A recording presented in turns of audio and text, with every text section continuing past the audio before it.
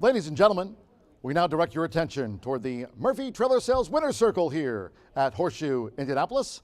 Great again to have with us here on Indiana Derby Day 2025 to perform our national anthem. We ask that you please rise and remove your caps. Here's Riker DeWitt to perform our national anthem. Oh, say, can you see by the dawn's early light what so proudly we hailed at the twilight's last gleaming, whose brass stripes and bright stars through the perilous fight o'er the ramparts we watched were so gallantly streaming, and the rocket's red glare, the bombs bursting in air, gave proof through the night that our flag was still there. Oh, say, does that star-spangled banner yet wave o'er the land of the free and the home of the brave?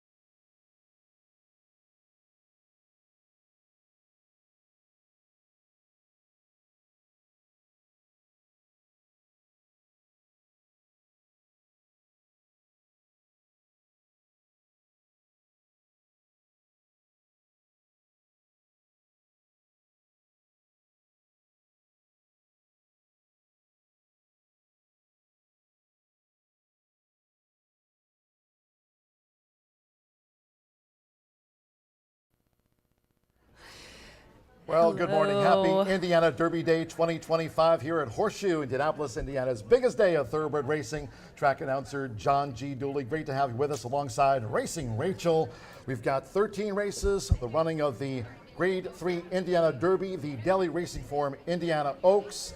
It's a summer day. Sunny skies, fast, and the turf course, firm, but in capital letters for that turf course. Yesterday we had a sprint course record taken in the William Garrett by Coppola, and we also had a step in silver winning around 2 turns equaling a course record set by Ivar back on one of the big premier races a couple of years ago here on this day.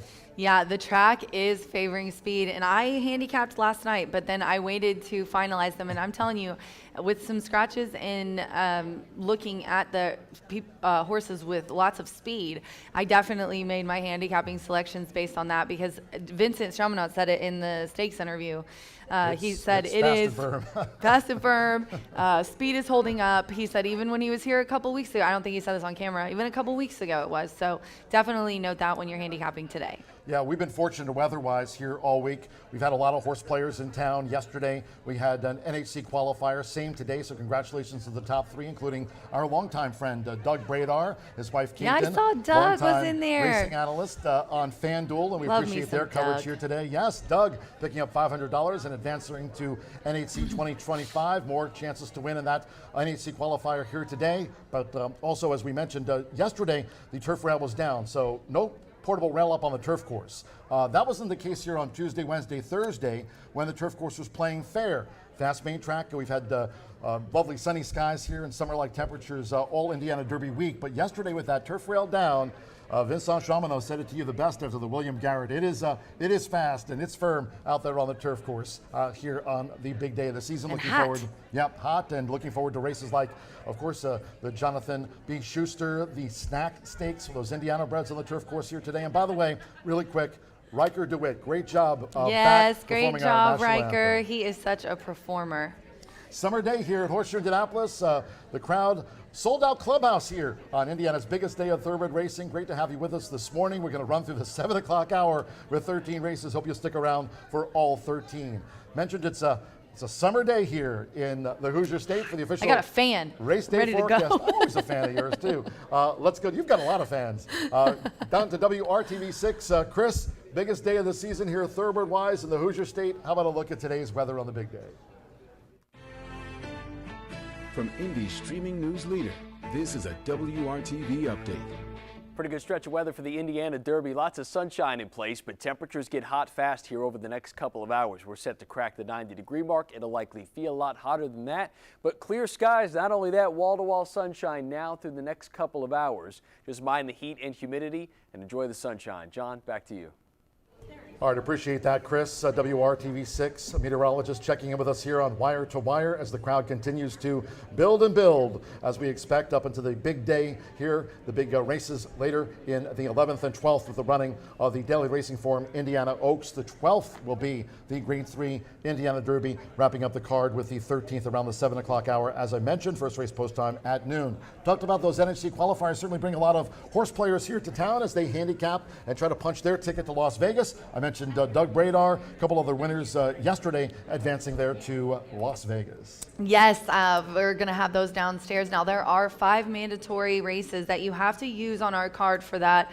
They'll tell you downstairs, obviously, but just for those out there who are following along, you do have to use some of the Indiana races, and then there's others available. It's a live money buy-in, and we're giving away a seat to the NHC. We're very excited about that, and you get to hang out with me in Vegas in March. 166 entries yesterday, and day one of the qualifiers, Joseph Carnevale of Franklin, Tennessee. The top handicapper yesterday's NHC qualifiers from Maine, Pat Cronin. We mentioned Doug Bradar, a native of Louisville, Kentucky, and of course a big fan of Chicago from back in the day there. Great to have Doug and Keaton with us here as FanDuel also represented here at the races, taking a look at the big day and not only horse racing here, Rachel, on Indiana Derby Day 2025, but a lot of activities for all of our fans. Yeah, we have a cigar rolling station that is free to the first 400. We're going to give away an Itoba win picture. If you've ever wanted to be in the winner's circle for a win picture, go sign up at the table. There's a couple of sign-up tables under the awning, just on the edge of the awning going into the apron.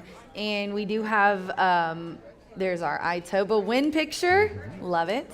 Trip to the winner's circle and a win picture. We're going to do after 3, 5, I do believe, yes, 3, 5, and 7. So go sign up quickly. We're also going to have the hat contest after race 6. We're going to have a social media giveaway. So if you want some of our amazing, I meant to bring it down, but I forgot. Here's the cup. cup has my energy drink in it. We have, this is our theme. We have a cooler. We have really cool t-shirts. We were rocking them yesterday.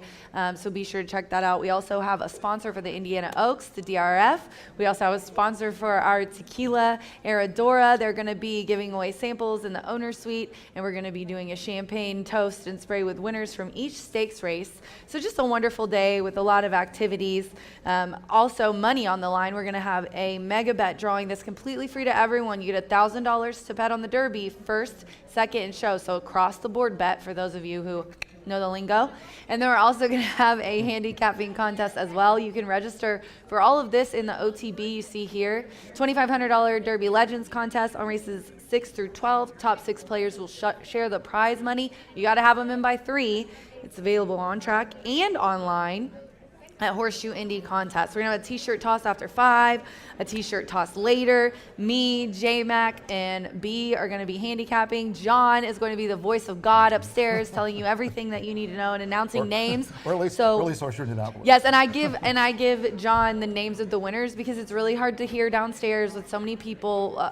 Those of you who are listening, take mercy on our speakers. There's not much we can do, but John's voice carries. So if you did enter any of the drawings or the contest today, please listen to John and be cognizant of the Jumbotron and the TV screens because we will put the name out. If you do not hear that, you weren't paying attention. Then that is my spiel on what's going on today. Let's talk about races. Veteran jockeys here today, by the way. You start talking about our leading jockey here at Horseshoe Indianapolis. That is Joe Ramos. He rode in this year's Kentucky Derby. It was his first ever mount in the Kentucky Derby. Today, well, Joe riding in his first ever Indiana Derby here at Horseshoe Indianapolis. This is his first ever? First That's ever awesome. Indiana Derby. And Joe, a riding champion here at Horseshoe Indianapolis, is on Brother Kenny for Bill Morey in the 12th race, not the 31st running of the Grade 3 Indiana Derby. Joe is one up Fernando de la Cruz, also a perennial powerhouse here at the track. But Joe Ramos riding in his first Kentucky Derby. And then in the jockey colony here today, the veterans,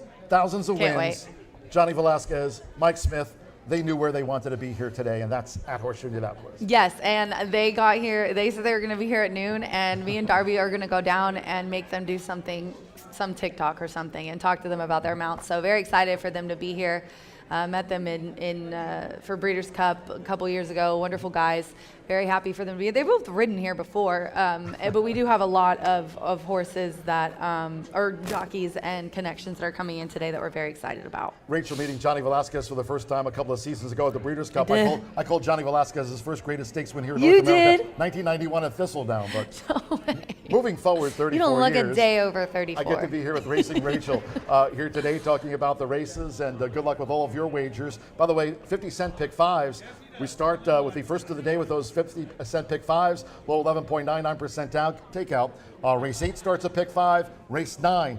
Be sure to mark down in your program. We'll go over this during the program changes, of course, for all of our fans. But if you have your track program, maybe you picked up the daily racing form as you should. America's Turf Authority and the sponsor of today's Indiana Oaks. Don't forget there is a 50-cent pick 5 with that low takeout on races 9. There's that reminder. Great job, guys, upstairs. Reminding all of our fans that there is a 50-cent pick 5, starting on races 9, 10, 11, and 12. Yes, so please be sure to remember And that 13. it is available. It's just not in there. Yeah, count. That 13th race threw me off too. Yeah, the maiden. Yeah. So just yeah. the big race closing out the card. We had so much to talk about. Let's just talk about the big ones, Dive the in, Oaks fifth and the race. Derby. Well, let's skip to, I want B to have enough time because Okay. his ticket structure is way better than mine, and all the hardcore handicappers really want to care what he says. They just... DRF Indiana Oaks. That's right. What Let's you talk thinking? about Yeah. it. First, I want to talk about Heavenly Sunset. I know I kind of am going to reverse this. I meant to put her first because she's probably going to be one of the top choices in this race, along with Clicquot. Heavenly Sunset gets the Juan Machado aboard. Brad Cox brought her in yesterday morning. She got here about 10:45. She's a 3-year-old filly by constitution. Heavenly Sunset here getting off the trailer with assistant trainer Ricky Giannini. I got to give him a shout out. Him and Hector Rodriguez, Steve's assistant, They were amazing, making sure that me, Jenny, Darby, we all had a knowledge of when they were coming. She looked really good. She looked really laid back. She's coming off a second and allowance of 1 16th at Churchill, but that was first time with winners. I think an improving horse is a dangerous horse, someone that's looking to be able to move up. So she's very interesting. Now for a bit of a long shot, and because of her speed, I'm including Top in my selections, not just because she's my hometown representation and a female trainer, which we all know I love lifting up other females in this sport because they're so far between. Top, we haven't seen her go 2 turns, but we did catch up with Michelle. This was before the draw, though. I'm going to show you guys one a little later if I have time, of her talking to Jenny about after she drew, but let's get her thoughts going into entering this race.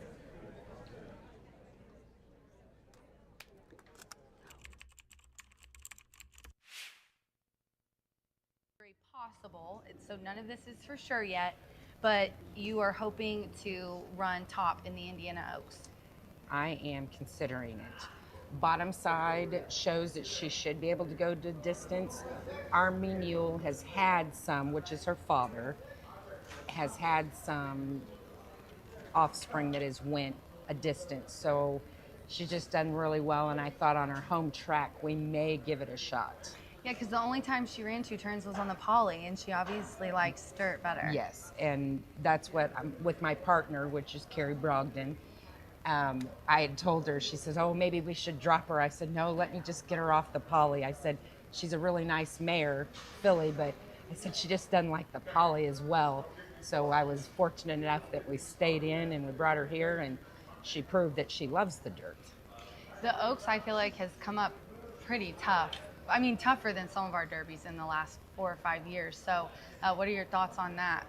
Well, I always feel that most filly races do come up tougher because most owners are wanting to get that black type.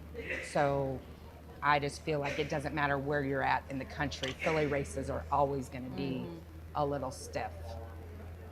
And I think she's... Well, trainer Michelle Elliott, and appreciate her taking the time to talk to us here in advance of the Daily Racing Form Indiana Oaks, winning at 19% this meet. She's having a terrific season here in 2025 at this racetrack. She's got Top under one of the leading jockeys, Fernando de la Cruz, going in the DRF Indiana Oaks. You mentioned Heavenly Sunset, by the way. She faced Clico last time out. Heavenly Sunset actually getting a break in weights of 2 pounds less. Clico picks up 6 pounds. So if you're in the Heavenly Sunset camp for Brad Cox, of course, another perennial powerhouse here going for his 4th Indiana Derby. We'll talk about the big race of the season here in just a sec. But Heavenly Sunset, breaking weights. I also like her with the Axeman, Luan Machado. As we move on to race number 12, the big race of the season here, the 31st running of the Indiana Derby at Grade 3 2025 over the 1 16th. Scratch 4 Shan, 5 Chunk of Gold. Ran in the Ohio Derby. Ethan West deciding, you know what, that short time frame between the race in Cleveland and the race here, Chunk of Gold withdrawn from the Indiana Derby. But we've got you have this field of 7, instant replay now for new connections, but trained by Brad Cox, again going for his 4th Indiana Derby. That would match Bob Baffert. Publisher, the ballyhooed Steve Asmussen maiden who ran in the Kentucky Derby. And you got Coal Battle. Lonnie Briley's over 300 career wins for Lonnie. His first ever graded stakes winner was with Coal Battle. Corey Lowry he rode, I think it was like 19 winners at Churchill Downs during the spring meet, but more importantly became the 2nd all time winningest jockey under the Twin Spires. Only the legend Pat Day with more wins in Churchill Downs in Kentucky there in Louisville than Sealand. He's here to ride Coal Battle today, so looking forward to it. Just scratch the 4 and number 5. I'm going to go in order, boys, I promise, of the exact order on the script, 1 3 9. Those are my selections. We have B-roll for all of them. I went back and forth. Coal Battle, I'm personally in love with, but I'm going to go with Publisher on top. I just really, really believe that this horse can put up. Will be a maiden no more. I listened to Steve. I talked to Steve. I listened to him talk to Jenny. We're showing you here Orlando Jr. That I've known since he was like 5 years old. Halter walk him around, and he just seemed.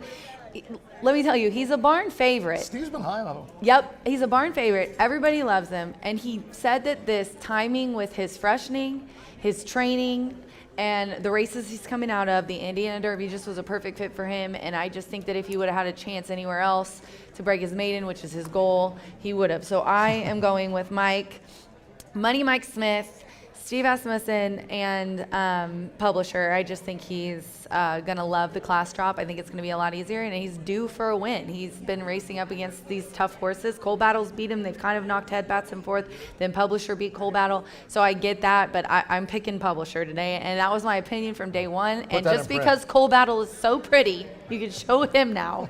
Just because I have a huge, crazy girl horse crush on him. I'm going to put him second. Corey Lannery, Lonnie Briley. Bethany, I can't say enough about her. She does everything herself.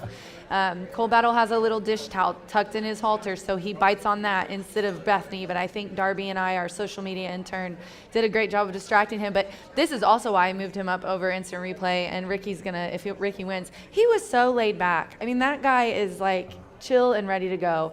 Then I'm going to go with instant replay since we're running short on time. Juan Machado is aboard for Brad Cox.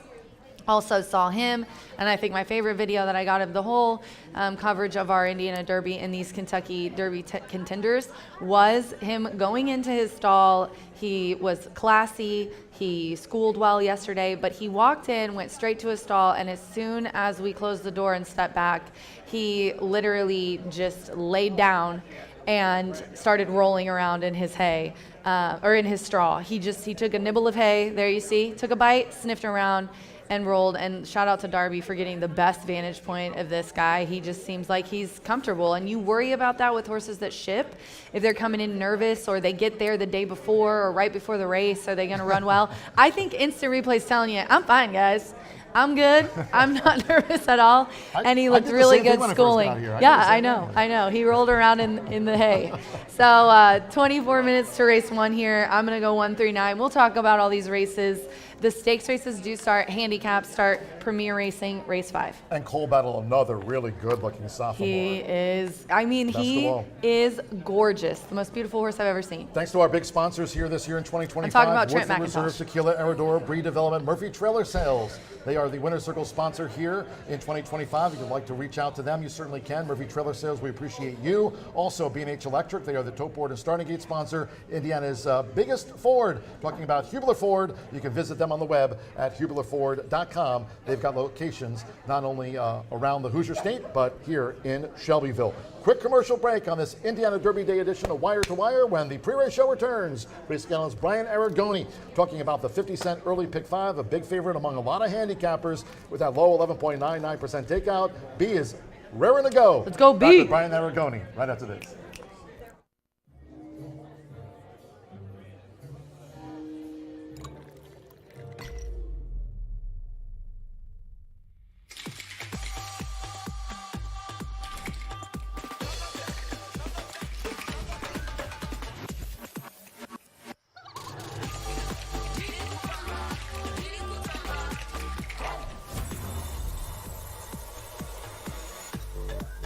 Tequila Herradura. Extraordinary awaits. Look around.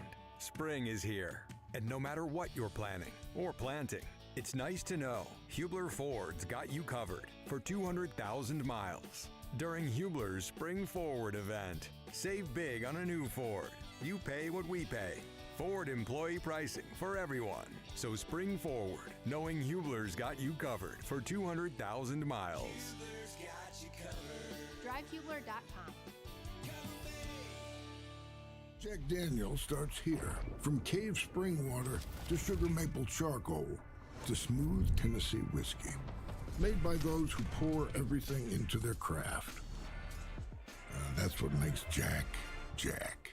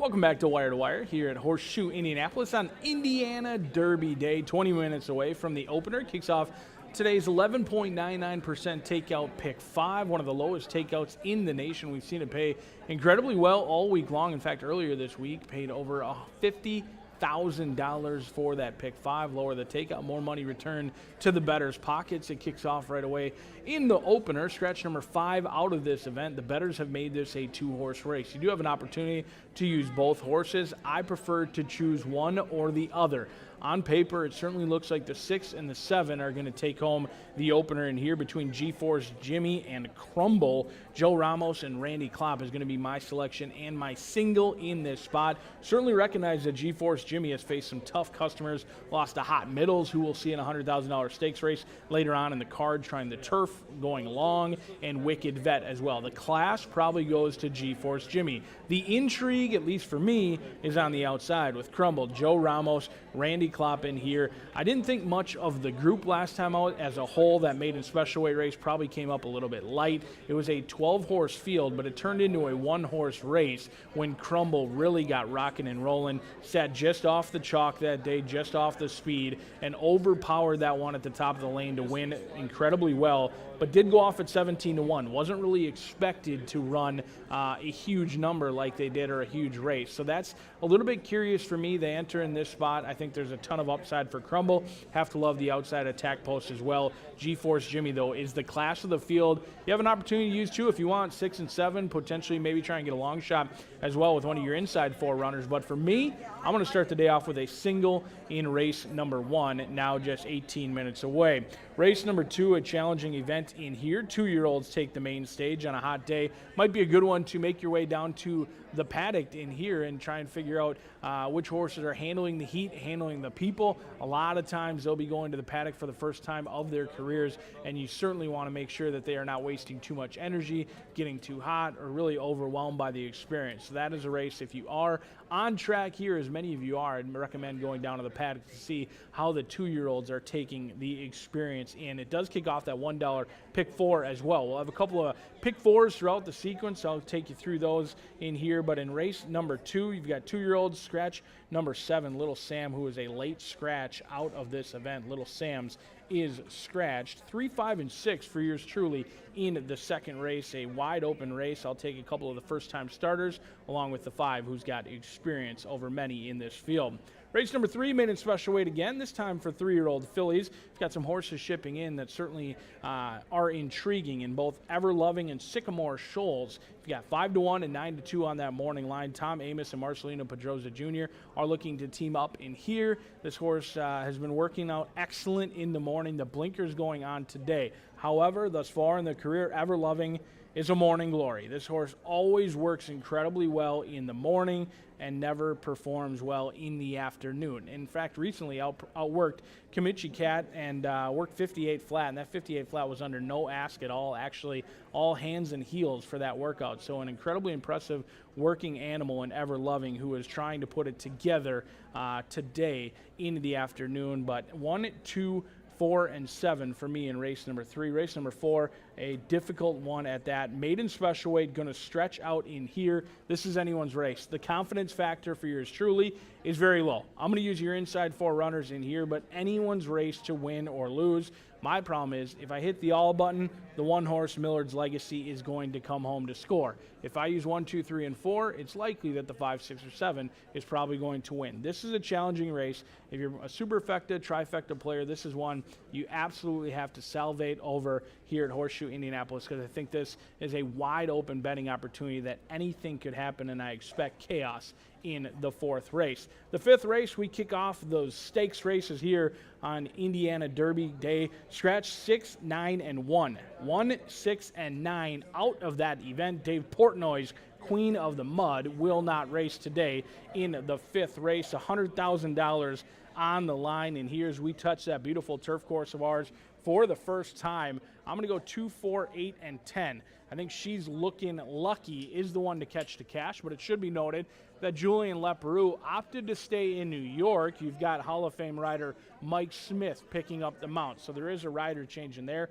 Mike Smith picks up the mount for She's Looking Lucky. Looks to be the one to catch the cash in here, but Dana's Beauty might have something to say about that one getting away with a loose lead. Mike Maker, J.R. Velasquez, you heard. John G. Dooley called his very first stakes winner back in 1991. He's still going strong, and he ships into Horseshoe Indianapolis with a serious chance to take home some dough. 2, 4, 8, and 10 as we're now 14 minutes away from the opener on Indiana Derby Day. Hopefully you had an excellent July 4th wherever you were. We're thankful you're here today as it's Indiana Derby Day right here at the Shoe.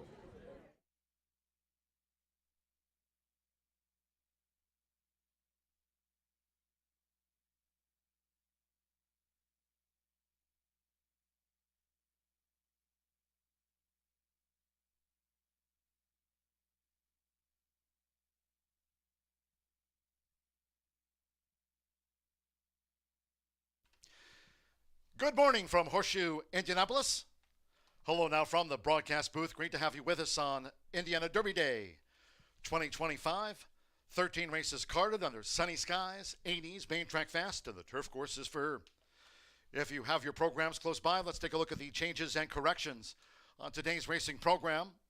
Opening distaff sprint starts the first of our pick fives off. Here's scratch number 5, Mickey Valentine. Number 5, Mickey Valentine has been scratched. Number 3, Catatonic, a change of jockey to Orlando Mojica. Orlando Mojica on number 3, Catatonic in the sprint opener. In the second race, maiden juvenile fillies dash, scratch number 7, Little Sam's. Number 7, Little Sam's has been scratched. Number 1, Miss Impress is 1 pound over the listed program weight. Number 3, Joke Maker, and to the ownership, Scott Archer and Los Ridos Racing Club of L. Eric Crawford. That's an ownership correction for the 3, Joke Maker.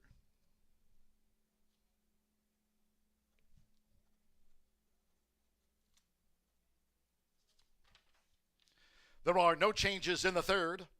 Maiden 3-year-old filly sprint, all 7 run. No changes in race 3 of our 13. No changes, for that matter, in the fourth.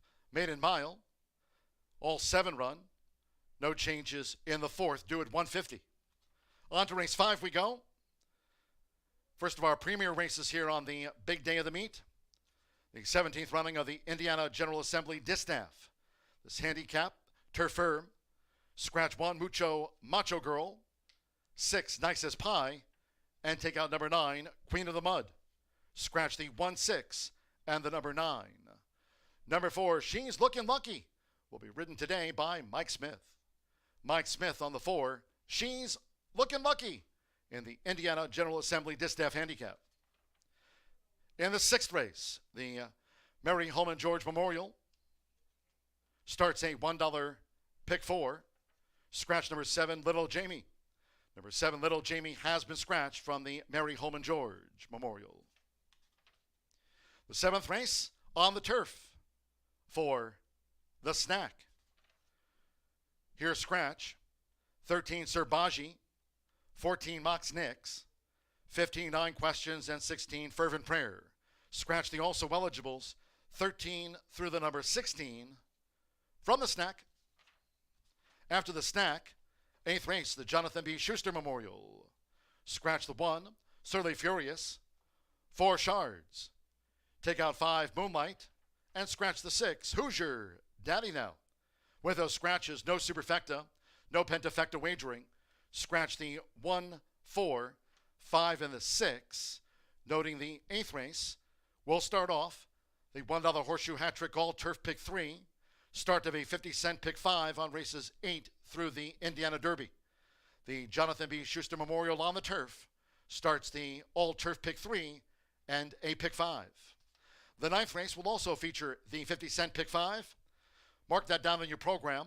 There is a 50-cent late pick 5 on races 9 through the finale. And in the 9th race, the Michael G. Schaefer Memorial Scratch the 1, Surly Furious. 2, Money Supply. 3, Encino, and scratch the 12, Trademark. The start of a 50-cent pick 5. Mark that down. Scratch the 1, 2, 3, and the number 12. Following the Micah G. Schaefer Memorial, 10th race is the Ellen's Lucky Star. Turf Mile.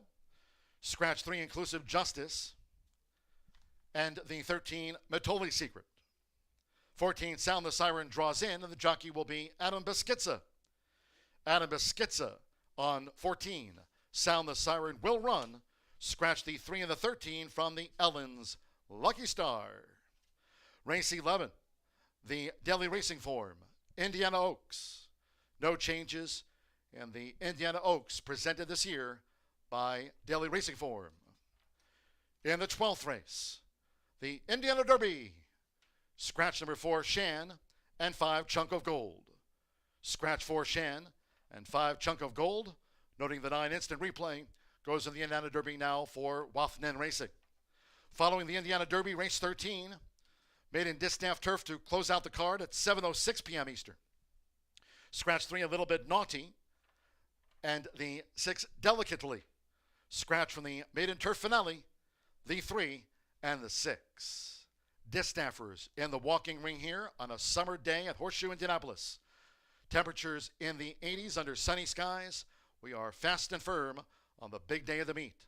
Post time for the distaff sprint in just 9 minutes time starts off the 50-cent early pick 5. Make it a great Indiana Derby day with us here at Horseshoe Indianapolis.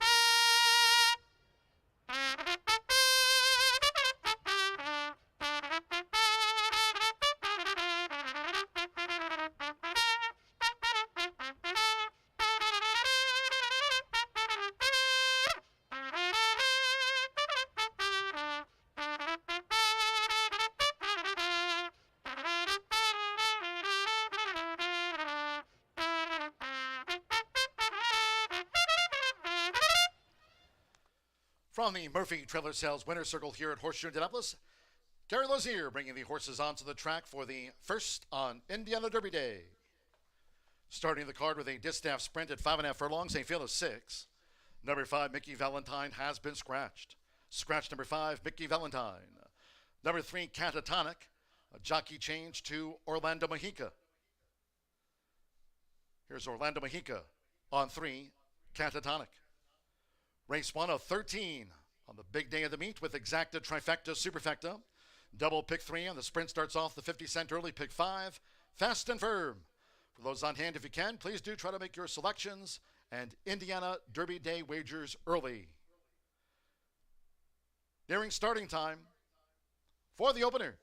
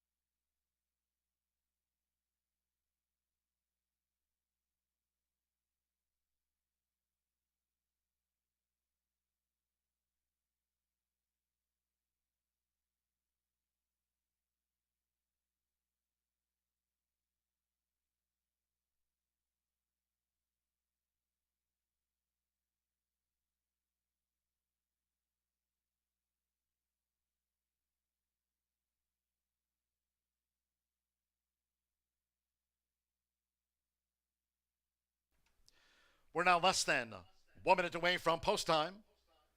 Sprint starts off the 50-cent early pick 5 on Indiana Derby Day. Fast and firm. Less than 1 minute.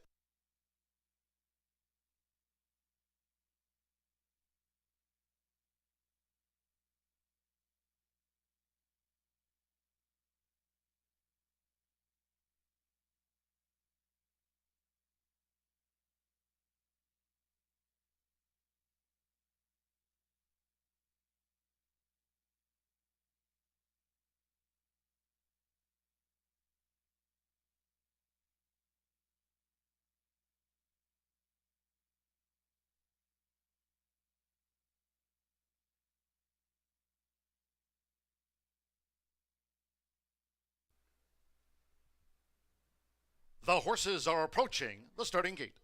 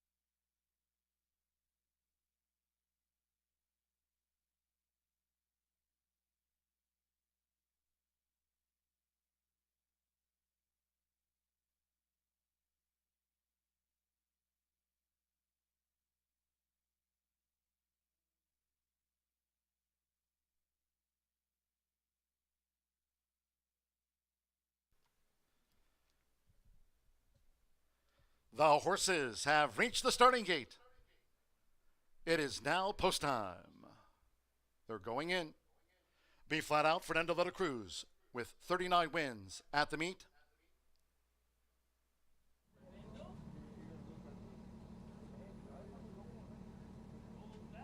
At 5.5 furlongs, Evan Roman, Little Ransom's Fire joins B flat out. Orlando Mexico with Catatonic. At 3-5, Crumble, the first favorite. Now Sammy Bermudez with Cloudy Star.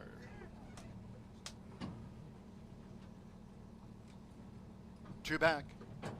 Marcelino Pedroza Jr. with G-Force Jimmy.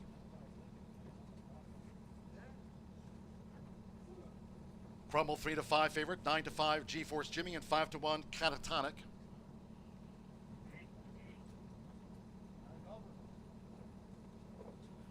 Stand by. One more Crumble. Leading jockey Joe Ramos with 40 wins here this season. Sunny skies, fast and firm on Indiana Derby Day. Let's get it started. They're in the gate. Boy, and running at Horseshoe Indianapolis.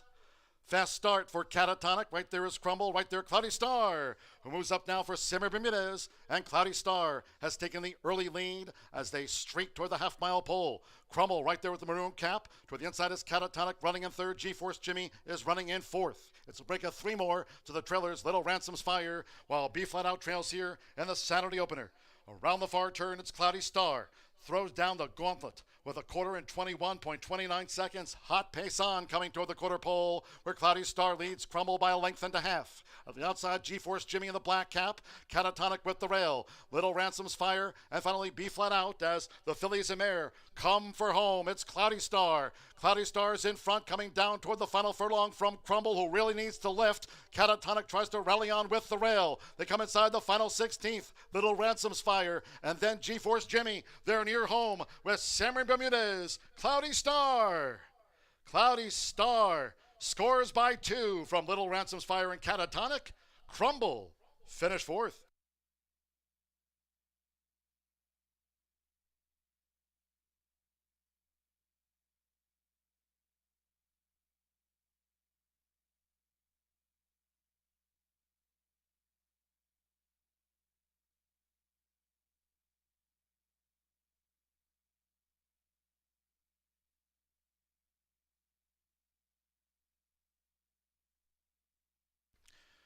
.104.12 after the distaff sprint here at the top of the card. First of 13, 104.12, number 4. Cloudy Star at 9-1 first. The judges will examine a place photograph before posting the second and third. It was 41-1 on Little Ransom's Fire, 6-1 Catatonic. At 3-5, the first favorite Crumble back in fourth. Stand by for the judges' confirmation. Sammy Bermudez, Thomas Medina. At 9-1, Cloudy Star starts the early pick 5 on Indiana Derby Day.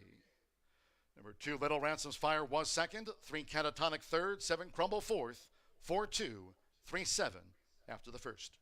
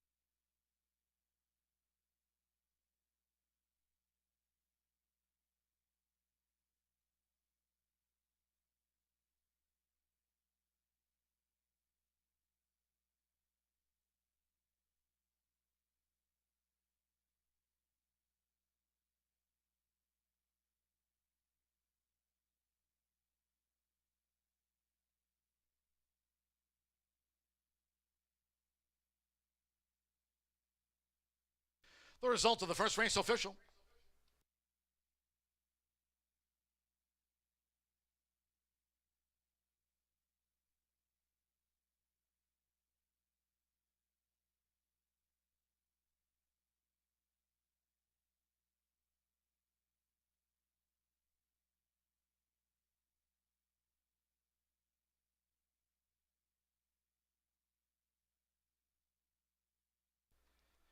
Returning to the Murphy Trailer Sales Winner's Circle is the 4 Cloudy Star with Sammy Bermudez.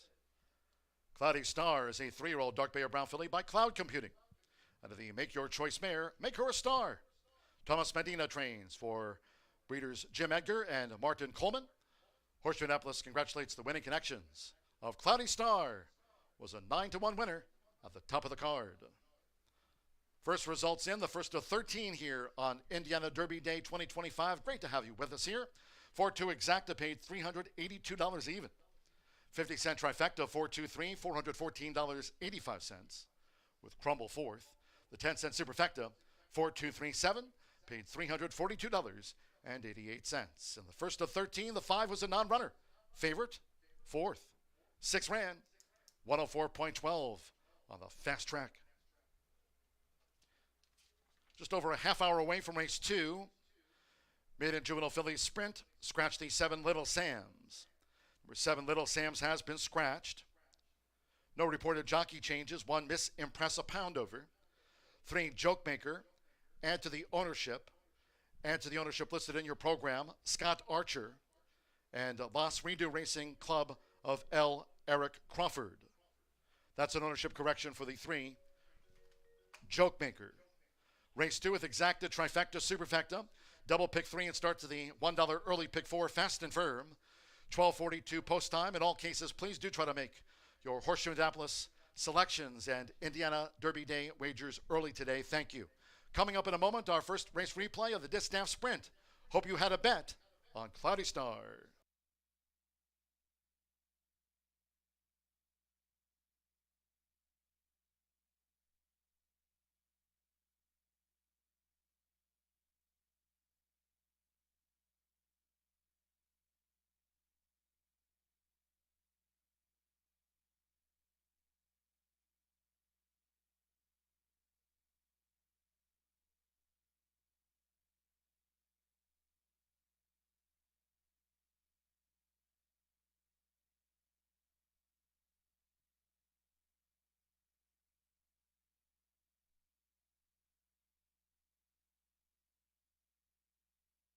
The Renegade. Winging, running at Horseshoe Indianapolis. Fast start for Catatonic. Right there is Crumble. Right there, Cloudy Star, who moves up now for Simmer Bermudez. And Cloudy Star has taken the early lead as they streak toward the half-mile pole. Crumble right there with the maroon cap. Toward the inside is Catatonic running in third. G-Force Jimmy is running in fourth. It's a break of 3 more to the trailers. Little Ransom's Fire, while B Flat Out trails here in the Saturday opener. Around the far turn, it's Cloudy Star. Throws down the gauntlet with a quarter in 21.29 seconds. Hot pace on coming toward the quarter pole where Cloudy Star leads Crumble by a length and a half. At the outside, G-Force Jimmy in the black cap. Catatonic with the rail. Little Ransom's Fire. And finally, B Flat Out as the fillies and mare come for home. It's Cloudy Star. Cloudy Star's in front coming down toward the final furlong from Crumble, who really needs to lift. Catatonic tries to rally on with the rail. They come inside the final 16th. Little Ransom's Fire. And then G-Force Jimmy. They're near home with Sammy Bermudez. Cloudy Star. Cloudy Star scores by 2 from Little Ransom's Fire and Catatonic. Crumble finished fourth. The Renegade.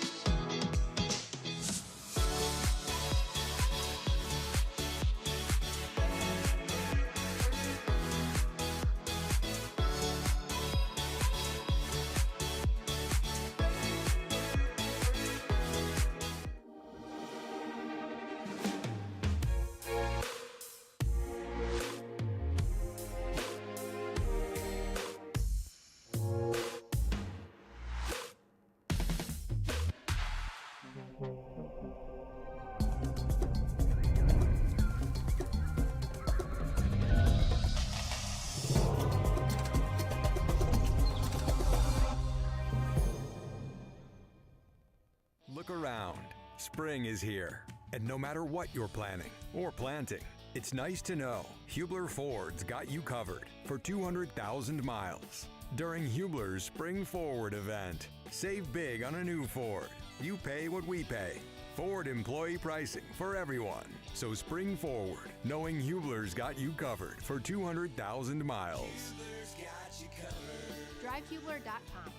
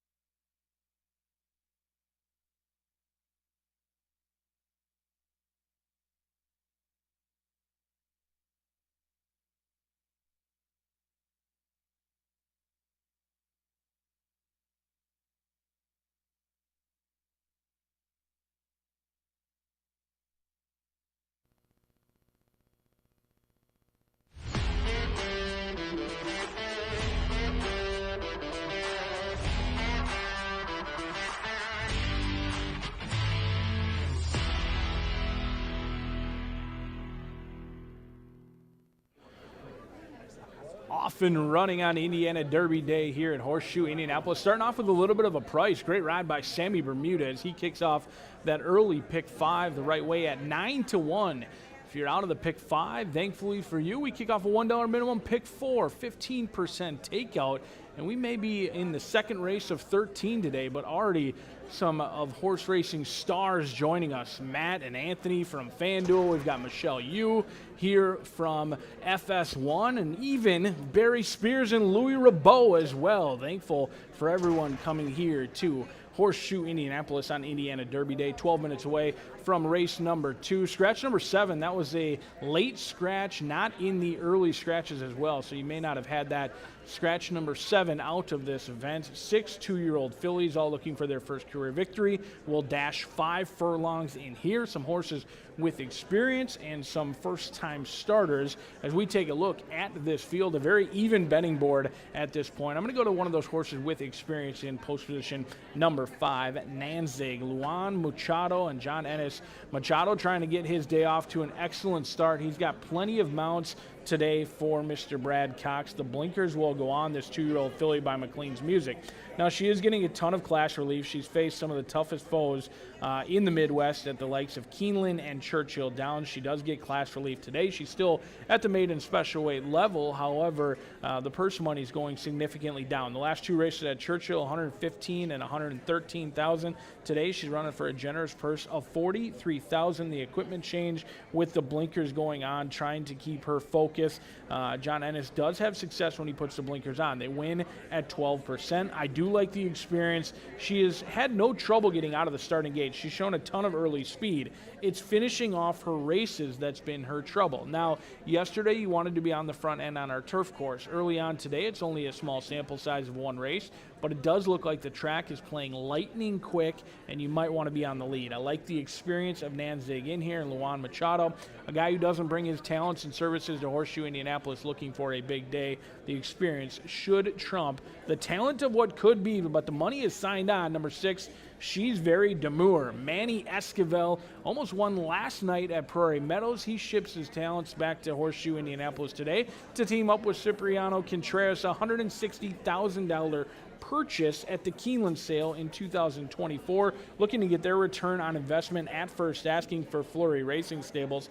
I do love myself a 5 furlong workout before a debut. However, I'm not sure how to interpret 5 straight 5 furlong workouts. Are they trying to assure there is stamina, but certainly looks plenty fit to me down here in the walking ring? The mare, Table Manners, she was unraced. However, she's been fairly unproductive as a broodmare. In fact, she's only produced 1 horse that has won of the 4 foals, 1 for 25 as a broodmare. So she's very demure, is not necessarily precocious from a breeding standpoint, but when you've got connections like Cipriano Contreras and Manny Esquivel, you need to pay attention. They win at 22%. Those 5 furlong workouts, though, I love 1 or 2 of them. I'm just not sure how to interpret 5 furlong workouts for she's very demure. But the betting board is saying she's live right now, 2-1. And speaking of money, plenty of action coming in on the other firster, the 2-year-old filly by Practical Joke, looking to make this a laughing stock.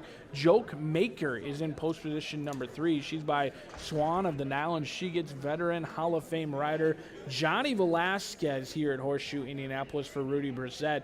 This one has been working consistently over at Keeneland, looks picture perfect. It is a hot day here in Shelbyville, Indiana, and this one doesn't have a drop of sweat on her. Rudy Brissett does a good job getting horses cranked and ready to go at first asking. Swan of the Nile, the mare, she was winless in her career. She only raced 4 times. She did have 2 second-place finishes, but she has been productive as a brood mare. She's turning out 28% win rate, and this one is a half to Normandy Hero, who racked up over $250,000 along with Coach Albert Lady, who went 4 for 10 in the racing career in there. So certainly some excellent breeding for Joke Maker. I did watch the works. I was impressed with the first 2 workouts that I saw, and then she started working in pairs and in tandems with trios, and I wasn't all that impressed. I was kind of, I didn't know how to feel about Joke Maker's workouts. A couple of very nice workouts in the morning, thankful to be able to watch those, and then a couple that really didn't leave me all that confident. Jokemaker could be any sort in here. 2-1 feels a little bit lukewarm in the betting board at this point. 6 of them will go to the gate. There's only 6 starters in here, but there's plenty of intrigue as we kick off the $1 minimum pick 4, 7 minutes away from race number 2 on Indiana Derby Day.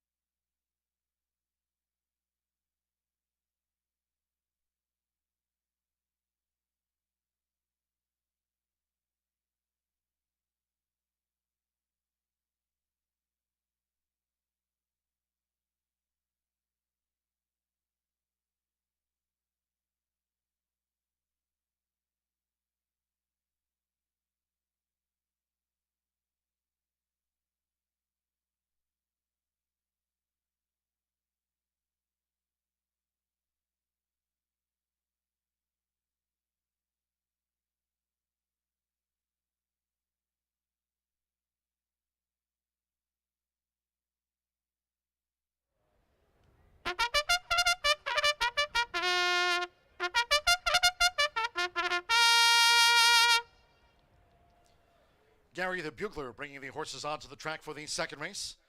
Mid and juvenile fillies sprinted 5 furlongs. They field of 6. Number 7, Little Sam's, has been scratched. Scratch the 7, Little Sam's. No rider changes. 1, Miss Impress, 1 pound over the listed program weight. Number 3, Jokemaker, ownership correction. Add to the ownership Scott Archer and Las Redo Racing Club of L. Eric Crawford. An ownership addition. Exacta, trifecta, superfecta, double pick 3. Mid and juvenile fillies sprint starts off the $1 early pick 4. If you're just joining here on Indiana Derby Day, fast and firm. 3 minutes to post time. 3 minutes.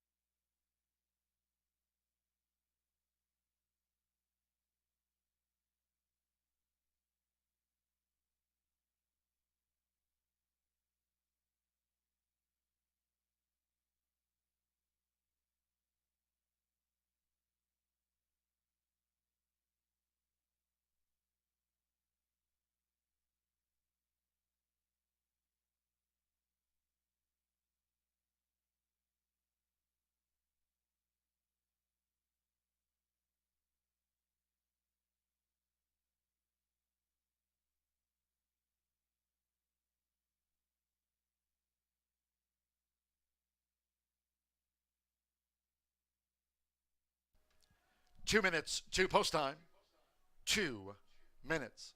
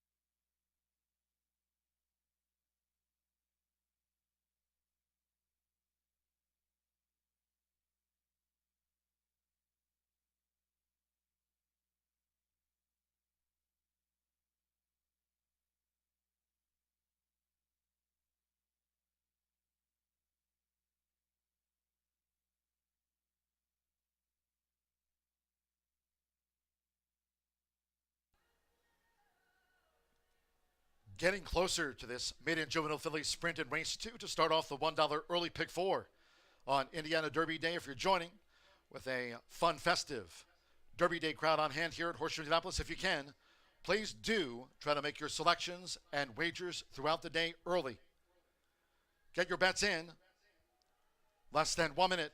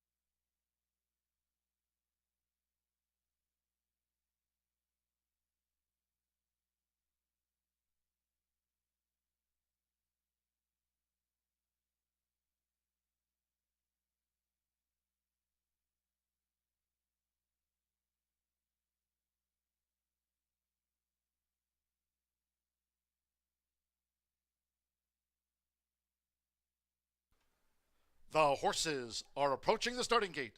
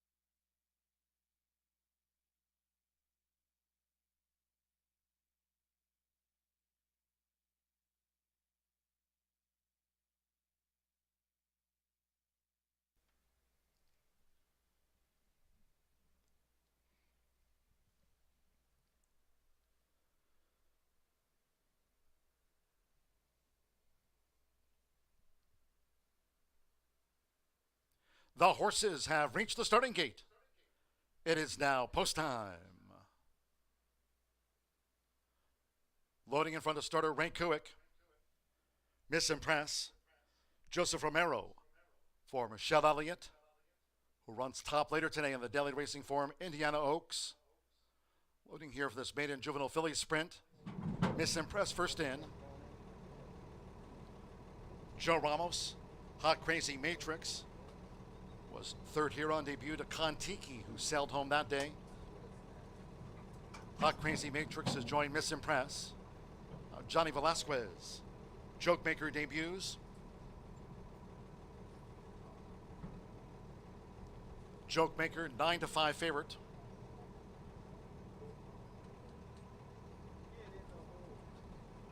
Jokemaker now has joined Hot Crazy Matrix and Miss Impress in the true center gate.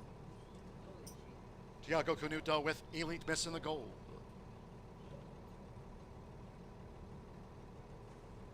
Call them back. Juan Machado, Nanzig. Nanzig went in well in one more. Manny Escobar, and she's very demure, making her bow. It's the second of 13 on Indiana Derby Day, all in line. They're off, racing 5 furlongs. Jokemaker was slow to go, soon ridden by Johnny Velasquez. Fast start for Miss Impress. Also, right there, between horses, Hot Crazy Matrix and Elite Miss in the gold silks, it's Hot Crazy Matrix. Took the top for Joe Ramos as they enter the far turn. With on the outside, Elite Miss, and Nanzig is in the 3-path. After breaking sharp, Miss Impress running in 4th. Now just inside 3 furlongs to go. Then come the newcomers. She's very demure and slow starting. Jokemaker as they come toward the quarter pole. Hot Crazy Matrix. Nanzig now looms up on the outside as these maiden 2-year-old fillies come for home. Elite Miss straightened away in 3rd. Jokemaker is gaining on the far outside into 4th. Miss Impress and She's Very Demure is last. It's Hot Crazy Matrix. 1 furlong to go for Joe Ramos. Hot Crazy Matrix leads by 3 as Jokemaker is coming with a charge. She was last in the gate and Jokemaker is charging hard after Hot Crazy Matrix. It's Hot Crazy Matrix at second, asking Hot Crazy Matrix with a length to spare over Jokemaker. Nanzig 3rd and Elite Miss back in 4th.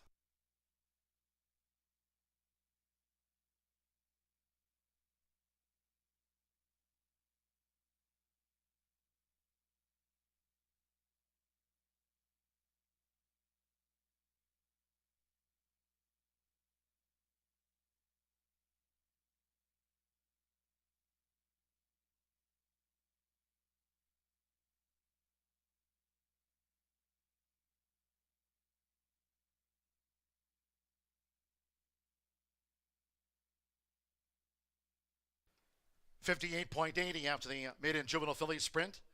$58.80. 2, 3, 5, 4, 2. Hot Crazy Matrix. 3-1 first. 3. Jokemaker. 8-5. She broke slow, made up ground. Beaten a length by Hot Crazy Matrix, that second time starter. Number 5, Nanzig. At 3-1 was 3rd. And at 34-1 odds, the 4, Elite Miss 4th. Maiden juvenile filly sprint, 58.80. Leading jockey here this season, Joe Ramos. This is 41st. Win of the meet for the Hall of Famer Steve Asmussen.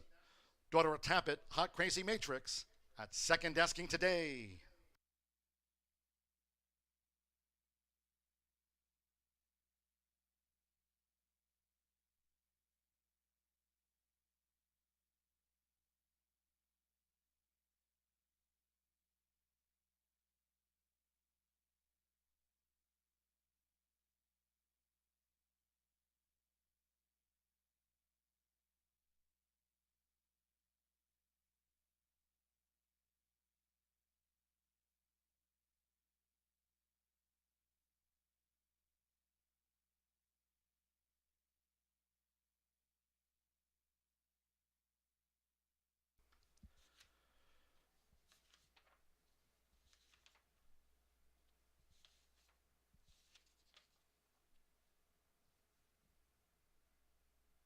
Leading jockey here this season, a past champion, Joe Ramos. Getting on the Indiana Derby Day score sheet. Later today, we'll ride Brother Kenny in the 31st Indiana Derby in the 6 o'clock hour. Race 2 official.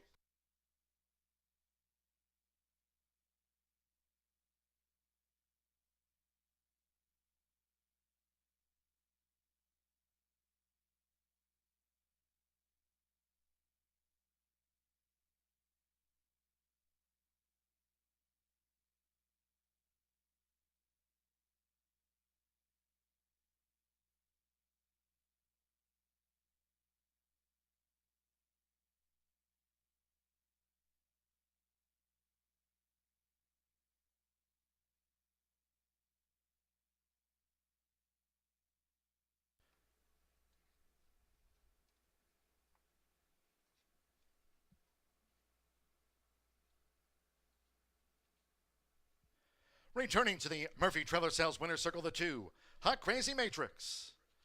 Joe Ramos recording his meat-leading 41st win of the season. Hot Crazy Matrix is a 2-year-old chestnut filly by Tappet. Out of the Awesome Again mare, Issues. Hall of Famer Steve Asmussen trains for L&N Racing LLC, Mike Abraham, and Robert H. Zollner. Horseshoe Indianapolis congratulates the winning connections of Hot Crazy Matrix out to the maiden fillies ranks.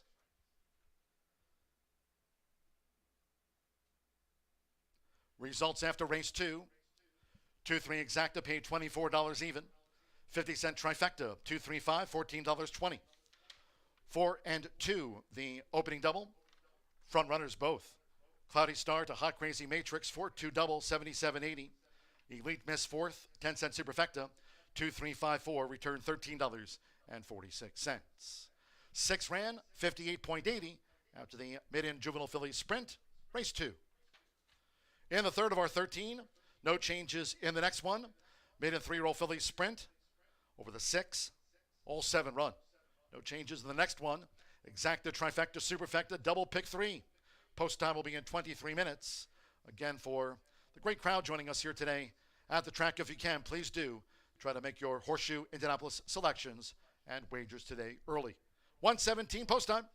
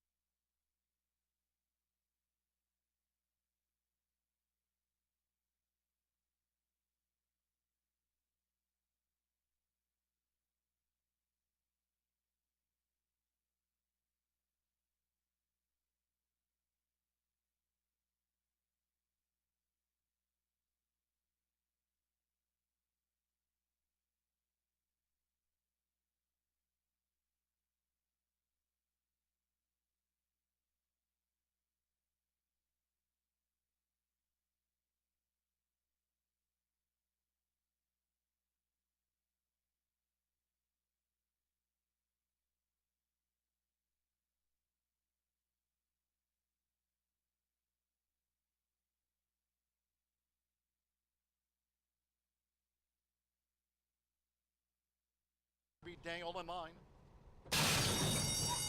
They're off, racing 5 furlongs. Joke Maker was slow to go, soon ridden by Johnny Velasquez. Fast start for Miss Impress. Also, right there, between horses Hot Crazy Matrix and Elite Miss in the Gold Silks, it's Hot Crazy Matrix. Took the top for Joe Ramos as they enter the far turn. With on the outside, Elite Miss, and Nanzig is in the 3 path. After breaking sharp, Miss Impress running in 4th. Now just inside 3 furlongs to go. Then come the newcomers. She's Very Demure and slow starting Joke Maker as they come toward the quarter pole. Hot Crazy Matrix. Nanzig now looms up on the outside as these maiden 2-year-old fillies come for home. Elite Miss straightened away in 3rd. Joke Maker is gaining on the far outside into 4th. Miss Impress and She's Very Demure is last. It's Hot Crazy Matrix. 1 furlong to go for Joe Ramos. Hot Crazy Matrix leads by 3 as Joke Maker is coming with a charge. She was last in the gate and Joke Maker is charging hard after Hot Crazy Matrix. It's Hot Crazy Matrix at second, asking Hot Crazy Matrix with a length to spare over Joke Maker. Nanzig 3rd, beat Daniel in line.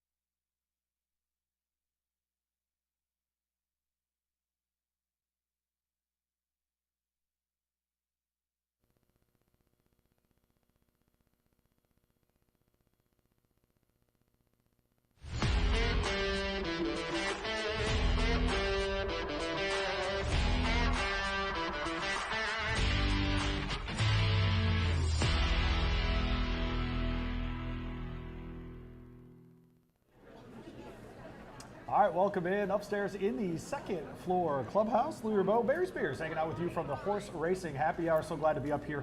Our fifth Indiana Derby already on the show. Really, really love coming up here every single year, that first Saturday after July 4th. Thank Barry for making the trip from Florida, man. You got to drive through cornfields and soybeans today. You got to see all of that Indiana has to offer. My mind was blown driving over here, but I'm glad I brought the weather with me. I agree. Beautiful day up here at Horseshoe. We'll start a mid-pick 3 here in race 3. It's a maiden special weight. $43,000 on the line. We're going 6 furlongs on the dirt, Barry. We'll start with your top pick here, and the bettors agree with you. Glistening Gal comes into this one for Mike McCarthy. We watched him run journalism through the Triple Crown this year. How about this? Johnny V in, buddy. How about that? Race 3 with Johnny V. Tell folks a little bit about why you like Glistening Gal in this spot. Yeah, this horse ships up from Churchill with Johnny V and Michael McCarthy. This horse hasn't run since August of last year, and in that race, this horse was beaten by a horse named Echo Sound and a horse by the name of Effervescence. Echo Sound just won a stake at Saratoga on Thursday, and Effervescence is basically on the verge of being a stakes winner. That being said, those two horses would blow this field away, hence the reason why Glistening Gal is 4-5 on the line right now and should blow this field away. Yeah, a definite deserving favorite, I think, here. I'm going to look, though, Barry, at 7 Emmys, the 4 horse here. I just saw Joe Ramos win the previous race here. I get a second timer here that knows the track. Finished a good second last time out here in that maiden special weight competition. Moves into this group here. Look, I love a second timer here, and it's a good angle as well for trainer Billy Morey, who saddles this one here. I just also am largely leaning on the fact that this one came from off the pace last time. I think Joe knows how Joe Ramos, the jockey, knows how this track is playing today and is going to have to get this one involved earlier. I think with that experience in the first race, this horse will be more ready and willing to break from the gate. But after that, man, we've got some other interesting spots in here as far as these other horses. Let's go to the 6 horse here that I know you like as well. First timer in Queen Mercedes. Yeah, Queen Mercedes is a nice 3-year-old by Midshipman who sends out some precocious runners from time to time. This is really difficult because of the fact that we have a horse with established form like Glistening Gal who's been running against better horses. It's hard to tell where first-time starters are going to actually run or how they're going to run. I would think that this horse is trying to settle in off the speed and try to make a run. Not a particularly bad spot to do so, other than the fact that Glistening Gal's in this race. The 7 horse on the outside that you have 4th in your handicapping here in High Summer, Evan Roman, who has really, really flourished since moving his tack here to the middle part of the country, was 5-2 on the line. Barry has drifted to 6. That's at least got to be in part, hey, this is already the 12th attempt at a maiden break here, and this isn't Publisher. Let's be very clear about what's going on here. Are you surprised to see the number shift like this? A little bit, but this horse does have 12 starts, or this will be the 12th start, and as they pile up, it's concerning as far as on the win end. This horse could definitely be in the money. It has a lot of speed, and I think, can hang around for a piece of this, but I don't think a real strong candidate on the win end. Yeah, it's going to be a tough break for that daughter of Summer front. I'm going to try Ever Loving in the 3rd spot. Here's the 2 horse. Marcelino Pedroza, who rides here a ton, is going to get the mount here for Tom Amos. Kind of a light meet for him so far to this point, but this is one coming out of a turf sprint in maiden company at Churchill Downs at the highest level. Ran okay at the start of the race and just didn't take to it very, very well. Her best speed figures do come on dirt. We get back to that today. We haven't seen her in this kind of race, frankly, since February, as far as sprinting on the dirt here. It's just to see, look, violence on the sire side. I mean, if you're looking for a sprinter on the dirt, I can't think of much better than exactly that. But Ever Loving comes in the 3rd spot here. But I do expect some version of the 3 and the 4 to be the ones that drive this race. You would think so. I think Glistening Gal will just turn on the speed and go right to the lead and try to wire this field. And that's been good today so far. Exactly. So as trends go, that's where we want to be. All right, we'll be back for race 4, another one on the dirt track there, another maiden special. But good luck with your wagers here. Barry's 3-4, and I'm 4-3.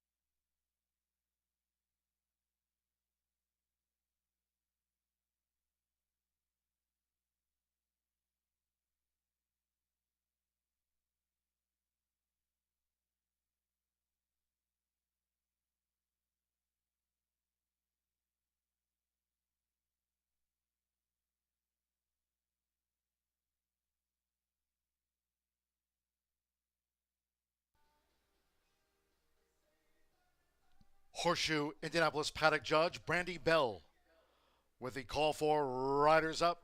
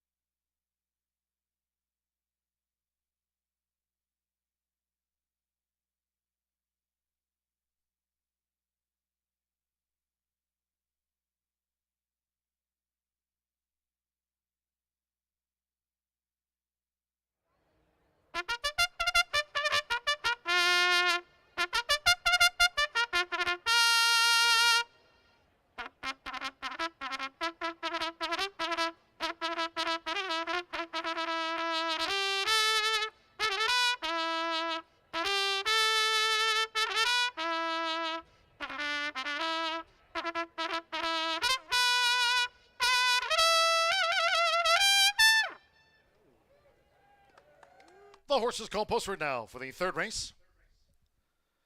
Race 3 of our 13 here on Indiana Derby Day. Maiden 3-year-old filly sprint over the 6 furlongs, a field of 7. There are no program changes. All 7 run. No changes in this one. Exacta, trifecta, superfecta, double pick 3. Get your wagers in. Drawing near to post time.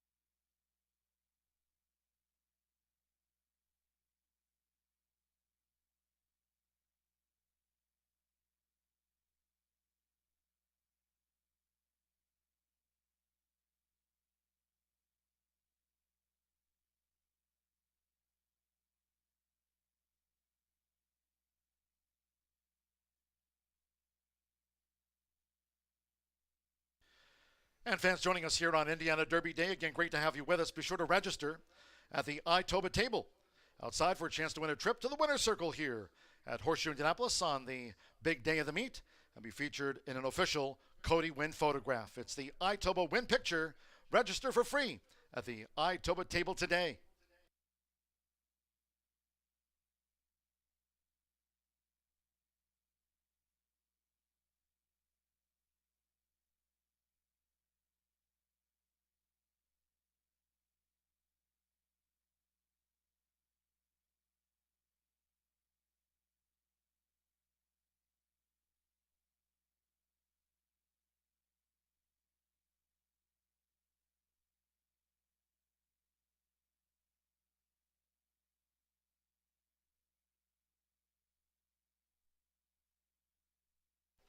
Less than 1 minute to post time.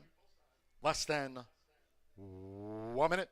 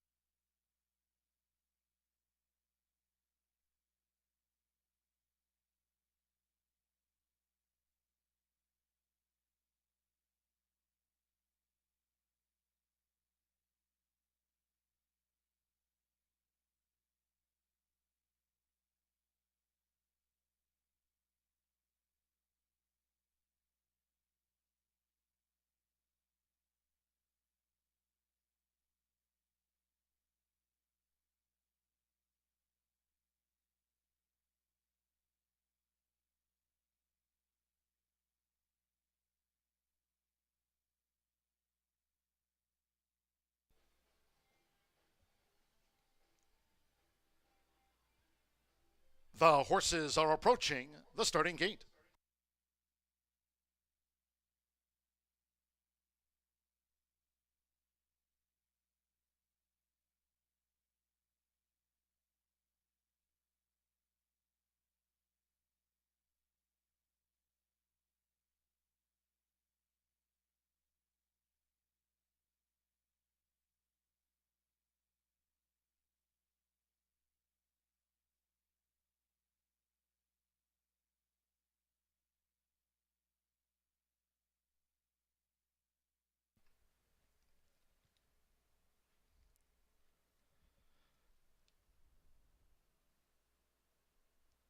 The horses have reached the starting gate.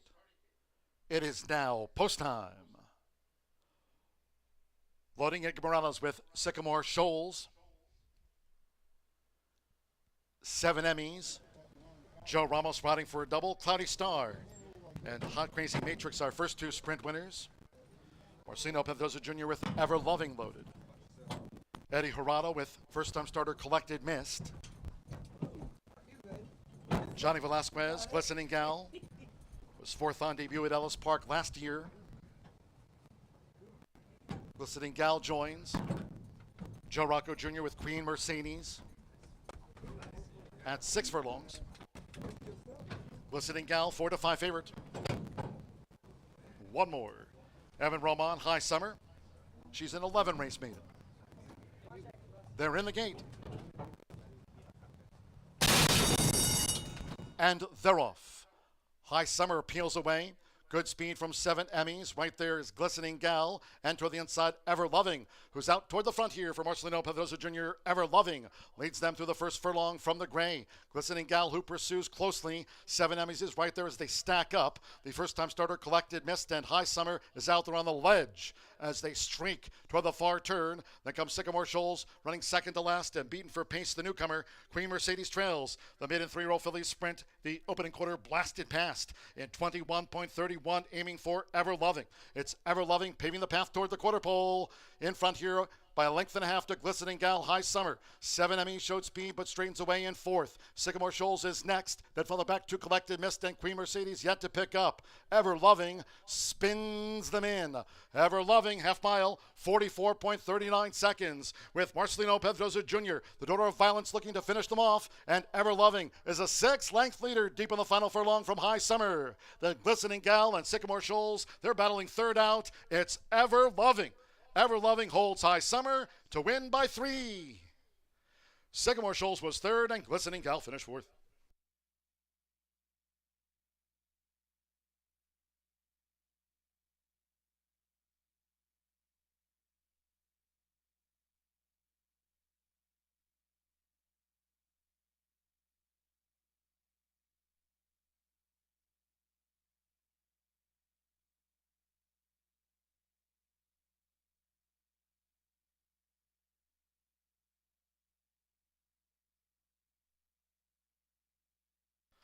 One 10.17 after the maiden sprint. 110.17, 27132. Ever Loving at 5 to 1. First. 7 High Summer. 9 to 2 was second. Number 1 Sycamore Shoals. 3 to 1 third, and at 4 to 5. 3 Glistening Gal was 4th. Hold all bets until official on the lead. Ever Loving. Marcelino Pedroza Jr. for Tom Amos in the red and white blocks. So Joel Politi. Ever Loving at 5 to 1 on Made It No More.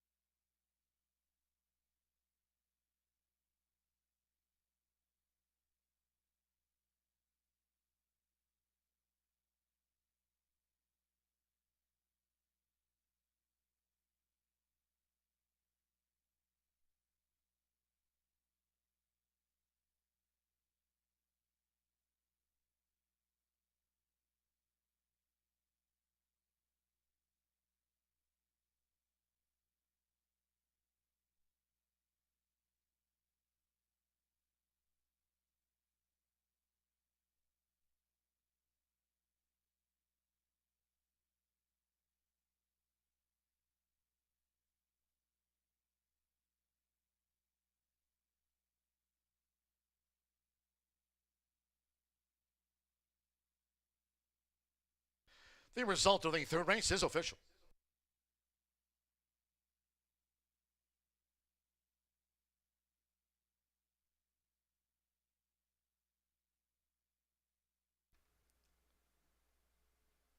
Stepping into the Murphy Trailer Sales winner's circle, the 2, Ever Loving.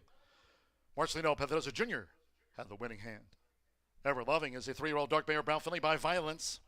And a Marwa by Exceed and Excel. Tom Amos trains for Joel Politi. Horseshoe Indianapolis congratulates the winning connections of Ever Loving.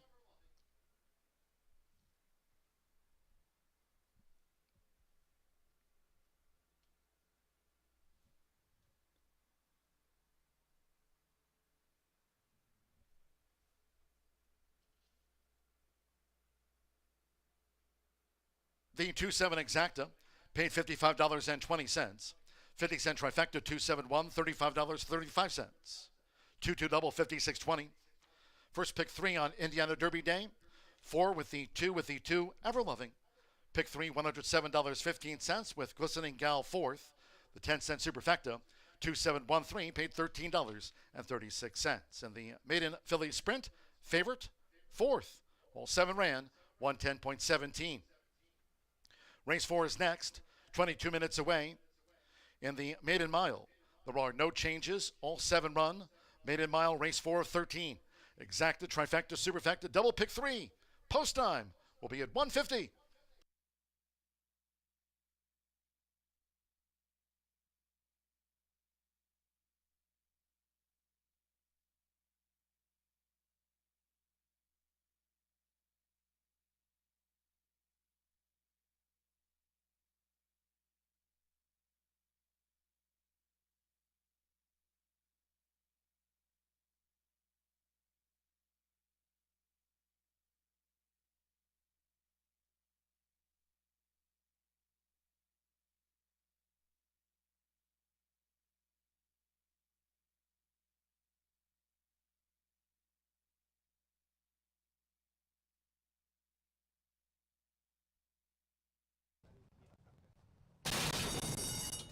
And they're off. High Summer peels away. Good speed from 7 Emmys. Right there is Glistening Gal. And toward the inside, Ever Loving, who's out toward the front here for Marcelino Pedrosa Jr. Ever Loving leads them through the first furlong from the gray. Glistening Gal, who pursues closely. 7 Emmys is right there as they stack up. The first-time starter Collected Mist, and High Summer is out there on the ledge as they streak toward the far turn. Then comes Sycamore Shoals running second to last and beaten for pace the newcomer. Queen Mercedes trails. The maiden 3-year-old filly sprint. The opening quarter blasted past in 21.31, aiming for Ever Loving. It's Ever Loving paving the path toward the quarter pole. In front here by a length and a half to Glistening Gal, High Summer. 7 Emmys showed speed but straightens away in 4th. Sycamore Shoals is next. Then from the back to Collected Mist and Queen Mercedes yet to pick up. Ever Loving spins them in. Ever Loving, half mile, 44.39 seconds with Marcelino Pedrosa Jr., the daughter of Violence, looking to finish them off. And Ever Loving is a 6-length leader deep in the final furlong from High Summer. The Glistening Gal and Sycamore Shoals, they're battling third out. It's Ever Loving. Ever Loving holds High Summer to win by 3. Sycamore Shoals was third and Glistening Gal finished 4th.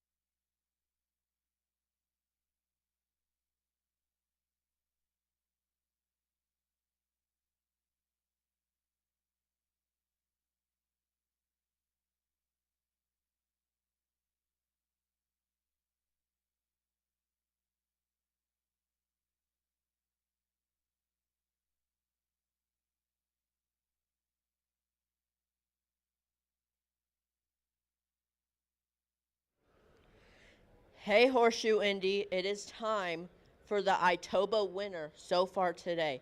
Congratulations to James Simmons. Again, congratulations to James Simmons. Okay. It is now time for the social media contest. So come down to the winner circle, see G-Note and we have some really great prizes down here. We have some lovely hats. So just come down and show us that you follow us on either Twitter, YouTube, or Facebook at HS Indy Racing and come get a prize.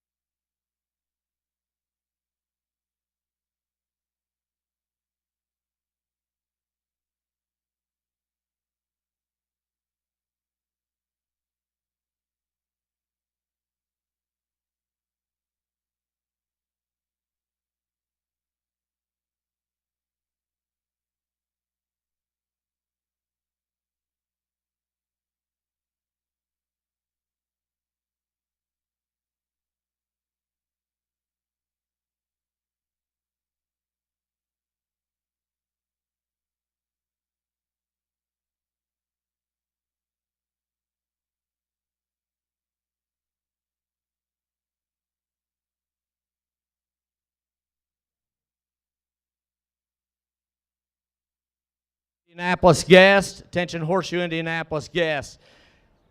Would the party with Steve Getz please go to the wood-fired pizza area? Steve Getz party, please go to the wood-fired pizza area.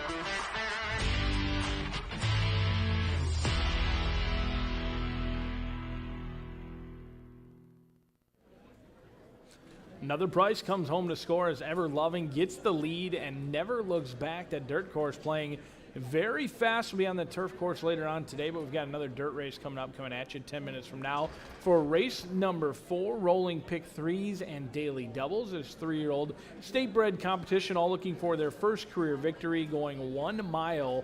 They'll kick off the race right where they all hope to land, near the winner's circle, that 1 mile distance. Hope to see it all down there, as the start of the race is something that you can only enjoy. Very fun to see if it's your first time here at the racetrack on a jam-packed day in Shelbyville, Indiana. No scratches, no changes. A challenging race. Many horses trying to 2 turns for the first time, all looking for their first career victory in here. Your favorite's likely to go off as the 1 in this spot. I'm going to try a little bit of a long shot, and on today, so far, all we've seen is really long shots come home to score. How about Hank a Stank? Dan Simpson for Marcelino Pedroza Jr. Pedroza Jr. looking for yet another winner. He just won race number 3. Looks for another one in here. I like the way this 3-0 gelding by Golden Sense has turned out. On the toes, on the muscle. If you're new to horse racing, that's how you want them to look. Neck bowed, showing good energy on a hot day, not a drop of sweat. I like that Hankus the Tank is turned out today very nicely. And the breeding, Tupelo Tide was actually a 3-time winner in Indiana back in 2017. In fact, won 3 races in a row, all going 2 turns. I think this one would suggest that more distance is certainly going to help. Does have 1 race under his belt.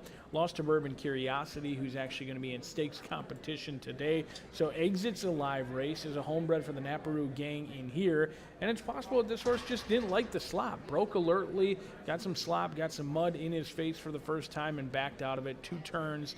It suggests the breeding is where this horse wants to go, and I love the way this one turns out. Certainly wins the beauty contest. We'll see if they can win the race out on the racetrack. But your likely favorites down on the inside is Millard's Legacy for Bob Dobbs in here. Currently 5-2. Your clear second choice at this point. The Dobbs gang winning at 11%. I do expect that to be upwards of around 20% later on in the year. Rodney Prescott has picked up a couple of wins himself this week. This horse has taken action in each of the 2 career starts. In fact, both races are around 2 turns, so they've always thought that this 3-year-old gelding by Mucho Macho Man wanted to go long. Prescott has been aboard in each and every start, went off at 5-1 on debut, lost a photo finish that day, and then came back at 7-2 and ran an even running third, but it was always a 1-horse race.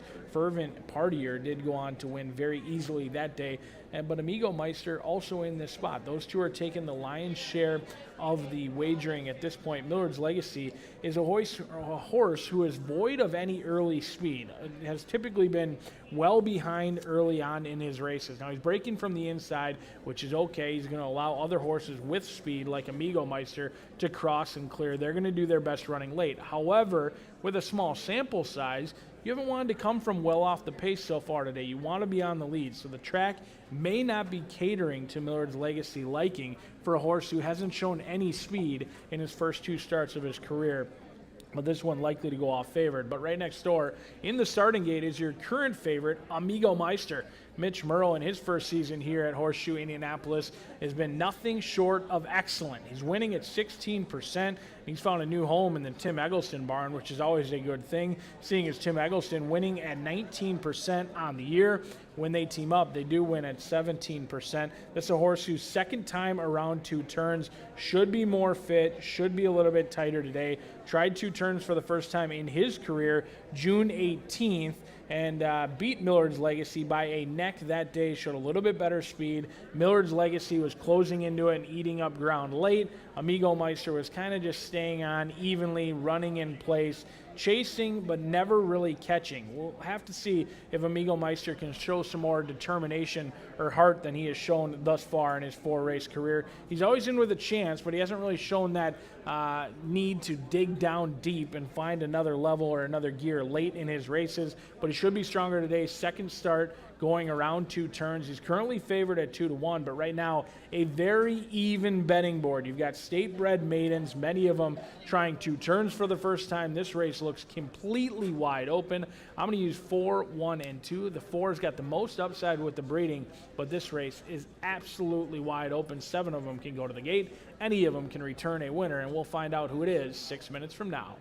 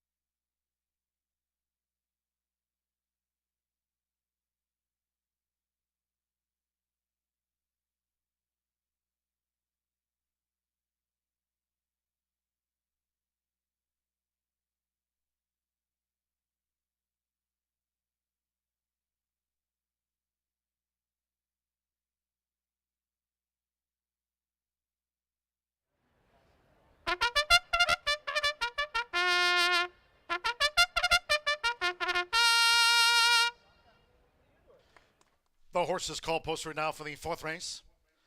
This maiden will be run on the main track over the mile, a field of 7. There are no program changes here. All 7 run in the maiden mile. Exacta, trifecta, superfecta, double pick 3. Stepping onto the track with 3 minutes to post time. 3 minutes. Great to have you with us here on Indiana Derby Day 2025. If you're on track on this sunny summer day, the biggest thoroughbred day of the season here at Horseshoe Indianapolis. Do stay hydrated. Plenty of beverages of choice available throughout the race course. So on this summer day here on Indiana Derby Day, please stay hydrated.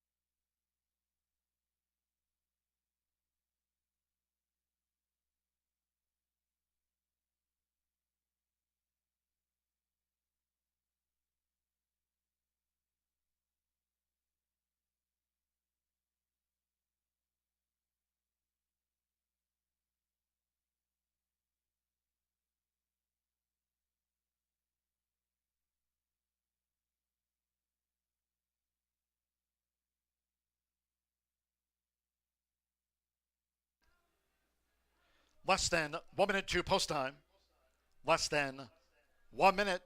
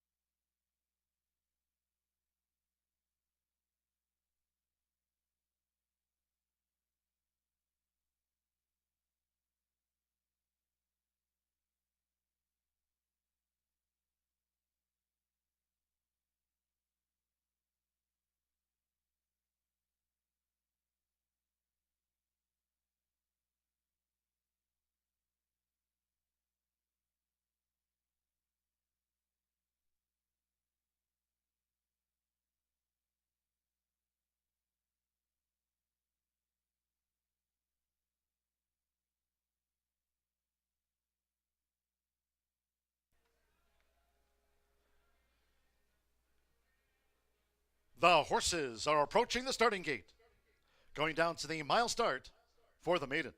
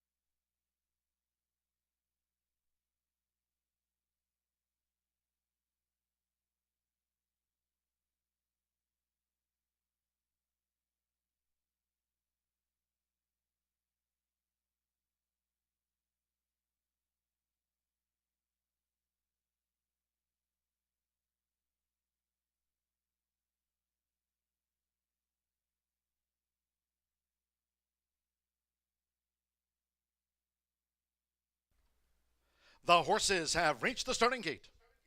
It is now post time. Loading Roddy Prescott with Millard's Legacy. Loads 8-5 favorite over the mile. Hanks a Tank. Marcelino Pedrosa Jr. riding for a double.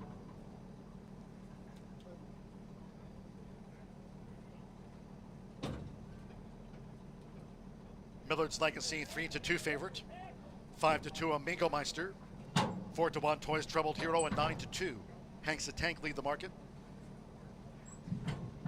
Millard's Legacy has joined Hanks a Tank. Now Mitchell Morrill with Amigo Meister. Alberto Burgos, Blizzard Diamonds debuts. Luis Contreras with Toys Troubled Hero.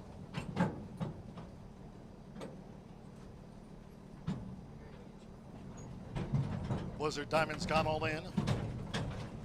Santo Sanjor with Embrujo de Amor. Green Purple Diamond Belt.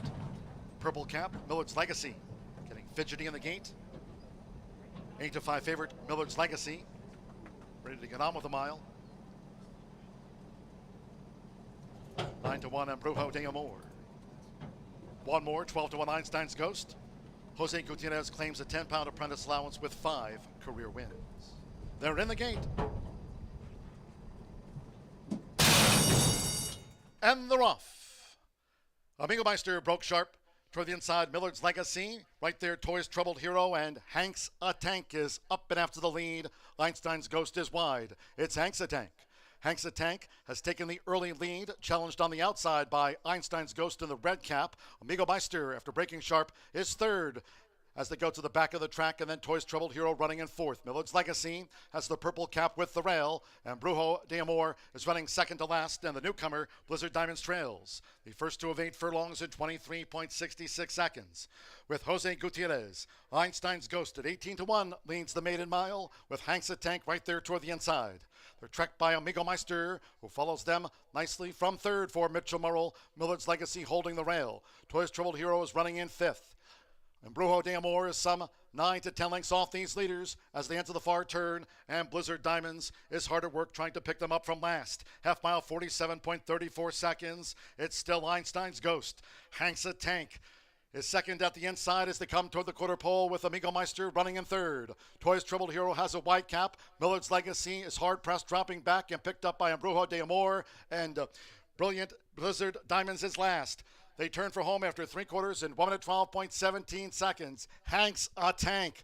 Hanks a Tank opens fire now on Einstein's Ghost. Hanks a Tank leads, rumbles into the final furlong from Einstein's Ghost, who's trying to get back on terms, but Hanks a Tank is finding. Mingo Meister third, Toys Troubled Hero fourth, with Marcelino Pedrosa Jr., Hanks a Tank on top. 1 by 2 from Einstein's Ghost, who stayed on to run second from Amigo Meister. Toys Troubled Hero finished fourth.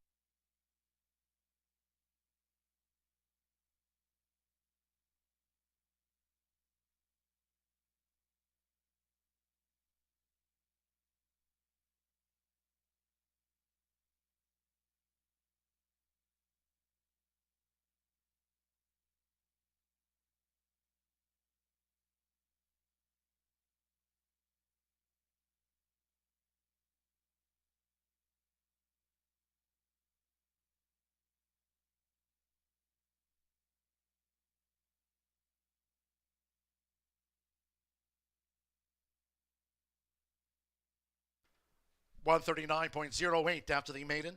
139.08, 47234. Hanks a Tank at 4-1 first. Number 7, Einstein's Ghost at 18-1 was the runner-up in the maiden mile. 2, Amigo Meister at 8-5 third, and 3, Toys Troubled Hero at 9-2 fourth. Hold all tickets until official.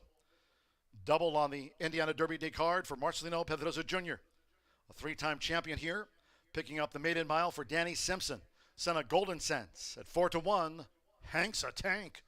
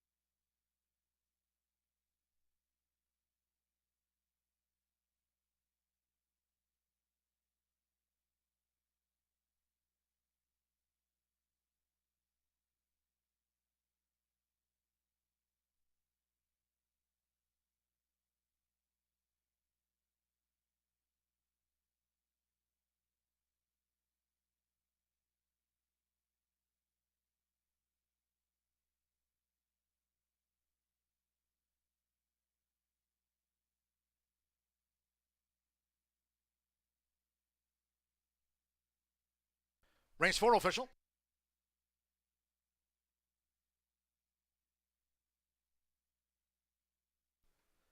Returning to the Murphy Trailer Sales Winner Circle, the 4, Hanks a Tank. Riding double on the big card for Marcelino Pedrosa Jr. Hanks a Tank. 3-year-old Dark Bear Brown gelding by Golden Sense out of the Street Hero mare, Tupelo Tide. Danny Simpson trains for Amy and John Napariu. Horseshoe Indianapolis congratulates the winning connections. Hanks a Tank on Maiden No More.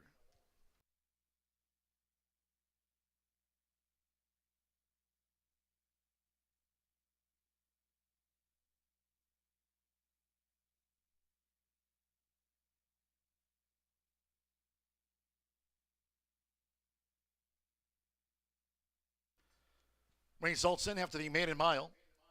The 4-7 exacta, $196 even. 50-cent trifecta, 472, $161.70. 2-4 double, $99.80 for that Marcelino Pedrosa Jr. double, $99.80. 50-cent pick 3. This covered races 2, 3, and 4. 2 with the 4, Hanks a Tank.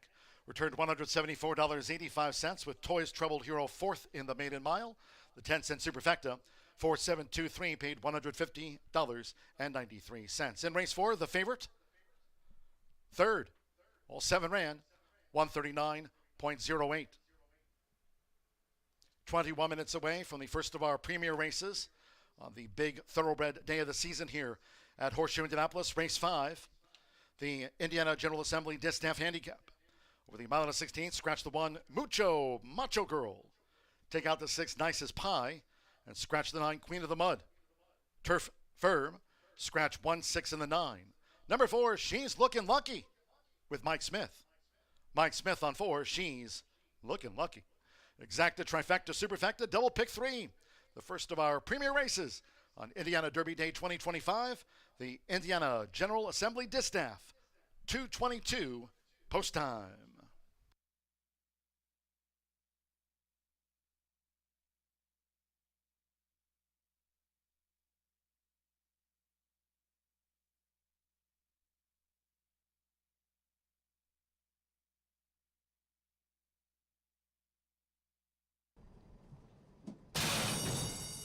And they're off.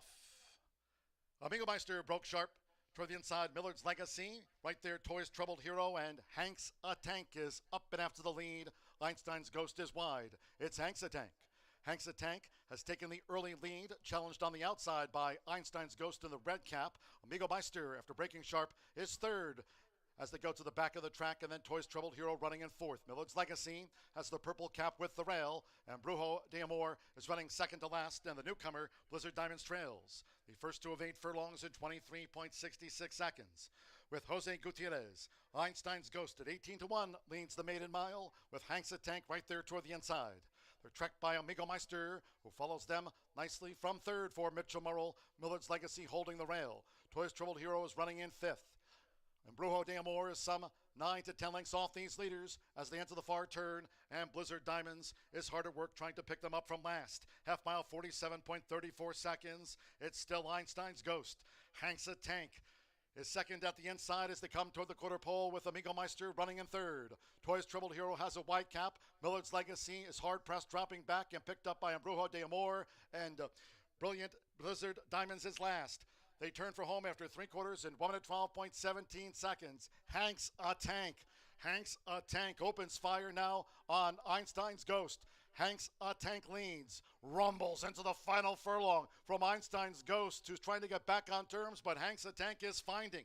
Mingo Meister third, Toys Troubled Hero fourth, with Marcelino Pedrosa Jr., Hanks a Tank on top. 1 by 2 from Einstein's Ghost, who stayed on to run second from Amigo Meister. Toys Troubled Hero finished fourth.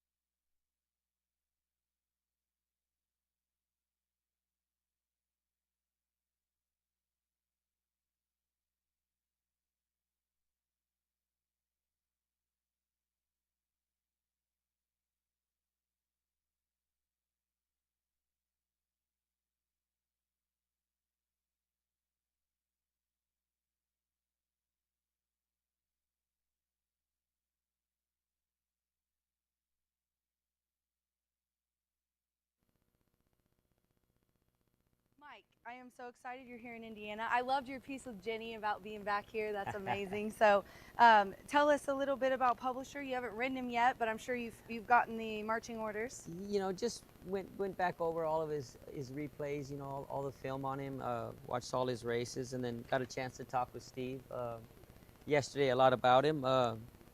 He really seems to be growing up, Steve said, man. He's a different horse all of a sudden. Said he's training extremely well, and if he'll run like he's training, he should run very well today. The track, I heard yesterday from a couple of the jockeys when I was doing the interviews that it's really, really fast, and obviously is, they said. So he kind of hasn't really been up front too much, has he? You know, he's going to come from out of it.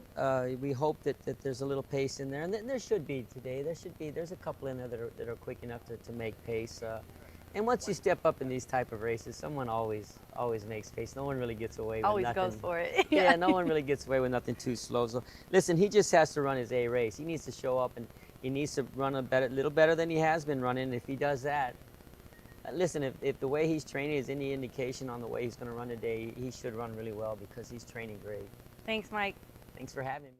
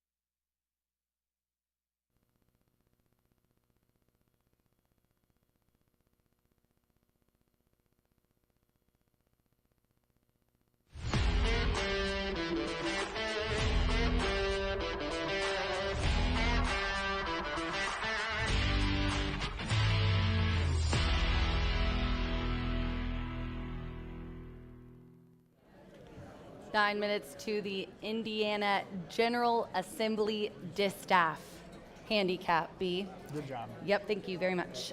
We do have some changes in here. The 1 and the 6 out, as well as the 9, and Mike will ride the 4. She's looking lucky. Mike Smith aboard the 4 in here, which is our top selection. This is a $100,000 guaranteed 4-year-old and up handicap. They're going to the turf. Mile and a 16th, and we've got a lot of premier racing coming up here, B, and I'm just triple checking that. Yep, this is our first grass race.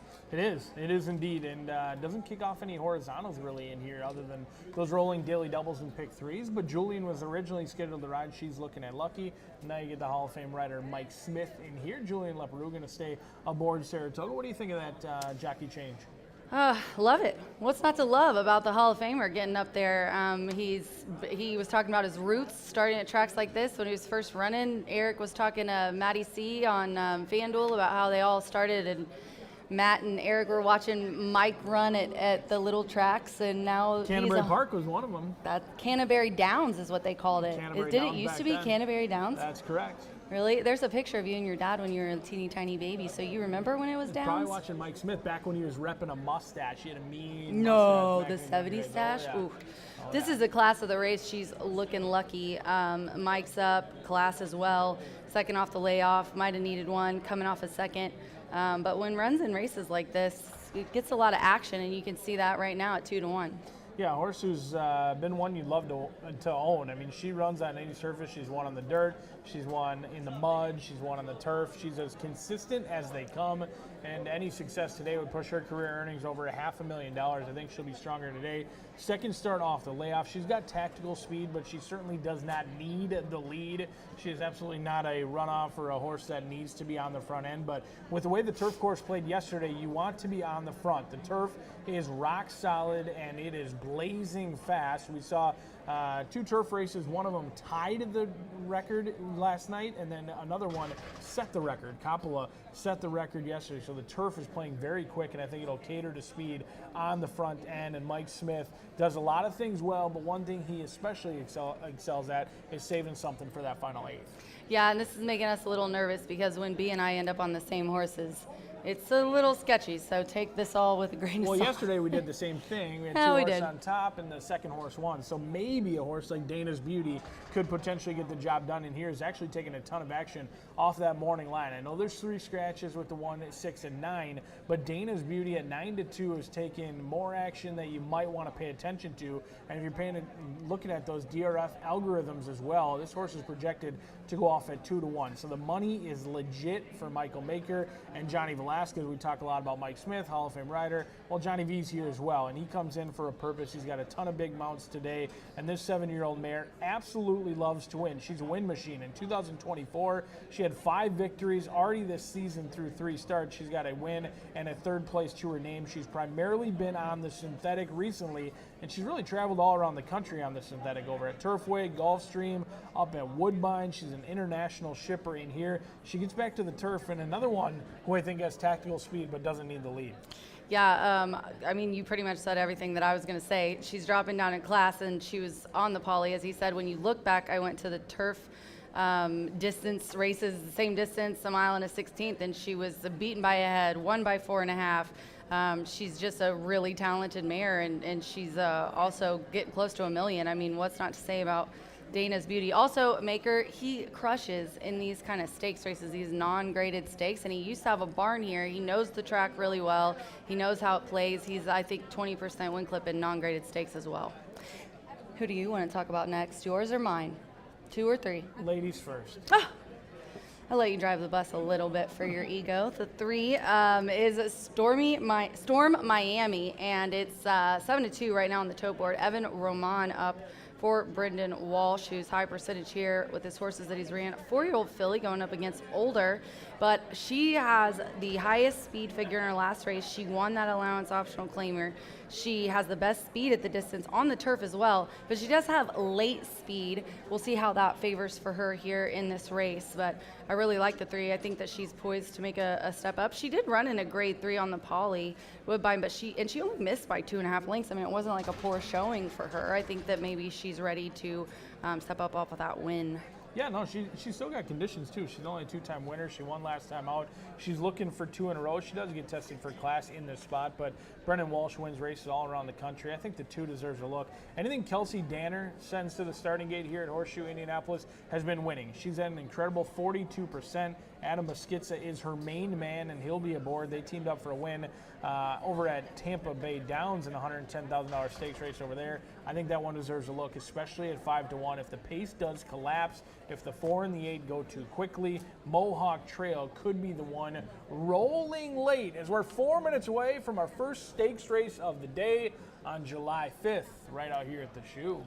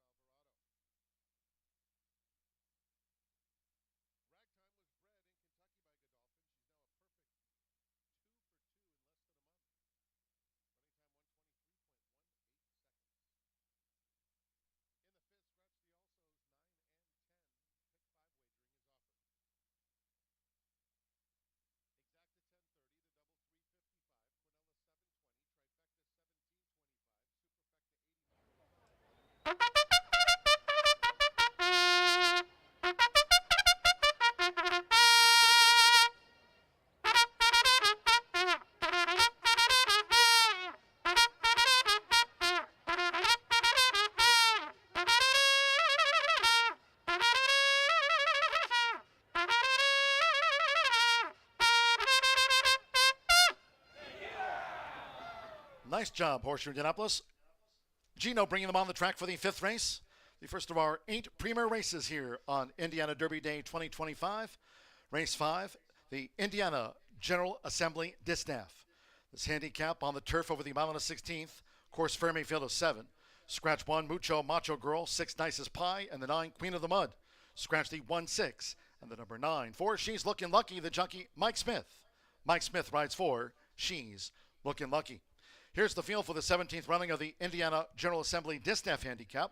The 2 is Mohawk Trail. Adam Eskitsa rides for Kelsey Danner and John Ballantyne's MBS Stable. Number 3, Storm Miami with Evan Roman. Trained by Brendan Walsh and owned by Mark Dobbin. Number 4, She's Looking Lucky with Mike Smith. Matt Shirer trains. Postword for Richard Dunn, 10 Strike Racing, Jeremy Sussman, and Todd Monken. Number 5, Strikingly Spun. With leading jockey here, Joe Ramos, up for Joe Sharp, trains for Lawrence Hirsch's Highlander Training Center. Number 7, Hope Mission, Edgar Morales in the Royal Blue for Sheikh Mohammed bin Rashid Al Maktoum's Godolphin and trained by Brendan Walsh. 8 is Dana's Beauty with Johnny Velasquez. Mike Maker trains for Resolute Racing. 2, 6, and 9 are the non-runners here in the handicap, and the 10 is Fantastical. Right now, 17-1 would be a hat trick of wins on the big day for Marcelino Pedrosa Jr., riding here for Joe Sharp and Carl R. Moore Management, LLC.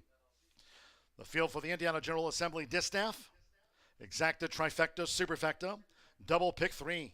Closer to post time for the first of our premier races on Indiana Derby Day.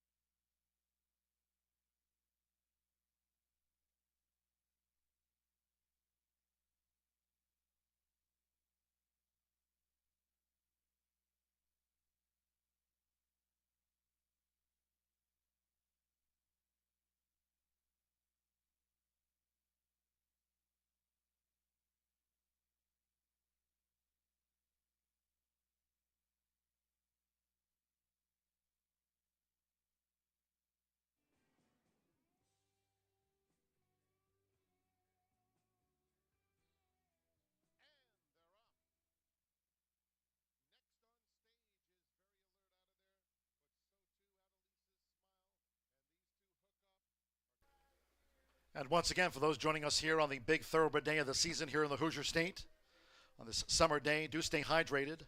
And when wagering on today's Indiana Derby Day card, please do make your selections and wagers early. Less than 1 minute to post time for the Indiana General Assembly distaff. Less than 1 minute now.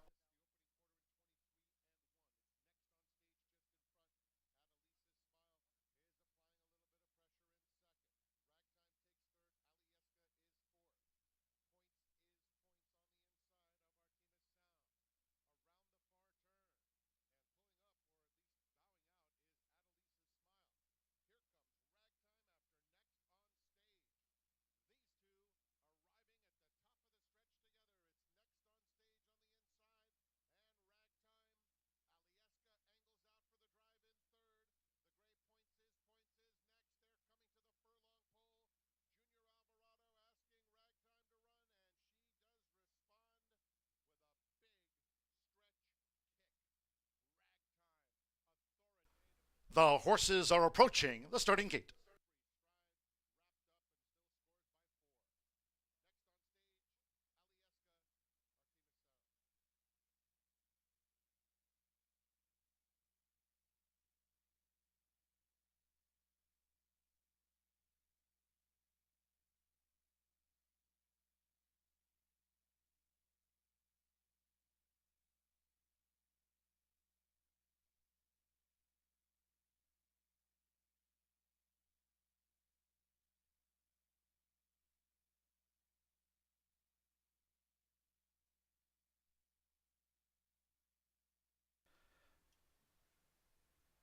For the first time today, crossing over to the turf course here at Horseshoe Indianapolis, fillies and mares making their way up toward the 1 1/16 start for the Indiana General Assembly distaff.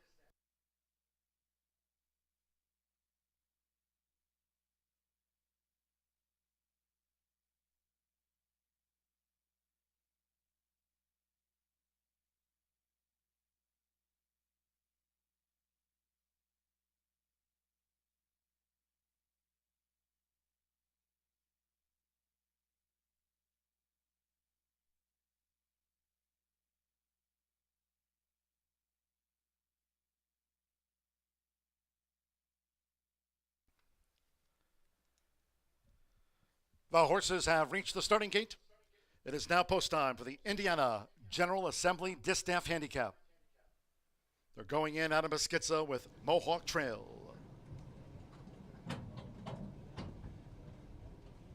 Joe Ramos with Strikingly Spun.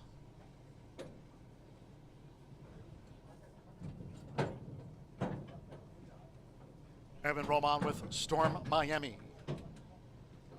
Edgar Morales, Hope Mission in the Royal Blue. Mike Smith, She's Looking Lucky coming up. To couple them back. Johnny Velasquez with Dana's Beauty. She's Looking Lucky, 3-2 favorite. Course Firm here over the 1 1/16 and one more. Fantastical, 23-1. Marcelino Pedrosa Jr. already with a couple of wins here on the card. It's the first of our 8 premier races on Indiana Derby Day. Here comes the 5th. She's Looking Lucky, 7-5 favorite. They're in the gate.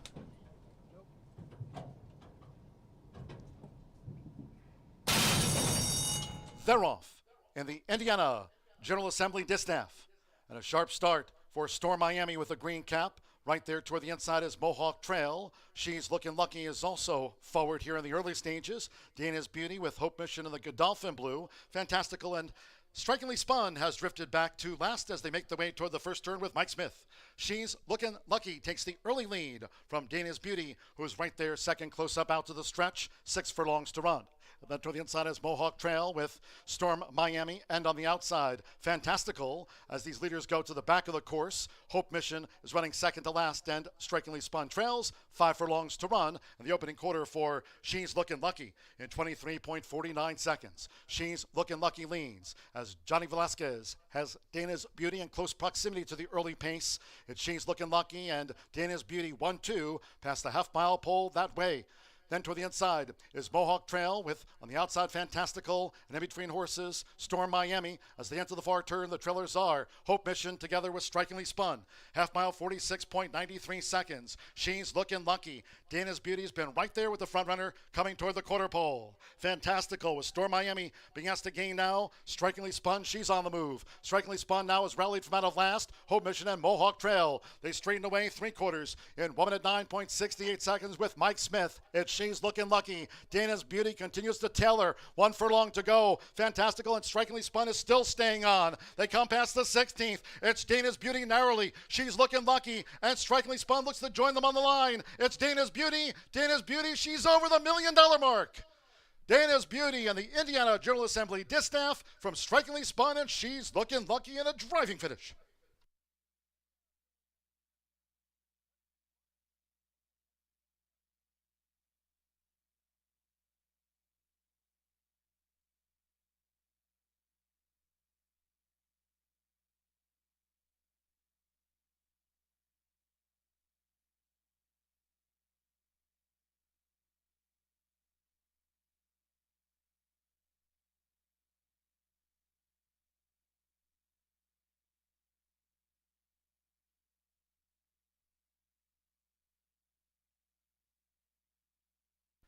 $139.57. Driving finish to start off our premier races on the big day of the meet. It was 3-1 on Dana's Beauty for a Johnny V victory. This mare now over the $1 million mark, taking out the Indiana General Assembly distaff. We'll stand by for the judges' confirmation after race 5, the first of our premier races. It'll go to Dana's Beauty at 3-1.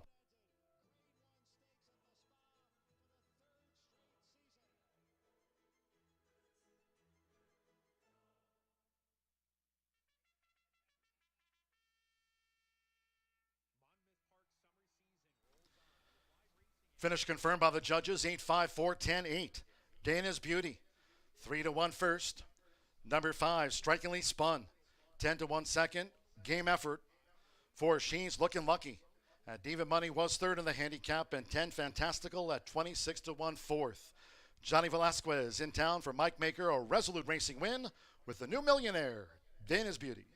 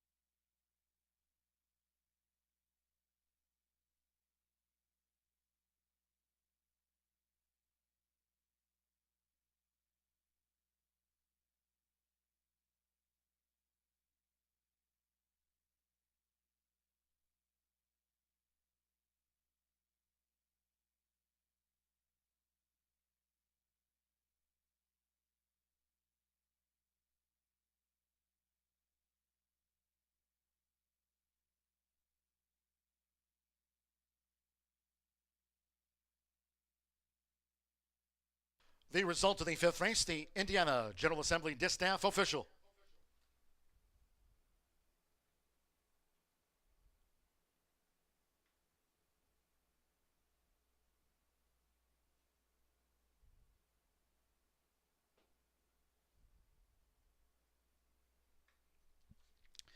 And the Murphy Trailer Sales Winner's Circle here at Horseshoe Indianapolis. Here's the 8, Dana's Beauty with Johnny Velasquez. Dana's Beauty, racing's newest millionaire. 7-year-old dark mare, brown mare by Not This Time. That is City Siren by City Zip. Mike Maker trains for Resolute Racing. Horseshoe Indianapolis congratulates the winning connections of Dana's Beauty, now reaching millionaire status.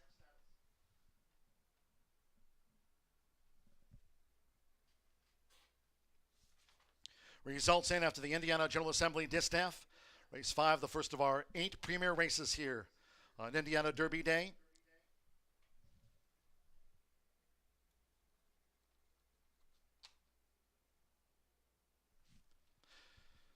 The 8-5 exacta paid $68.60, 50-cent trifecta, 8-5-4, $53.85.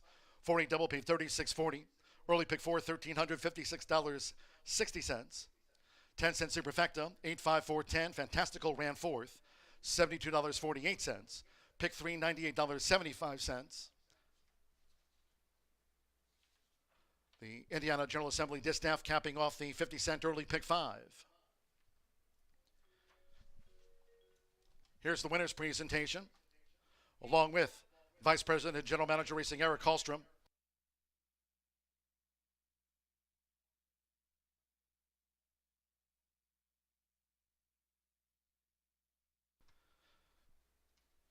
Horseshoe Indianapolis congratulates the winning connections of Dana's Beauty, Resolute Racing, winning trainer Mike Maker, and winning jockey Johnny Velasquez. Dana's Beauty, the Indiana General Assembly Distaff champion of 2025.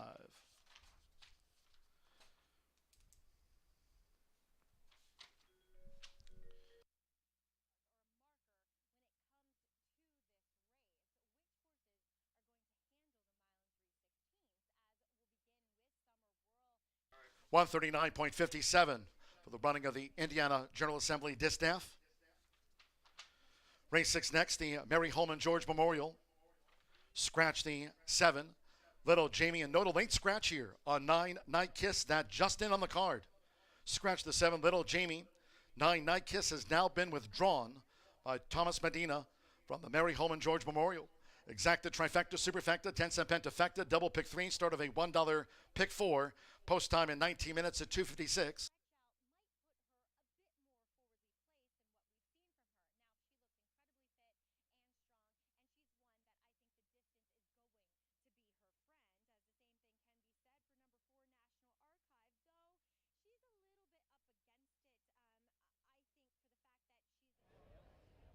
Here in the winner's circle, the winning jockey of Dana's Beauty, Johnny Velasquez, the nation's all-time leading jockey in terms of and money. And Johnny, win number 6,718 was a pretty good one here as we start off our stakes action. Yeah, very nice. You know, I was expecting she's going to be close to the lead or in the lead, and also the horse inside, you know, had speed too. So I was trying to set him right off of him. She got a little bit on the muscle by the time she got to the backstretch, because in the first turn she got off of him. And I thought, okay, she's going to relax, and by the time we got to the backstretch, she kind of got on the bridle again, so to kind of let it do what she wanted to do. And then we hooked up from the, you know, quarter pole down, and she was very game, yeah. Yeah, it looked like she bellied down, and she's racing newest millionaire with her earnings here, pushes over the $1 million mark, and Mike Maker, and I was talking to his assistant. I said, you give Johnny any instructions? He said he doesn't need any. Yeah, Mike is really good. I mean, he's pretty easy when it comes to instructions. You know, he just tell you a little bit of the horse and, you know, go ahead and what you need to do. So it's pretty easy.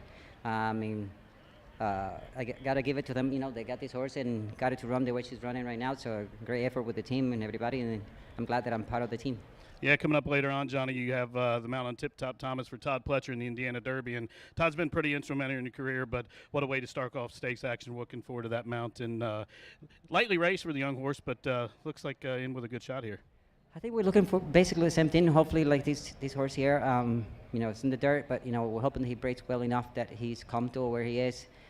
He just told me to stay away from his mouth, basically. You know, he has a light mouth, and from then on, we try to be patient with him and before we get there on time.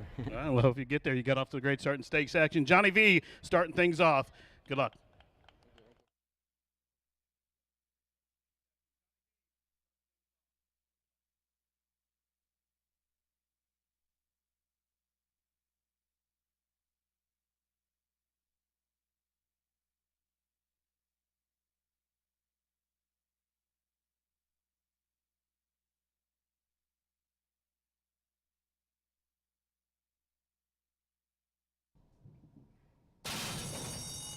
They're off in the Indiana General Assembly Distaff.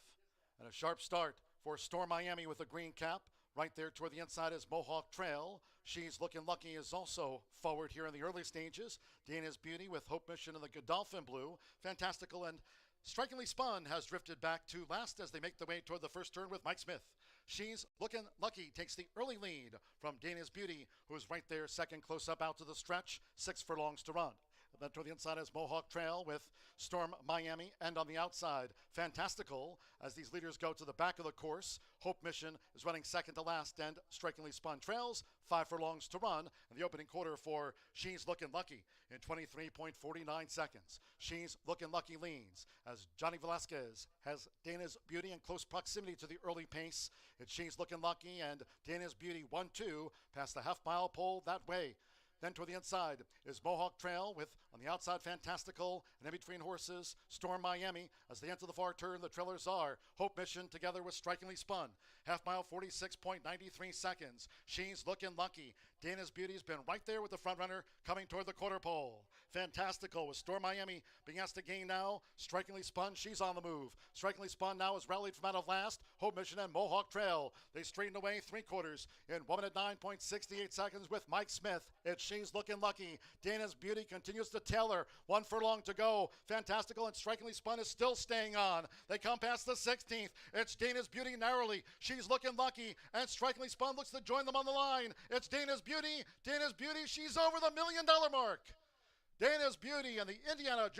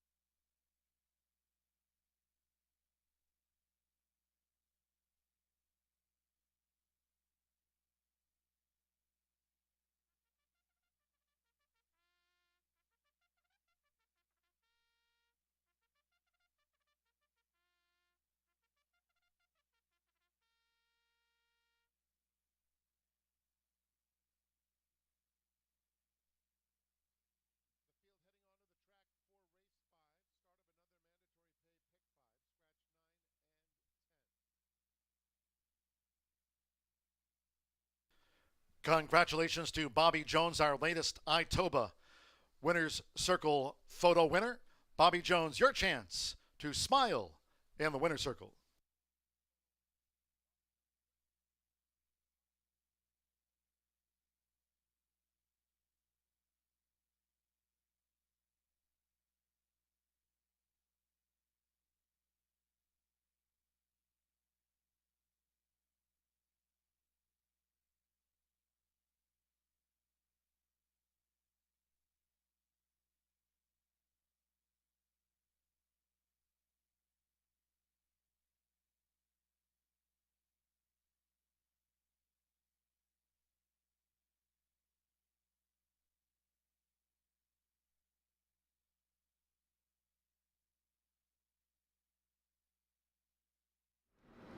All right, Horseshoe Indy, it is now time for the t-shirt toss. If you'd like a free t-shirt, head to the winner's circle.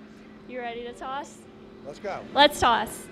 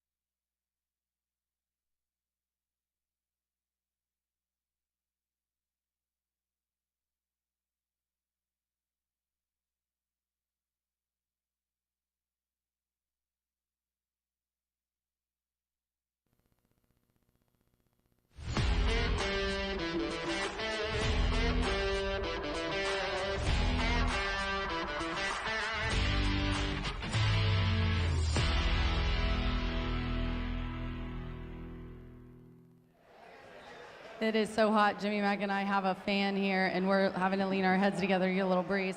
It is a beautiful day out. Johnny V with the win in that last race, and what a race that was in speed, man. Yeah, really exciting race.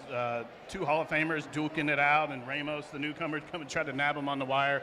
Dana's Beauty 820 Racing's newest millionaire, Rachel, as she starts off stakes action. And what a great day today, and a great race to start off the stakes action with a three-way thriller like that. All right, Jimmy, I got 352. You got 3, 4. What's your third horse? 6. 6, yeah. I saw you scratched it out, so I just wanted to make sure. I love when me and Jimmy are on the same horse, but it is 1-2, so that's not great. The 16th running of the Mary Holman George Memorial $100,000 guarantee. This is a mile and a 16th on the dirt. The 7 is out, and late scratch. I got while you were getting an interview. Night Kiss is out. Night Kiss is out? Yeah. Okay. So 7 and 9 are out now. Yes, exactly. 7 and 9 are out. Let's talk about the 3, our top selection here, and that is Alpine Princess. What a classy filly, classic Empire, curling on the dam side. She's got the best speed at the distance of 98. She put up a 97 last time in a grade 3, and she's dropping down in class. She was 3rd in that race, and that was at today's distance. So there's just so much plus to her. Yeah, a lot of upside. Lightly raced, but she is 10 for 13 in the money currently right now. Or actually dips down to 3 to 5, not 4 to 5, 3 to 5 right now. But this one's a versatile sort. She was kind of off her game last start. I thought she should have been closer to the pace as per normal. But Rachel, the track's been playing a little bit of speedy. She does have the speed to go, but she also has good stalking speed. I don't expect her to be as far back as last time, but Luan Machado has them out. Brad's well entered today here with Alpine Princess, I believe. 4, let's go your order. 4, Bruna Boni. This one, Mitchell Merle aboard for Brett Calhoun, 5-year-old mare.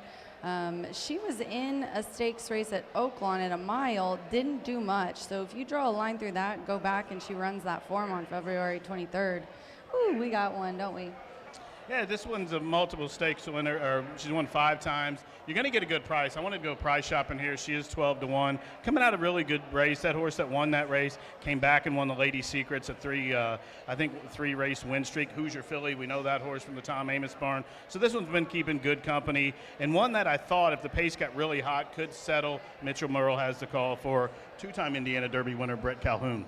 And then tell us what you like about Windy Walk. Manny's up. He's been hot as of late. Is the beaten favorite here for Chris Davis, which he has high percentage, low numbers, but still. I always take note when Chris brings a horse in. I just took a shot here, price shopping, knowing the 3 would be low price. I thought Windy Walk would probably be the longest shot on the board, or one of them. But I thought, should something happen and everybody thinks there's going to be a lot of speed and not go with Windy Walk and soften her up, she could walk the dog, because right now it's really hard to pass somebody early on in this card. But I just was taking a flyer here at Windy Walk, trying to get a price here. And I do think she will fight on. She's, a consistent story. Anytime you've won 8 out of 18 races, you have a license to beat anybody.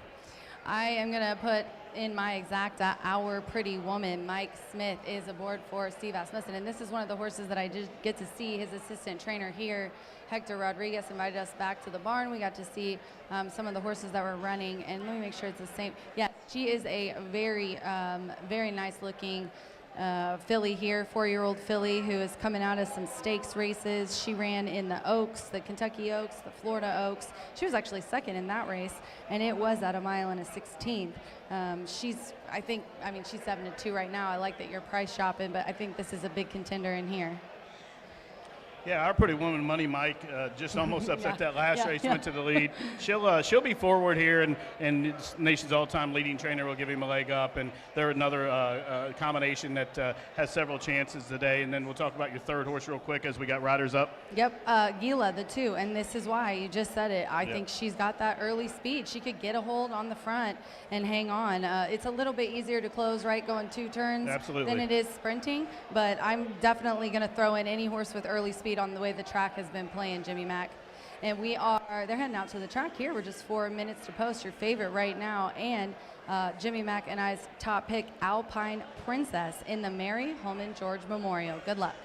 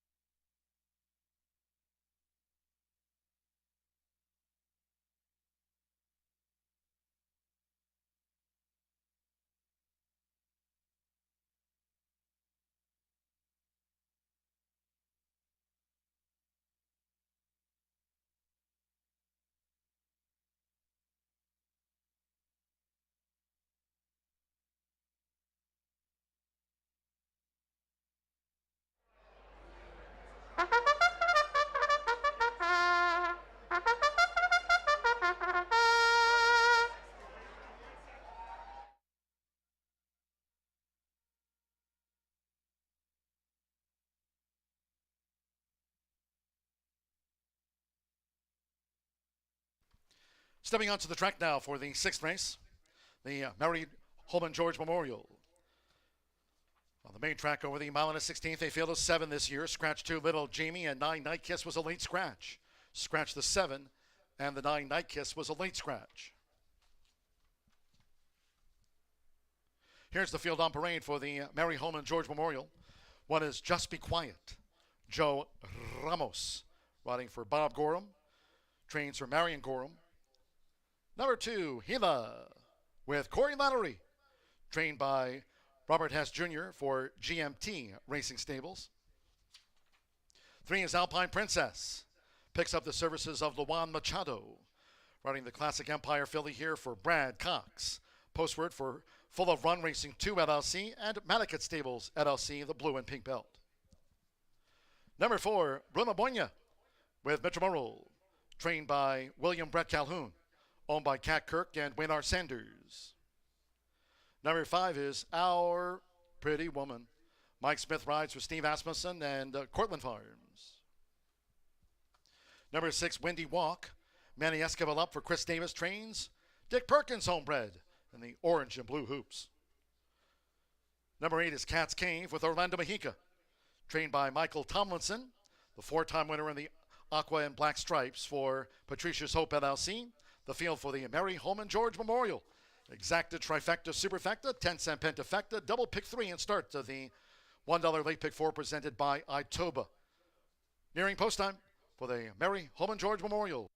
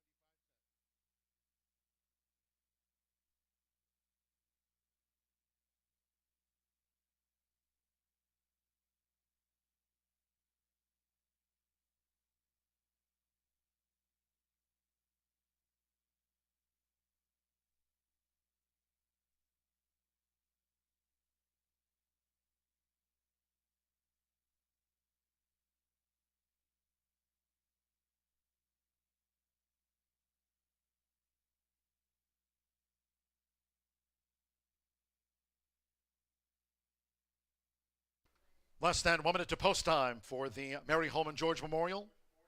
Starts off the $1 pick 4. Fast and firm under a minute.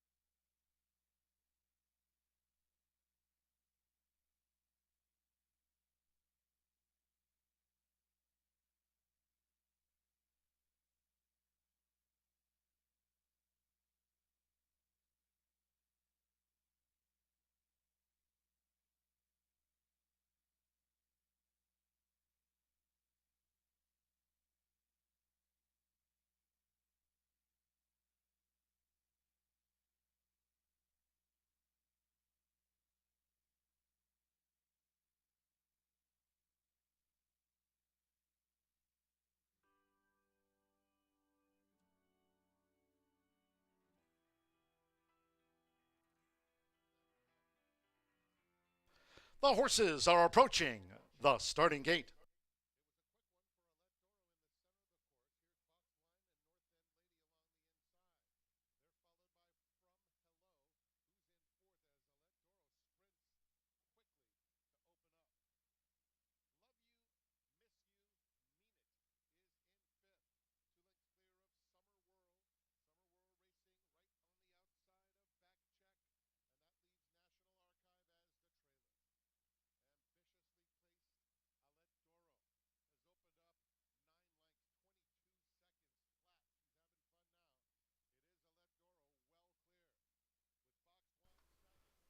The horses have reached the starting gate. It is now post time for the Mary Holman George Memorial.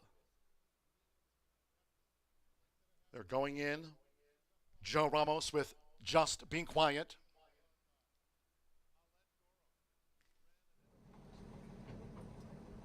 Mitchell Merrill. Bruna Bonya coming up. Bruna Bonya has joined. Just Being Quiet. Corey Lannery with Gila. Mike Smith, Our Pretty Woman, taking her position here at the true center gate. Juan Machado with Alpine Princess, 3-5 on Alpine Princess. Manny Esquivel, Windy Walk is in, and one more. Orlando Mexica with Cat's Cave. Up comes the four-time winner, Cat's Cave. Alpine Princess, 3-5 favorite. They're in the gate. And they're off. And the Mary Holman George Memorial, sharp start for Gila. Gila going out toward the lead. Alpine Princess has her early speed. And right there is Our Pretty Woman in the purple cap. And Wendy Walk also joins as they make their way into the first turn. It's Alpine Princess. Alpine Princess to the early lead for Luan Machado and is in front here of Our Pretty Woman, who follows Alpine Princess at the 6.5. On the outside is Windy Walk in the orange and blue hoops toward the inside Gila. And right there is Bruna Bonya between horses. Cat's Cave is running second to last, and Just Be Quiet trails. The opening quarter covered in 23.35 seconds. It's Alpine Princess. Alpine Princess dictates the handicap. Mike Smith and Our Pretty Woman staying near to the front runner. On the outside is Windy Walk in third. Bruna Bonya between horses. Gila holds the rail.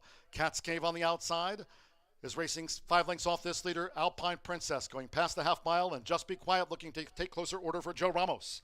Half mile for Alpine Princess, 46.60, steady as she goes. As Our Pretty Woman continues to track, Alpine Princess, Our Pretty Woman, they still are 1-2, coming toward the quarter pole. Windy Walk with Cat's Cave. Bruna Bonya's drop back once under pressure. Just Be Quiet, steady headway on the far outside, and Gila is last. As these fillies and mares come for home, it's Alpine Princess looking to seal the deal from Our Pretty Woman. 3/4 and 1 at 10.40 seconds. The Wild Machado and Alpine Princess. Alpine Princess finding 1 furlong to go. Our Pretty Woman is fully stretched by Alpine Princess, who's now in front, still past the 16th from Our Pretty Woman, second best all the way around. Alpine Princess, wire to wire. And the Mary Holman George Memorial kept Our Pretty Woman at bay throughout. Cat's Cave with Just Be Quiet. Windy Walk. Bruna Bonya beat one home. That was Gila in 141.24.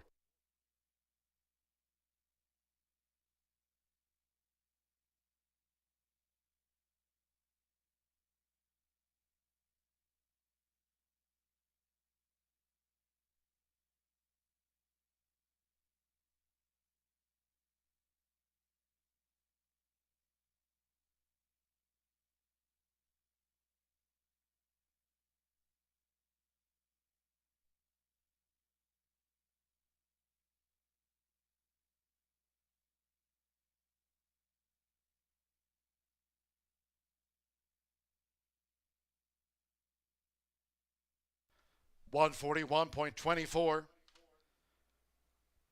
Not too far off the track record of 141.19 for these fillies and mares. 3.58 photo for fourth after the Mary Holman George Memorial. 3 Alpine Princess. 3-5 first. 5 Our Pretty Woman. Second throughout. 8 Cat's Cave. At 5-1 was third. 141.24 Luan Machado. For Brad Cox, full of run racing 2. Madicat Stables LLC. 5-time winner.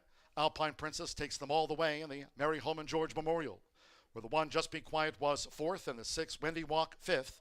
3.5, 8.16.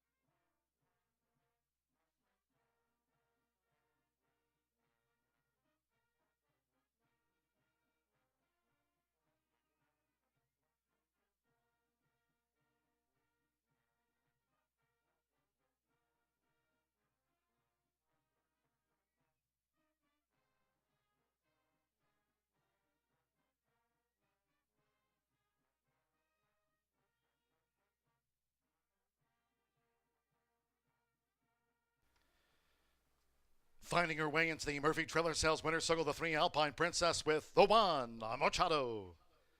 Alpine Princess is a 4-year-old made fillet by Classic Empire. And a Le Mans by Curlin. Trained by Brad Cox. Assisted by Ricky Giannini. She's now a 5-time winner for Full of Run Racing 2 LLC of Dan Glick and Sol Kuman and others, Madaket Stables LLC. Horseshoe Indianapolis congratulates the winning connections of Alpine Princess. Wires them in the Mary Holman George Memorial. Official, 3-5 exacta, 1-2 around, $11.80. Just Be Quiet was 4th. 10-cent superfecta, 3-5-8-1, paid $7.35. 50-cent pick 3, $29.45. The 3-5-8 trifecta, $8.40. 8-3 double, $15.20. 8-9, that's a consolation double. $8 even after a late scratch on 9, Night Kiss. With Wendy Walk 5th, the 10-cent pentafecta, 3-5-8-1-6, paid $21.10. 7th, they started Ray Kuick, not too far off the track record, 141.24.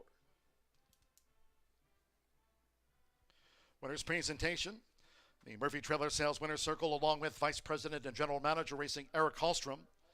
The winner's presentation after the Mary Holman George Memorial to the connections of Alpine Princess. Congratulations to Full of Run Racing 2, Madaket Stables LLC, Brad Cox, a winning jockey. Back here at Horseshoe Indianapolis on the big day, Luan Machado, Alpine Princess, the Mary Holman George Memorial champion of this year. 22 minutes away, race 7. The third of our 8 premier races on the big thoroughbred day of the meet here in the Hoosier State. The Snack. Scratch the also eligibles. 13 Sir Baji, 14 Mox Nix. 15 9 questions and 16 fervent prayer. Scratch the also eligibles 13 through number 16. And there are no other changes in the Snack. Exacta, trifecta, superfecta, 10-cent pentafecta, double pick 3. It's halftime here on our 13 race card. The Snack at 3:30.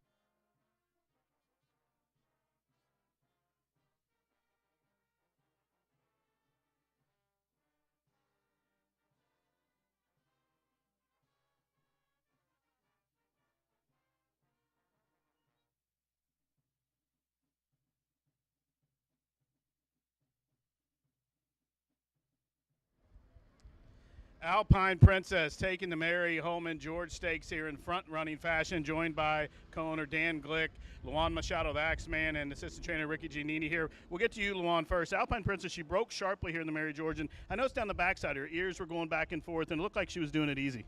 Yeah, she stepped out of the gate pretty quick, and I just checked on her to see if she could take it. She did, and as soon as she made the lead, she was very comfortable with that, so that helped a lot. Yeah, it looked like she relaxed for you, even though they went a little fast. Only 5 ticks off the track record, 5 100s. But when Money Mike drew to you about the half-mile pole, it looks like it's still in hand. And then when he re-engaged you at the quarter pole, you haven't even asked your filly yet. And when you did, you called upon her. She responded well. That's right. She was doing it fast, but comfortable too. So it didn't matter how fast she was doing. She was just doing it easy.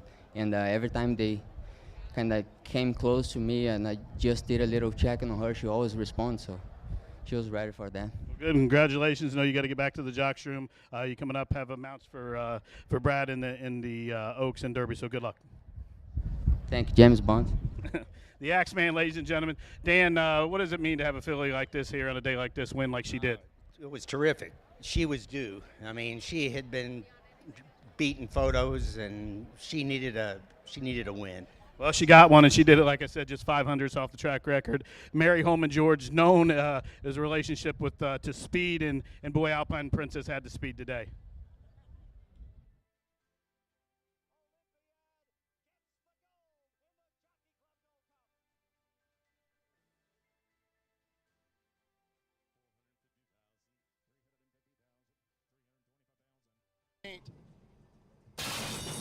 And they're off. And the Mary Holman George Memorial, sharp start for Gila. Gila going out toward the lead. Alpine Princess has her early speed. And right there is Our Pretty Woman in the purple cap. And Wendy Walk also joins as they make their way into the first turn. It's Alpine Princess. Alpine Princess to the early lead for Luan Machado and is in front here of Our Pretty Woman, who follows Alpine Princess at the 6.5. All right, everybody. I hate to cut off John's replay of his call. John, don't be mad at me, but we do need everyone that is going to be in the hot hat contest. Come on over, you guys. Let's see those hats. If you have entered the hat contest, come on in the winner's circle and start getting lined up, because here in a couple minutes we are going to start the hat contest. I see some beautiful hats. Once again, if you are in the hat contest, if you signed up, you need to report to the winner's circle right now. Just line up. Let's have you be the middle. You stop right here in the middle. Everybody fan out from this chariot here. Please report to the winner's circle if you would like to participate or sign up for the hat contest. Please report to the winner's circle. Seal the deal from Our Pretty Woman. 3/4 and 1 at 10.40 seconds. The Wild Machado and Alpine Princess. Alpine Princess finding 1 furlong to go. Our Pretty Woman is fully stretched by Alpine Princess, who's now in front, still past the 16th from Our Pretty Woman, second best all the way around. Alpine Princess, wire to wire. And the Mary Holman George Memorial kept Our Pretty Woman at bay throughout. Cat's Cave.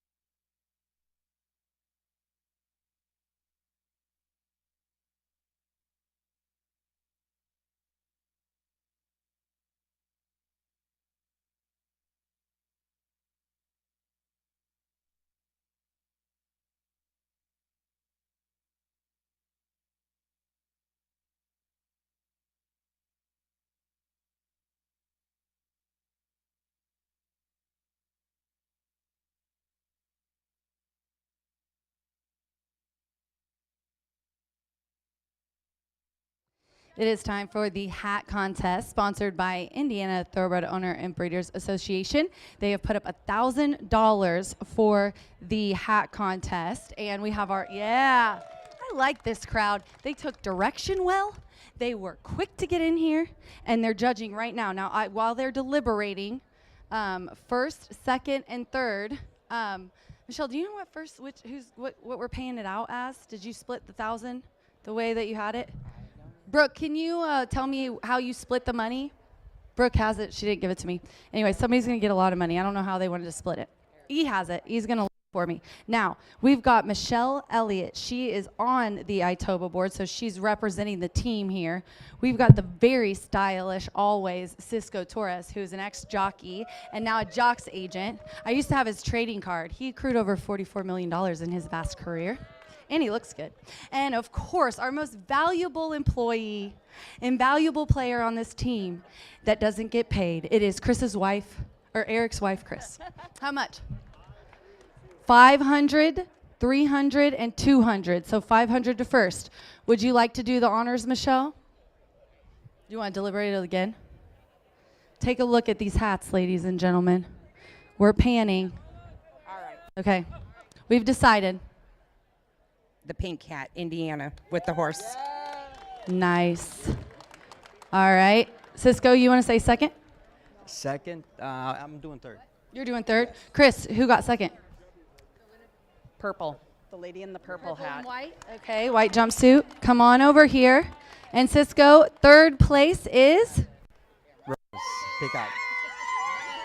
All right, you guys stay right there. Congratulations to all our winners. I want you all to exit out this way because Riker is going to check to make sure you guys got your vouchers for signing up. So head out there. Thank you all for participating in our hat contest. And thank you so much, Itoba, for sponsoring this wonderful hat contest. $500 to the winner. We're going to talk about the next stakes race here in just a little bit. Handicap, Premier Race, Race 7. Good luck.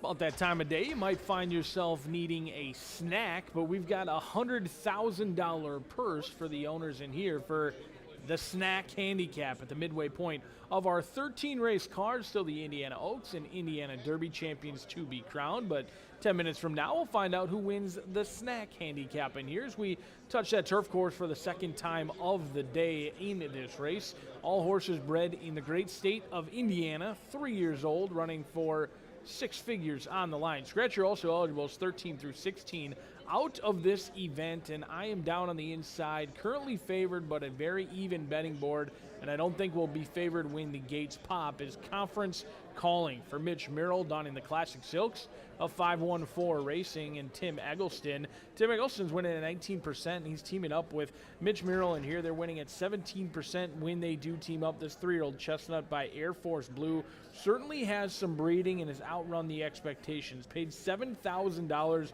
back in 2023, has banked $45,000 in a horse you would love to own. He runs his race each and every time. He's a professional Chestnut by Air Force Blue. He's hit the trifecta 5 out of 6 races. However, all of them have been on the main track. Today he makes his turf debut. So how do we think he's going to run on the turf? Well, he did try 2 turns. He was the beaten favorite at 2 turns in the past. That was as a 2-year-old. As a 3-year-old, he's shown the ability to really rate and shut off. I think down on the inside they're going to be aggressively ridden to be near the lead, but maybe not necessarily on the lead. The mare, she never tried the turf herself. However, she did produce a sibling, Karango, who's actually won on the turf course and won the debut at Gulfstream Park. So there's been some sibling success on the sod in the past, but Conference Calling going to try it for the first time today.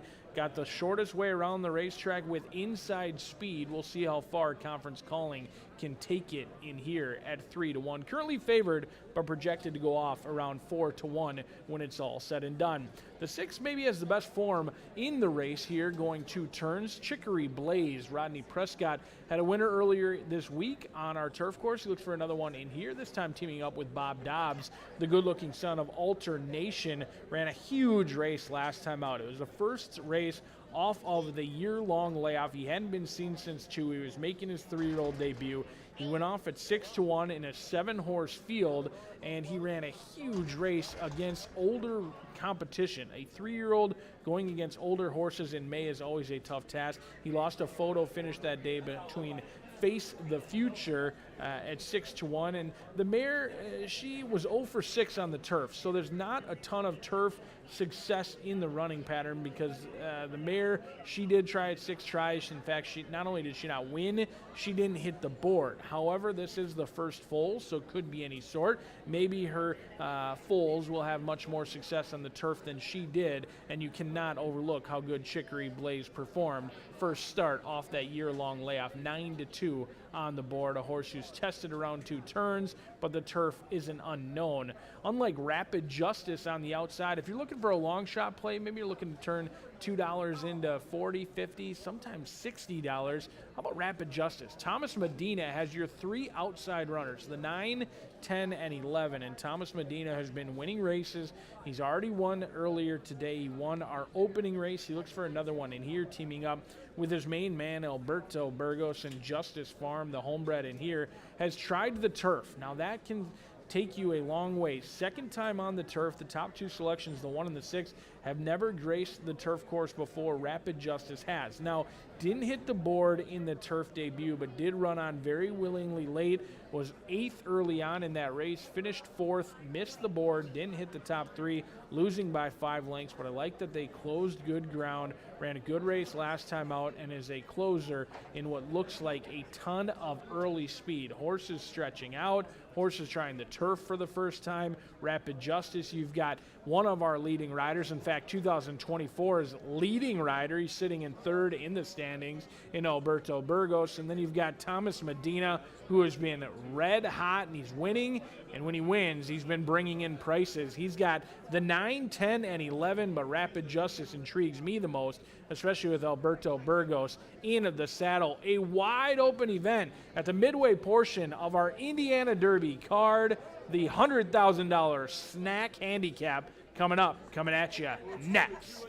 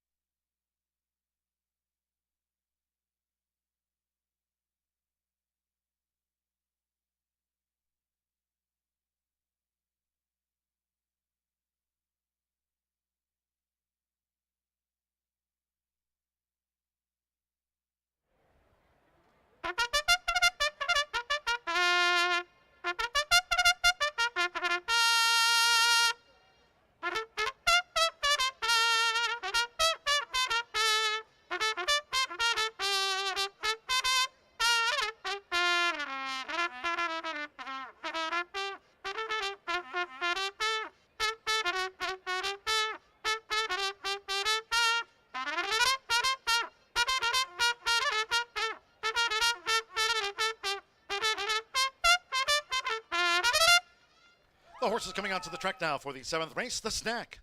A field of 12. Field of 12 here in the Turf Mile. Scratch 13, Sir Baji, 14, Mox Nix.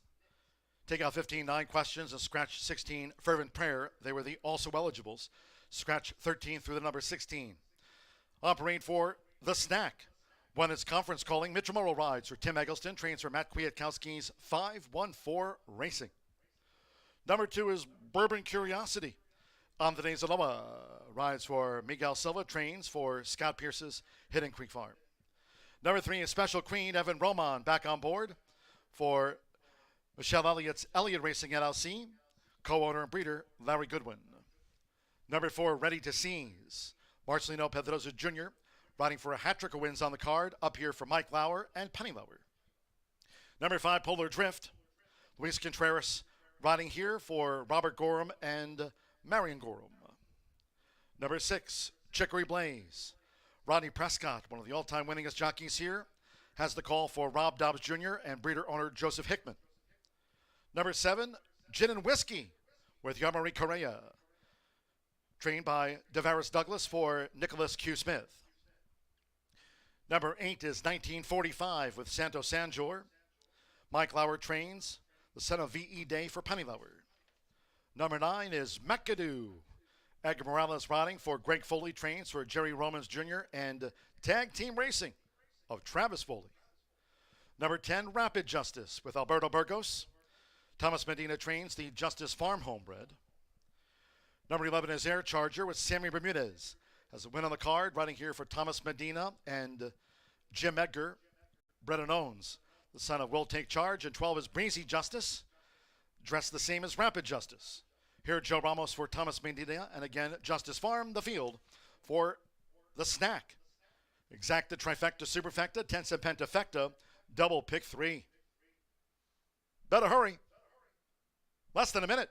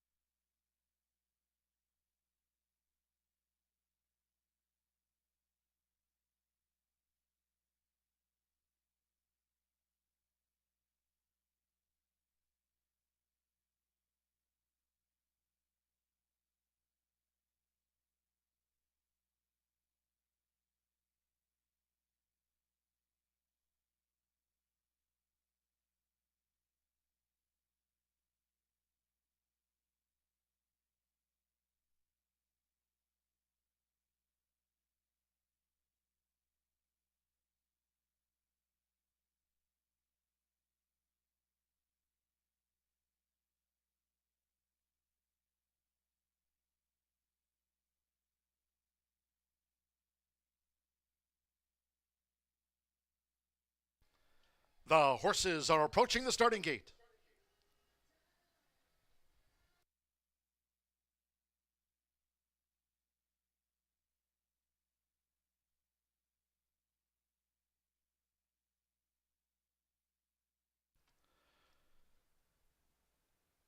Crossing over to the turf course.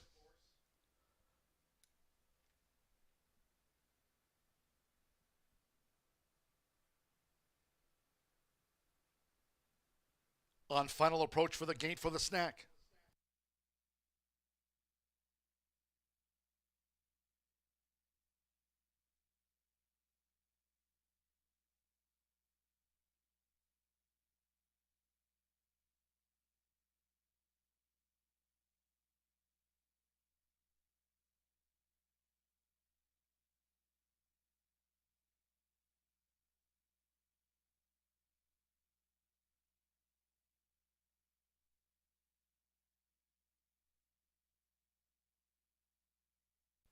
The horses have reached the starting gate. It is now post time for the snack. Mitchell Morrill conference calling first in. Yarmari Correa with gin and whiskey. Andres Aloha, Bourbon Curiosity facing up to the gate. Bourbon Curiosity loaded. Evan Roman with Special Creed.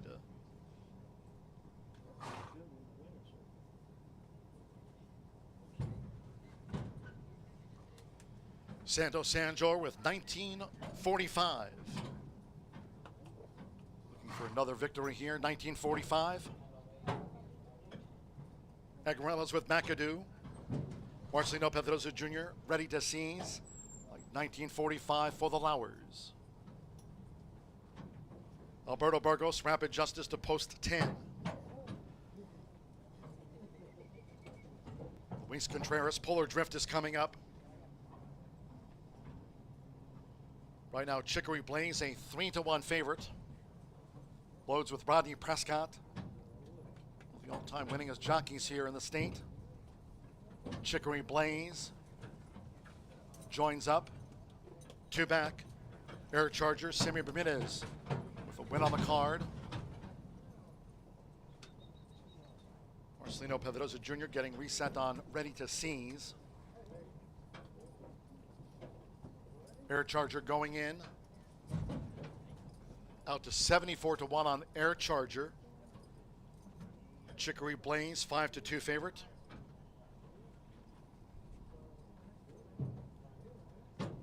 Over the mile.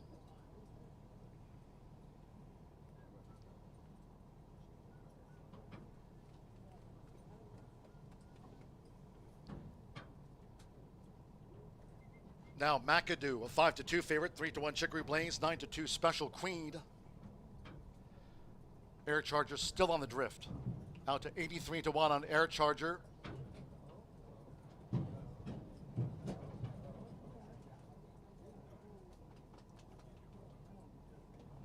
Now Air Charger's gone all in at those long odds. Stand by, one more. Joe Ramos with Breezy Justice.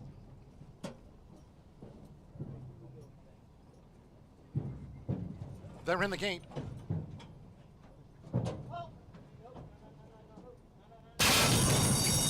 They're off. And the snack. Good starts for Bourbon Curiosity with conference calling toward the inside. Special Creed has come out running in third. Then in between horses, Chicory Blaze in fourth. As they make their way toward the first turn, Polar Drift is saving ground. Then farther back to Gin and Whiskey as they enter the first turn with the rail for Mitchell Morrill. It's conference calling who leans out from Special Queen second and close up as they round the first turn just inside 6 furlongs to go. Bourbon Curiosity is running in third, Polar Drift in fourth. Chicory Blaze is fifth. McAdoo is mid-pack in the snack as they go to the back of the course. Following McAdoo on the outside is Gin and Whiskey. Then it's a break of 6 more to Air Charger, who's next in formation from Rapid Justice toward the inside, 1945. Breezy Justice is running second to last, and Ready to Seize trails the dozen. 23.35 lean seconds. Past the half-mile pole in 46.77. So now traverse the far side of the course. Special Creed has taken the lead for Evan Roman as Conference Calling tries to respond. Special Creed is going for home. Opens up a 2-length advantage as on the outside, Chicory Blaze takes up the pursuit. McAdoo follows now with the white cap coming with a bid. Then to the inside, Conference Calling has dropped back. Bourbon Curiosity straightened away in 5th. Polar Drift is 6th. Then Air Charger next with Gin and Whiskey, 3/4, 1 minute 10.47 seconds. It is Chicory Blaze in front as McAdoo continues to charge. McAdoo coming full on after Chicory Blaze. McAdoo and Chicory Blaze. Here it is in the snack. Photo finish, a nose between them. Chicory Blaze and McAdoo. Close call. Rapid Justice was 3rd, then Polar Drift and Bourbon Curiosity.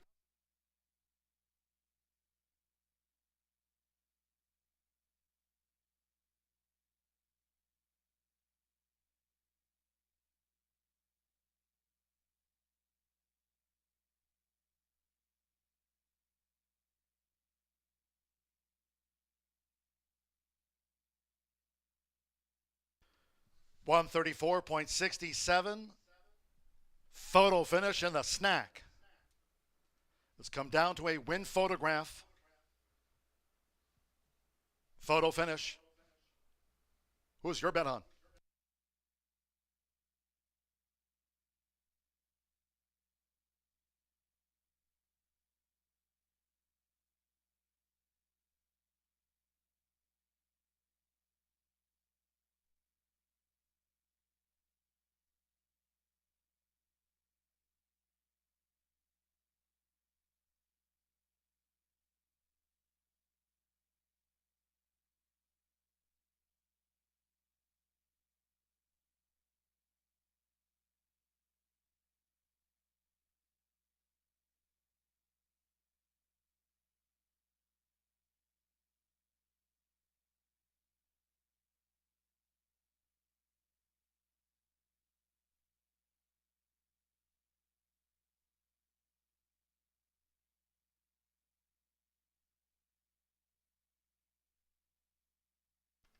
Six nine 10.526.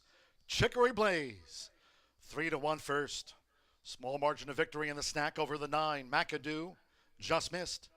10 Rapid Justice at 34 to 1/3. 5 Polar Drift at 68 to 1, rounding out the Superfecta.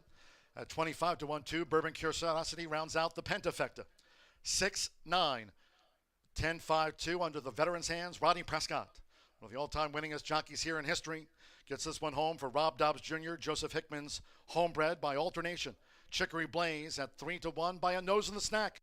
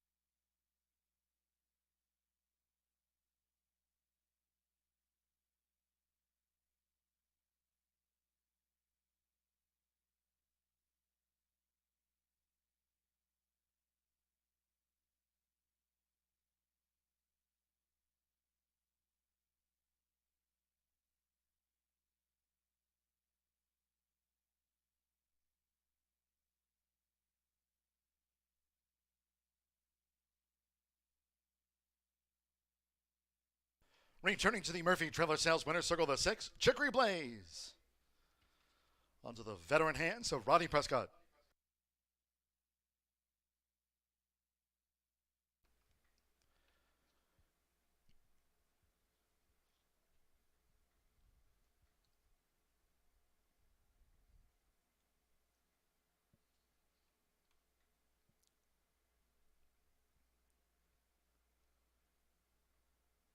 Chicory Blaze is a 3-year-old chestnut colt by alternation. That'll Lady Blue by FedBiz. Rob Dobbs Jr. trains for Joseph Hickman. The winner was bred here in the Hoosier State by owner Joseph Hickman with Rodney Prescott. Horseshoe Indianapolis congratulates the winning connections. Chicory Blaze gets his snack.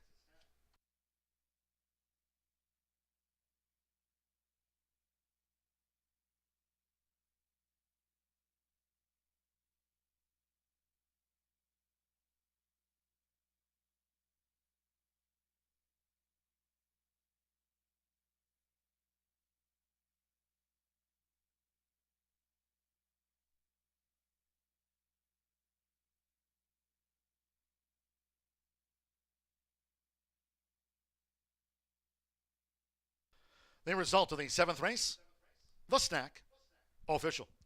6'9" Exacta. Took a win photograph, $31.80. 50-cent trifecta, $113.45. 50-cent pick 3, $23.50. 10-cent pentafecta. Burby Curiosity ran 5th, $3,168. The 50-cent trifecta again, 6-9-10. Rapid Justice was 3rd. 3-6 double, $10.80. Polar Drift 4th, 10-cent superfecta, $456.85.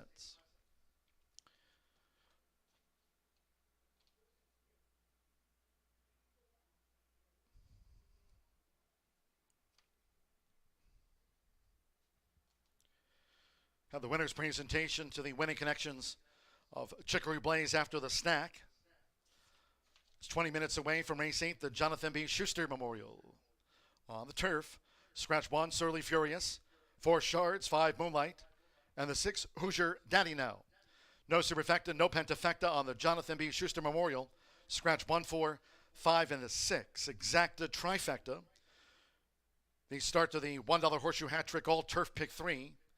Double, the start of a 50-cent pick 5. Course firm, post time for the Jonathan B. Schuster at 4:05. In a moment, back down to the Murphy Trailer Sales Winner's Circle here on Indiana's biggest thoroughbred day of the year, where veteran jockey Rodney Prescott is right next to Racing Rachel.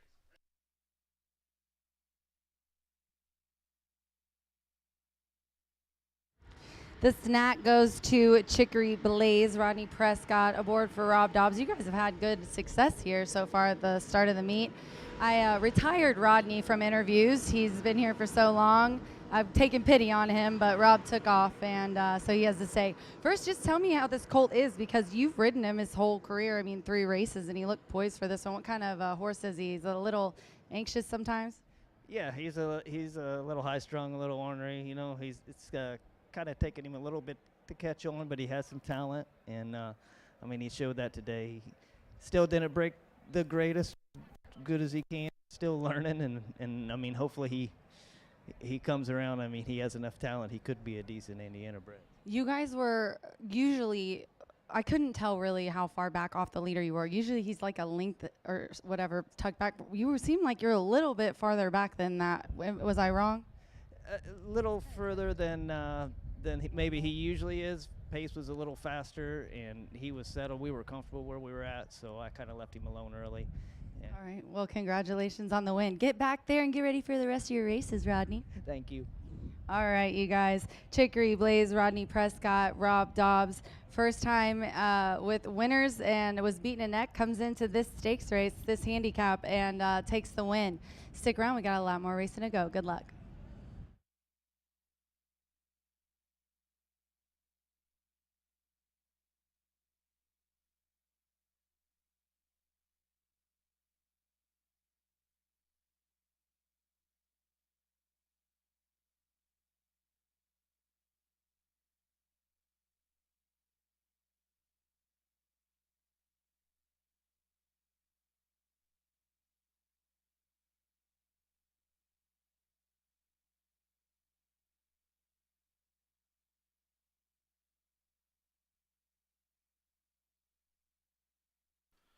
took a photo finish to decide the snack here at Horseshoe Indianapolis on Indiana Derby Day. And our latest iToba Winner's Circle photo opportunity winner is Ada Veliz Roman. Congratulations, Ada Veliz Roman. See you in the Murphy Trailer Sales Winner's Circle today. Say cheese.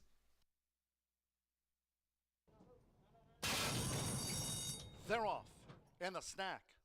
Good starts for Bourbon Curiosity with Conference calling toward the inside. Special Creed has come out running in third. Then in between horses, Chicory Blaze in fourth. As they make their way toward the first turn, Polar Drift is saving ground. Then farther back to Gin and Whiskey as they enter the first turn with the rail for Mitchell Merle. It's Conference calling who leans out from Special Queen second and close up as they round the first turn just inside 6 furlongs to go. Bourbon Curiosity is running in third, Polar Drift in fourth. Chicory Blaze is fifth. McAdoo is mid-pack in the snack as they go to the back of the course. Following McAdoo on the outside is Gin and Whiskey. Then it's a break of 6 more to Air Charger, who's next in formation from Rapid Justice toward the inside, 1945. Breezy Justice is running second to last, and Ready to Seize trails the dozen. 23.35 lean seconds past the half-mile pole in 46.77. So now traverse the far side of the course. Special Creed has taken the lead for Evan Roman as Conference calling tries to respond. Special Creed is going for home. Opens up a 2-length advantage as on the outside Chicory Blaze takes up the pursuit. McAdoo follows now with the white cap coming with a bid. Then toward the inside Conference calling has dropped back. Bourbon Curiosity straightened away in fifth. Polar Drift is sixth. Then Air Charger next with Gin and Whiskey, 3/4, 1 minute 10.47 seconds. It is Chicory Blaze in front as McAdoo continues to charge. McAdoo coming full on after Chicory Blaze. McAdoo and Chicory Blaze. Here it is in the snack. Photo finish and nose between them. Chicory Blaze and McAdoo. Close call.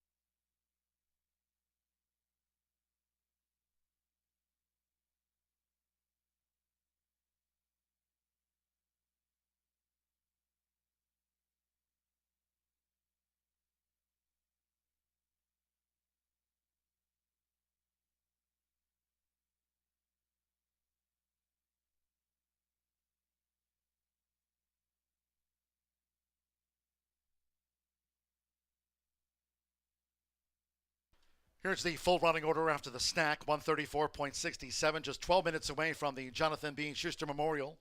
Reminding all horse players, the 8th race, the Jonathan B. Schuster Memorial, starts off a 50-cent pick 5, also a pick 5 featured on the 9th race. That's the Michael G. Schaefer Memorial. Races 8 and 9 both start pick 5s here on the card. Low 11.99% takeout.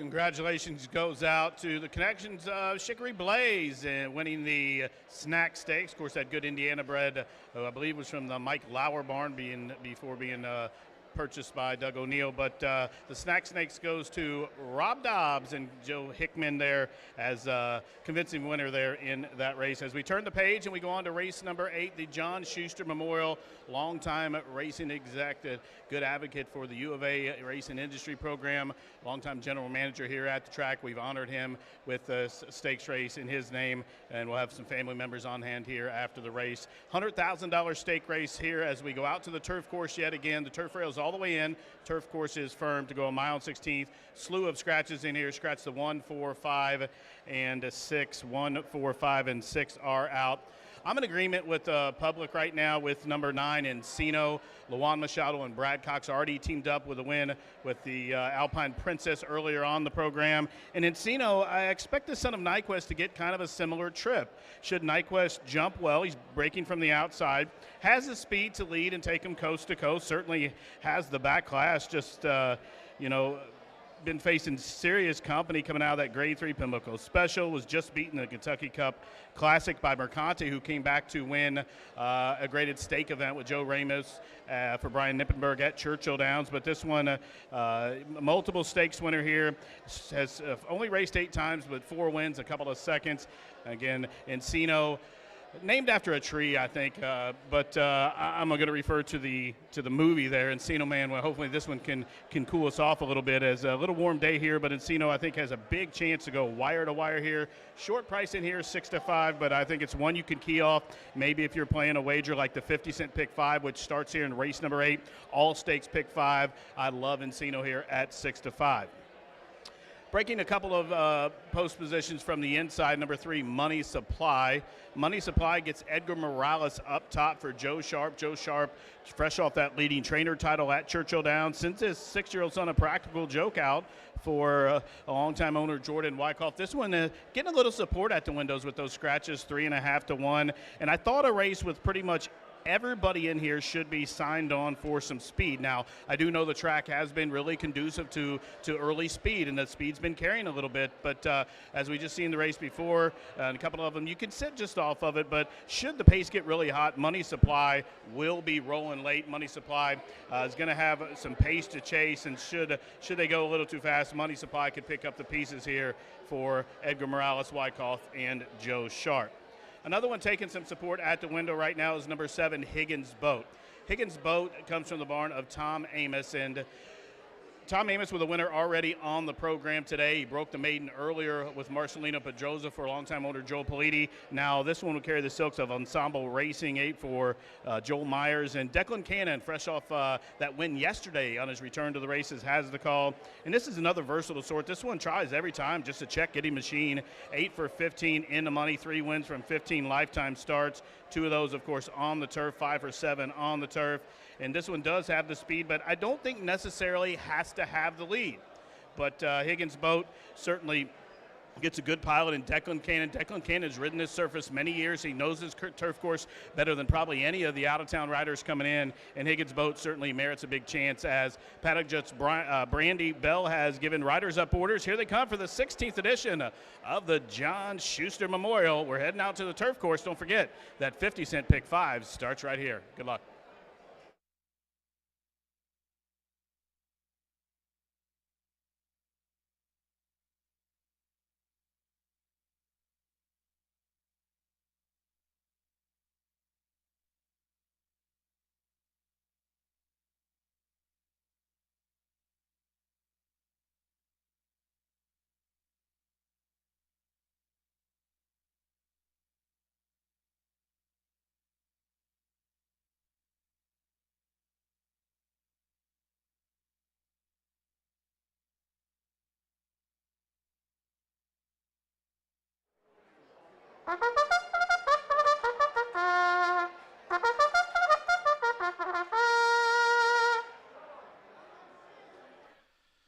Now from under the awning, Gino bringing the horses onto the track for the 8th race, the Jonathan B. Schuster Memorial. This on the turf course over the mile and a 16th, a field of 5 this year. Scratch the 1, Surly Furious, 4 Shards, 5 Moonlight, and the 6 Hoosier. Daddy Now. No superfecta, no pentafecta. The Jonathan B. Schuster Memorial starts a pick 5. Race 9 will kick off another 50-cent pick 5 on the card. Here's the field as they parade for the 16th running of the Jonathan B. Schuster Memorial. Leading the 2 double clutch. Corey Valerie riding for Rusty Arnold. Trains the Brad Kelly Calumet Farm Homebred. Number 3 is Money Supply. Edgar Morales on the 10-time winner for Joe Sharp. Trains for Jordan V. Wyckoff. Number 7, here's Higgins Boat. Declan Cannon riding for Tom Amos. Trains for Ensemble Racing 2. Number 8, Runaway Storm with Alex Ajard. Trained by Ethan W. West. The 3-time winner is owned by breeder Robert J. Hunt. And the 9, Encino. Juan Machado on the score sheet today. Riding here the son of Nyquist for Brad Cox. And Sheikh Mohammed bin Rashid Al Maktoum's Godolphin. The field for the Jonathan B. Schuster Memorial. Exacta, trifecta. Now there's no superfecta nor no pentafecta. The Jonathan B. Schuster Memorial starts off another rolling double, pick 3. And with the low 11.99% takeout, this turf handicap starts off another pick 5 on the card. 2 minutes to post time. Get your bets in. Do and 2.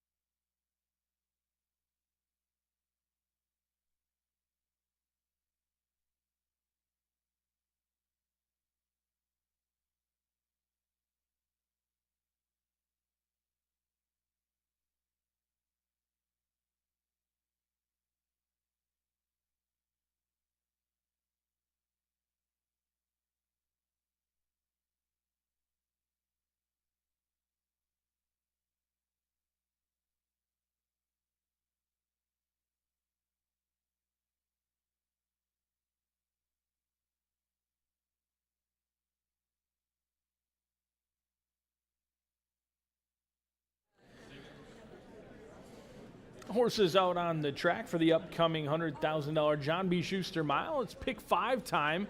Don't forget, we've got back-to-back pick 5 opportunities in here. What's that mean for you? 11.99% takeout each and every day here at the shoe. But we've got pick 5 beginning in race number 8, along with a pick 5 beginning in race number 9. Our early pick 5 today returned over $9,000. In fact, $9,172, and this is an all stakes pick 5, back end by a couple of grade 3 Indiana Oaks and Indiana Derby. Does have a couple of scratches in this opening leg. I think it's between the 7, 8, and 9 in here. I know it's not giving you much information, but Encino is taking a ton of action in here. Runaway Storm is a horse who had a significant amount of trouble last time out, was bet down to favoritism. Didn't get a very good ride. In fact, it was some terrible racing luck for Runaway Storm last time out. Should be better today with the blinkers on. Second start off the layoff. And then Higgins Boat always runs a huge race. Doesn't often win, though. 3 for 15. Looking for the first win in 2025. Those are the 3 main players in the upcoming mile and a 16th on the turf. Before we go to the Schaefer Memorial, scratch 2, 3, 1, and 12 out of that event. In there, I'm all about Willie's D's, J.R. Velasquez, Mike Maker. Already a winner on the day. They look for another one in there. They ship in off of a 9-furlong victory over at Saratoga. The 4-time winner looking to push those career earnings up over $350,000.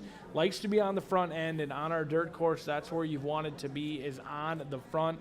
Willie D's looks to be the single for yours truly in race number 9. And how I play with back-to-back pick 5s, I'm going to single in both this pick 5 as well as the next pick 5, because race number 10, this is your spread race. You've got state-bred Indiana horses all going on the turf, many of them trying the turf course for the first time, some of them trying 2 turns for the first time. It is a complete guessing game when the Hoosier breds take to the turf course. That is going to be your spread race for me. I think it's a wide open event in the 10th race. Then we move along to the Indiana Oaks and the Indiana Derby.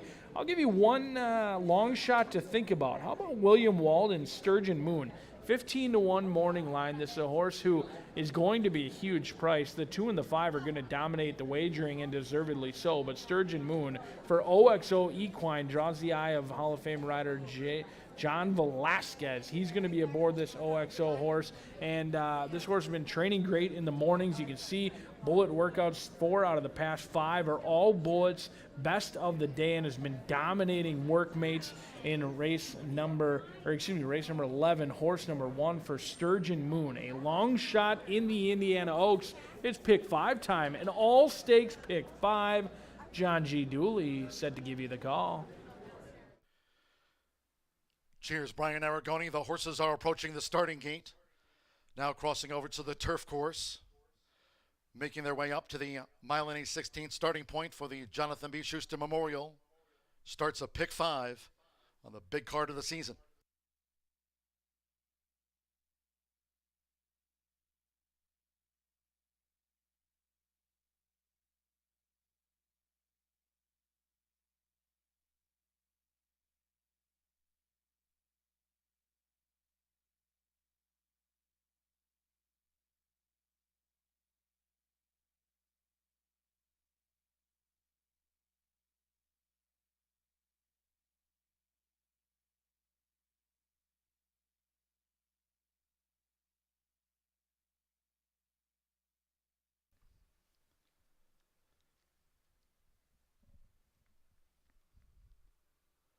The horses have reached the starting gate.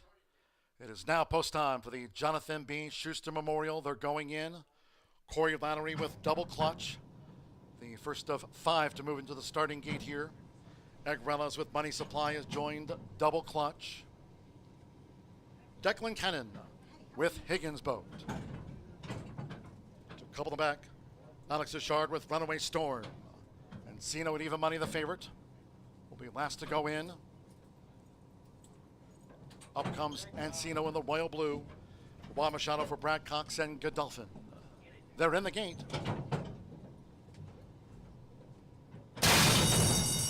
And they're off. And the Jonathan B. Schuster Memorial double clutch sharply away. Here's double clutch coming to the forefront from Runaway Storm in the emerald cap. Encino is right there as they make their way past the packed stands. Higgins Boat and Money Supply has dropped back to last year in the early going as they make their way toward the first turn with Alex Ashard. It's Runaway Storm who's in front. Right there, Encino on the outside with 6 furlongs to run. Then toward the inside, double clutch, black with the gold chevrons. Higgins Boat follows, and Money Supply remains last as they make their way to the back of the course. It's Runaway Storm. So Runaway Storm has opened up an early 5-length advantage over Encino, who tracks the leader there for Juan Machado. Corey Lattery and double clutch is running in 3rd position with Declan Cannon. Higgins Boat is next in formation. Egambrella is in the 10-time winner. Money Supply still trails. Runaway Storm to a half mile from home here in the Jonathan B. Schuster Memorial. 23 seconds flat for the lead part. Half mile for Runaway Storm, 46.87. They make their way toward the far turn. Runaway Storm continues to lead Encino.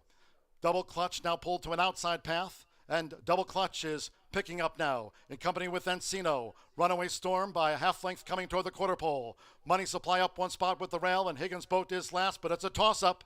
3/4 and 1 minute 10. 0.53 seconds. They straighten away. Encino toward the inside. Runaway Storm tries to defend his turf. Encino and Runaway Storm, they kick for the final furlong. Money Supply, then double clutch and Higgins Boat. They come past the 16th with Juan Machado. Encino has carried the Godolphin Blue to the front of the field, and Encino wins by a length and a half to Runaway Storm. Money Supply was 3rd, double clutch and Higgins Boat in the Jonathan B. Schuster Memorial.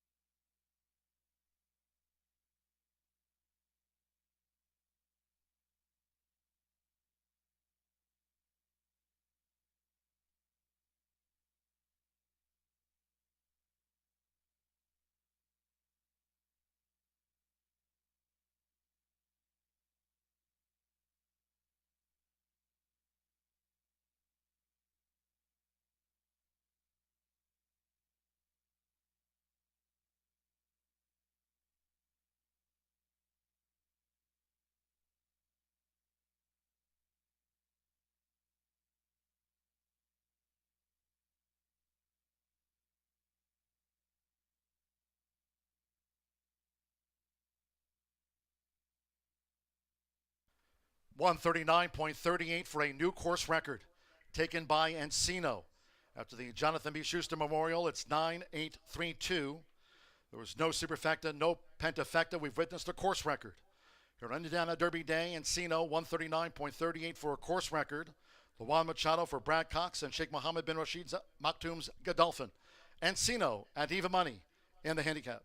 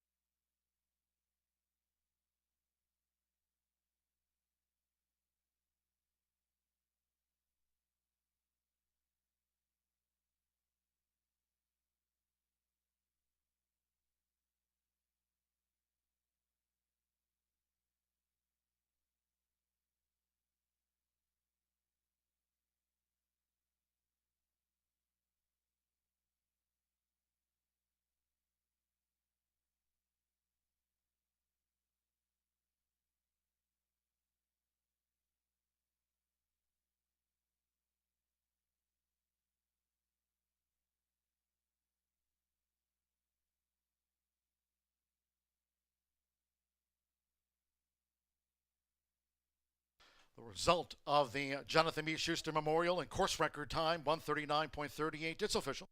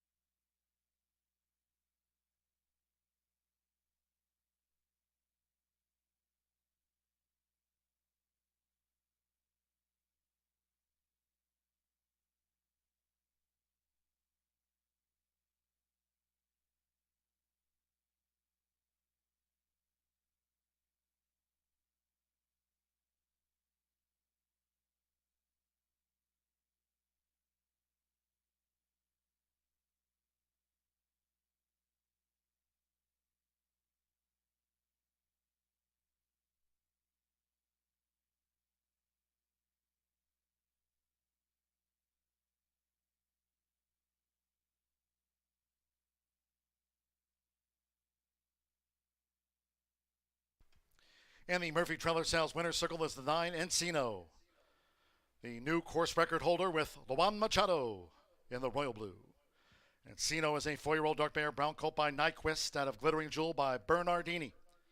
Brad Cox trains for Sheikh Mohammed bin Rashid Al Maktoum's Godolphin. The winner was bred in Kentucky by Godolphin. Horseshoe Indianapolis congratulates the winning connections of Encino. Takes the Jonathan B. Schuster Memorial in course record time. Results in 9-8 exacta. After the running of the Jonathan B. Schuster Memorial. Paid $16 even. Full results in 50-cent trifecta, 983. Money supply third, $16.65. 6-9 double paid $31.60. There was no superfecta nor pentafecta featured. The 50-cent stakes pick 3 paid $13.60. 139.38 to establish a new course record.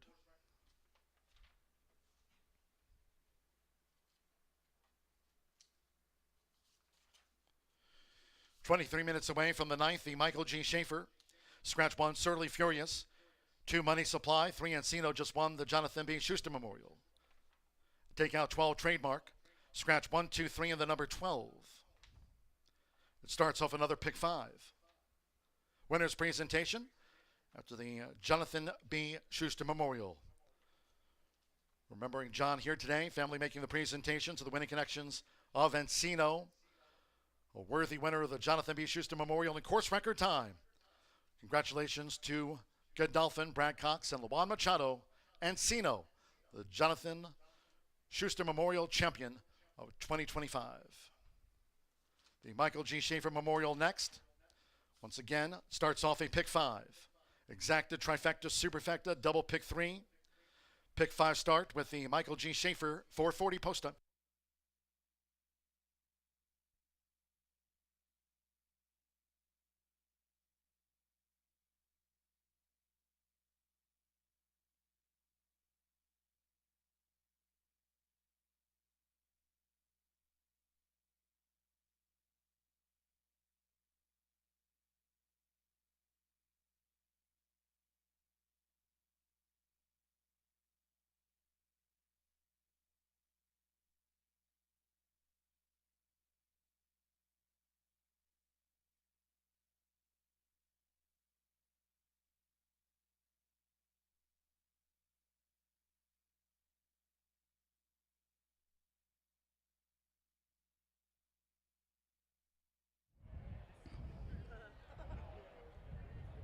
Jonathan B. Schuster goes to Encino, the 9, Luan Machado aboard. We'll talk to him in a minute, but Ricky Giannini, Brad Cox's assistant, saw him come in. He looked good, schooling the paddock, and got to give you a shout out for giving me all the pre-info here and making sure we got it.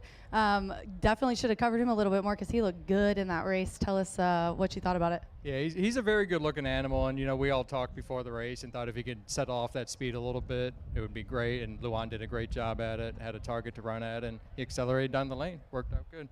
I can't not ask about instant replay in the Derby real quick and tell us what you've already told us, but here on the simulcast, tell us the plan and what you think about him. Yeah, we're seeing how the track's playing a little bit today. Definitely need to be forwardly placed, so hopefully it gets out of the gate good and we can get a good early position, be our strategy.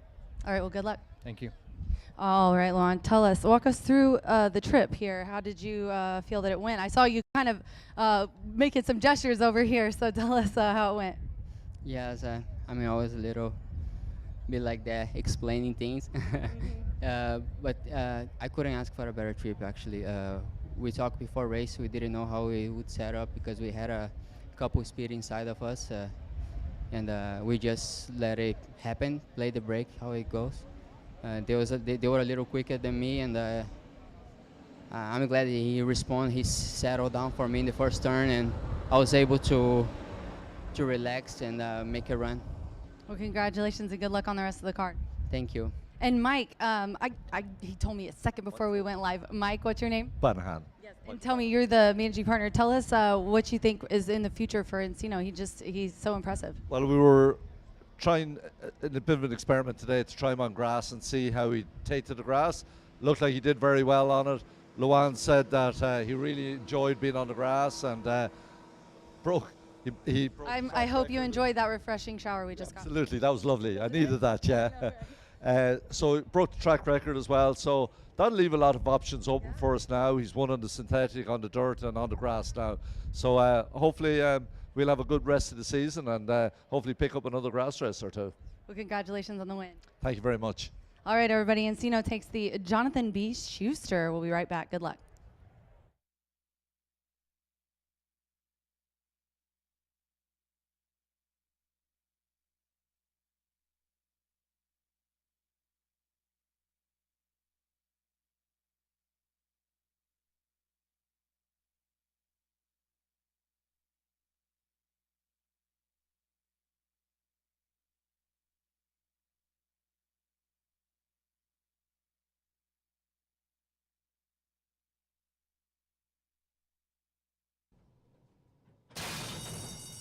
And they're off. And the Jonathan B. Schuster Memorial double clutch sharply away. Here's double clutch coming to the forefront from Runaway Storm in the Emerald Cap. Encino is right there as they make their way past the packed stands. Higgins Boat and Money Supply has dropped back to last year in the early going as they make their way toward the first turn with Alex Achard. It's Runaway Storm who's in front. Right there, Encino on the outside with 6 furlongs to run. Then toward the inside, double clutch black with the gold chevrons. Higgins Boat follows, and Money Supply remains last as they make their way to the back of the course. It's Runaway Storm. So Runaway Storm has opened up an early 5-length advantage over Encino, who tracks the leader there for Luan Machado.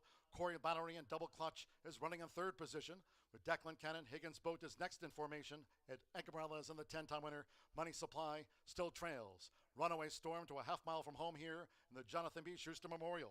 23 seconds flat for the lead part. Half mile for Runaway Storm, 46.87. They make their way toward the far turn. Runaway Storm continues to lead Encino. Double Clutch now pulled to an outside path, and Double Clutch is picking up now in company with Encino. Runaway Storm by a half length coming toward the quarter pole. Money Supply up one spot with the rail, and Higgins' boat is last, but it's a toss-up. 3/4 and 1 minute 10. 0.53 seconds. They straighten away. Encino toward the inside. Runaway Storm tries to defend his turf. Encino and Runaway Storm, they kick for the final furlong. Money Supply, then Double Clutch and Higgins' boat. They come past the 16th with Luan Machado. Encino has carried the Godolphin Blue to the front of the field, and Encino wins by a length and a half to Runaway Storm. Money Supply.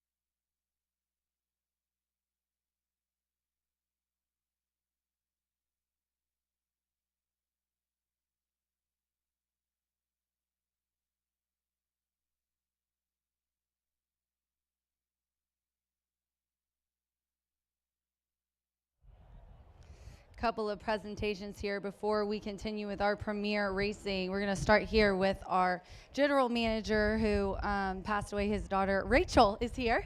It's Rachel and Rachel. Abby is normally here as well, and we're going to miss her, his other daughter. But John was our vice president and general manager, and we lost him to pancreatic cancer. He was a wonderful leader of our track for a long time. And you are here to present us with this check. Thank you for being here. Yes, thank you for having me. It's been a few years. Tell everybody a little bit about your dad real quick. The best man I've ever known, and he made this track what it was today. He was wonderful. He loved you guys. Thank you, Nathan, for being Vanna White. Now we are going to talk to our NHC, our Road to Louisville winners here. A couple of them are going to go to Vegas with me to the NHC, but our top winner, tell everybody your name. Richard Bruckert. There you go. That's how you say it. We've got to get him his voice. He is going to also, he gave him $1,000 win, place, show bet, first, second, and third to place on the Derby. So we're giving a mega bet away. We're also doing the HVAF, and all of the proceeds, if you would win, will go to homeless veterans, which is one of our, we've just adopted. It's a wonderful program downtown that helps our homeless veterans. Tell us what horse you're going to put your win, place, show bet on. The number 7. And its name is? Big Truz. We practiced this, can you tell? And why are you picking the number 7? Because of my grandmother. Why? Why? She passed away, and that was her favorite number. Yes. Favorite numbers, names. I'm telling you, we can all study this all day long, but numbers and names work. Congratulations to all of you guys. Tell everybody your names real quick. Pat McGee. Pat Langford. What's your name, sir? Brian Allen. Well, you guys crushed it, and congratulations on the Road to Louisville contest. We are going to send it up to Brian in the clubhouse. He's going to talk to you guys about our next premier race. I've been doing Road to Louisville wrong all along. Just pick numbers and names, grandma's favorite number. Best of luck to the winners of Road to Louisville. Big Truz, their top selection, certainly recommend following their lead. We're 10 minutes away from race number 9. Kicks off another pick 5, back-to-back pick 5, not an all stakes pick 5, but 4 of them are on stakes quality handicaps as well. We've got an excellent race in here for the Schaefer Memorial, 1 mile and 70 yards. Do scratch your inside 3 runners. 1, 2, 3, and 12 out of this event. They're going to battle it out over 1 mile and 70 yards. This one for the boys, and I happen to like the outside runner, Willie Dees. John Velasquez, already winner on the day. Looks for another one in here for Michael Maker. This was an excellent claim. Claimed for $50,000. Since then, a third, a second, and a win, and has raked up $120,000 since that claim. Currently 9-5 on the board. Has tactical early speed, and they're going to need it. 1 mile and 70 yards here at Horseshoe Indianapolis does come up very quick on that front end, but there should be some stamina built in for Willie Dees. 9 furlongs the last 2 races in a row. One easily at Saratoga last time out. Had a slight bobble at the beginning, ended up clearing off on the front end. Now there's plenty of speed in this race. Even though there's some scratches, there's a lot of speed on the front end. I think Willie Dees is going to have to sit off the pace today, avoid a wide start into that first turn, because Willie Dees should be plenty fit. He's been racing over at the likes of Saratoga, which is a deep and tiring track. Churchill Downs, he went 9 furlongs as well. He brings in some very good form. You've got connections that love to win races. Mike Maker, he hasn't sent all that many here to Horseshoe Indianapolis, but he's winning at 21% when he does so, and you've got an excellent rider in John Velasquez. He's a money rider, and he's shipping in. He gave up a lot of good mounts to be at Horseshoe Indianapolis today. He had plenty of opportunities to run over at Saratoga, but he chose Horseshoe Indianapolis, and Willie Dees is going to be the top selection in here. I think he looks good to make it 2 in a row and become a 5-time winner in his career. An excellent claim for Mike Maker, who's been doing that his entire career, claiming horses off of other people and turning them into win machines, and Willie Dees could be no different than that. But they're going to have to deal with the local charge in here. What about Midnight West? This horse is being completely overlooked on the tote board, and it's not a typo. I like this horse. This horse was involved in a complete romp and runaway last time out. Anytime you win by 9 lengths, you have my attention. That was off of a lengthy layoff, may have been aided by a wet, fast track, but it was a field of 7.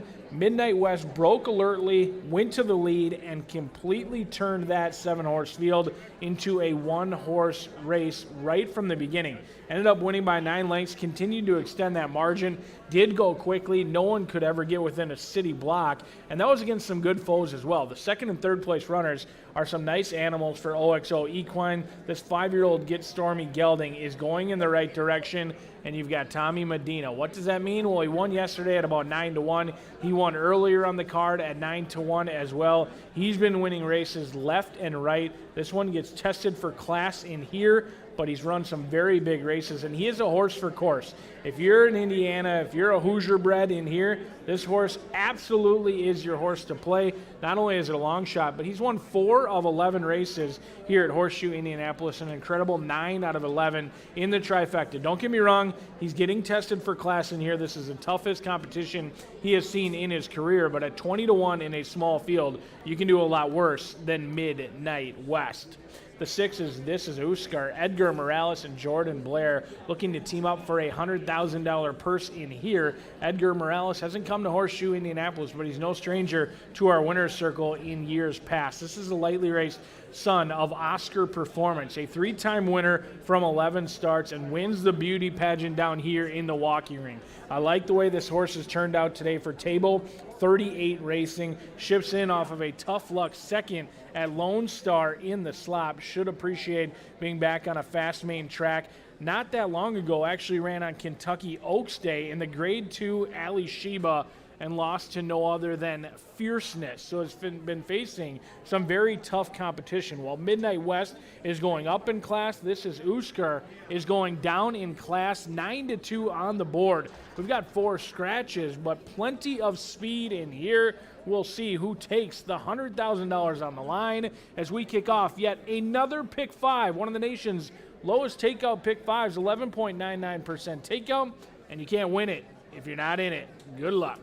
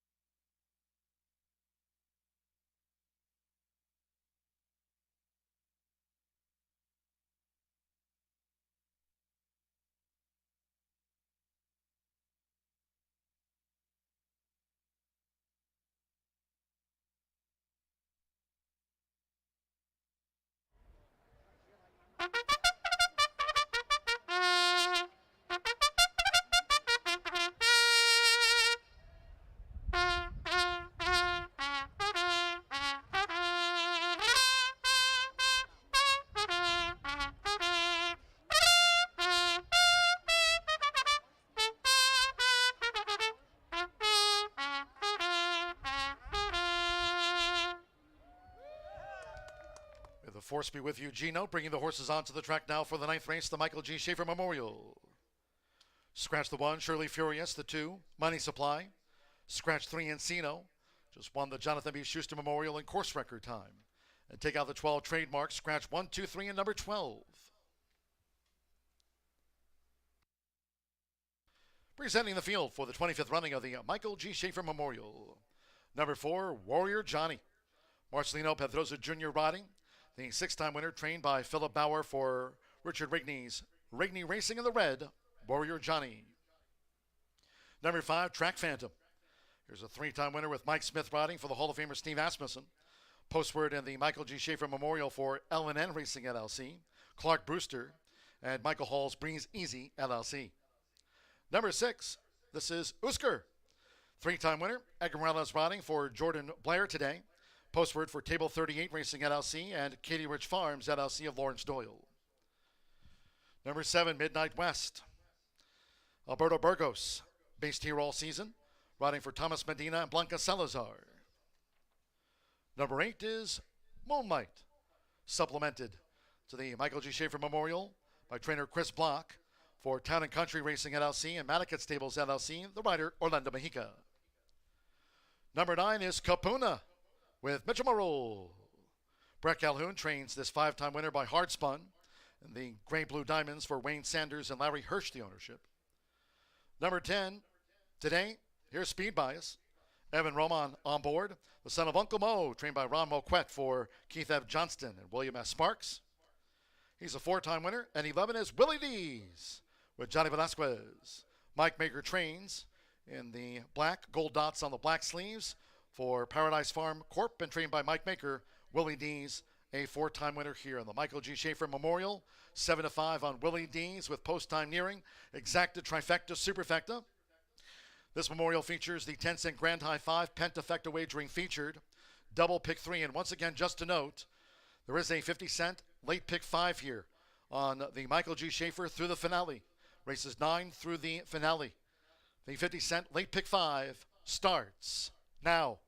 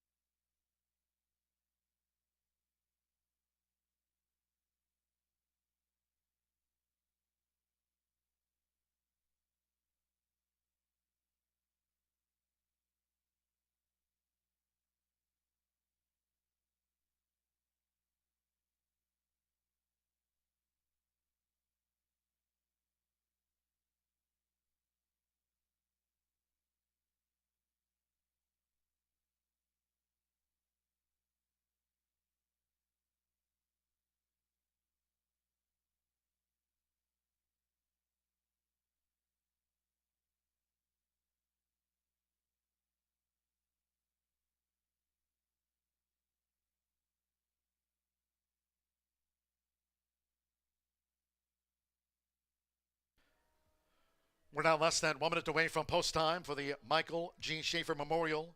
Starts the 50-cent late pick 5 on the Indiana Derby Day card.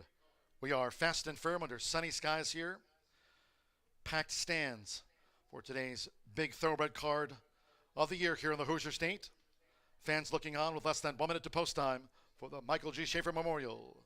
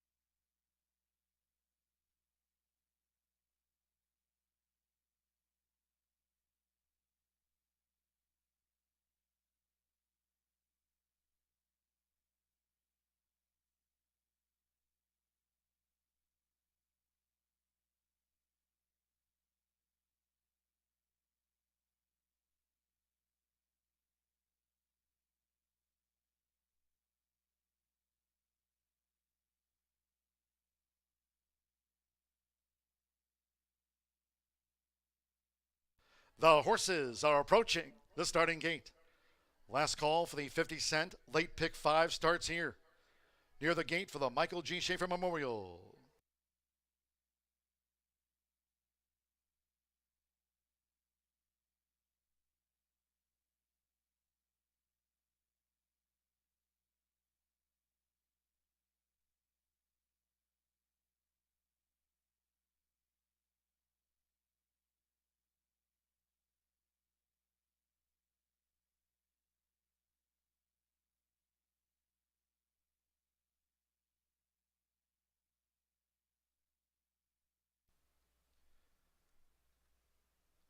Last chance to wager on the 50-cent late pick 5 here at Horseshoe Indianapolis on this Indiana Derby day. Fast and firm, the horses have reached the starting gate. It is now post time for the Michael G. Schaefer Memorial.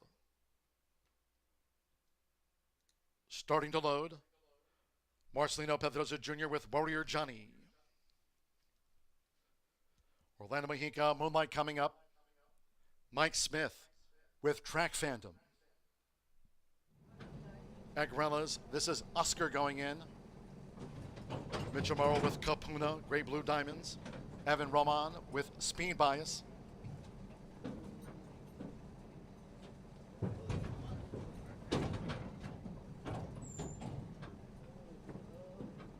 With Edgar Morales still waiting for This Is Oscar. Speed Bias is in, 2 back. Waiting for This Is Oscar and Willie D's Will Be Last. Willie D's 6-5 favorite. 2-1 Track Phantom. Right now 5-1 on This Is Oscar. Roughly 1 mile and 70 yards. Track record 139.25 and 1 more. Willie D's Johnny Velasquez won the Indiana General Assembly Distaff. They're in the gate. And they're off. In the Michael G. Schaefer Memorial.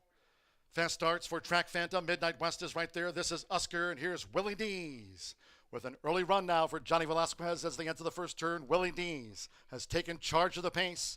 Right there is Track Phantom toward the inside. Willie D's to the top. Track Phantom has the white cap. Right there is This Is Oscar. Third and up close. Willie D's leads at the 6.5 with Midnight West running in 4th. Capuna has the white blinkers in tight quarters there in 5th. In the meantime, saving ground is Warrior Johnny in the Rigney red, who's joined out wide by Speed Bias, who's in the back half of the field, and the gray Moonlight Trails. The opening quarter in 23.49 seconds. Willie D's. Willie D's nice and easily out in front.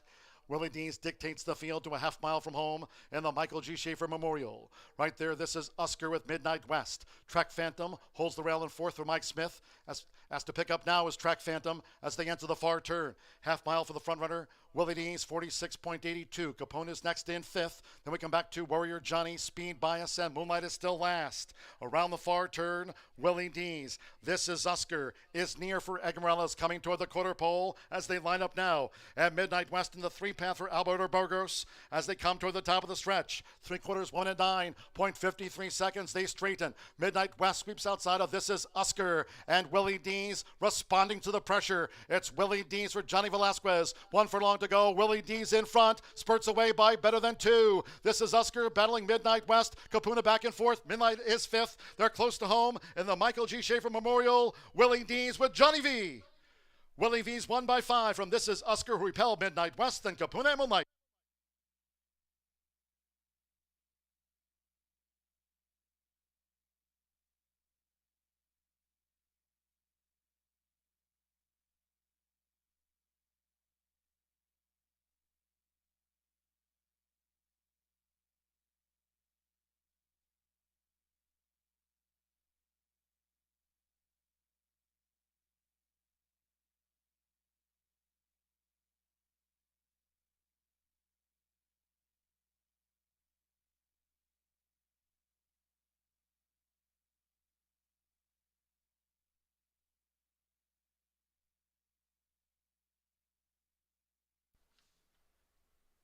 Eleven 6 7 9 8 after the Michael G. Schaefer Memorial.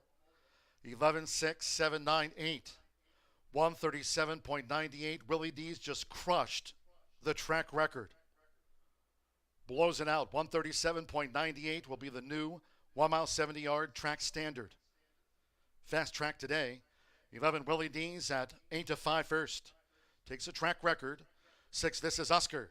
5-1, the runner-up to the new track record holder. 7 Midnight West at 9-1 was third. 9 Capuna, 10-1 fourth. Moonlight back in fifth for the Pentafecta. A couple of premier race wins here at Horseshoe Indianapolis on Indiana Derby Day for Johnny Velasquez. Took out the Indiana General Assembly distaff, making Dana's Beauty a new millionaire. Here making Willie Dees the new track record holder.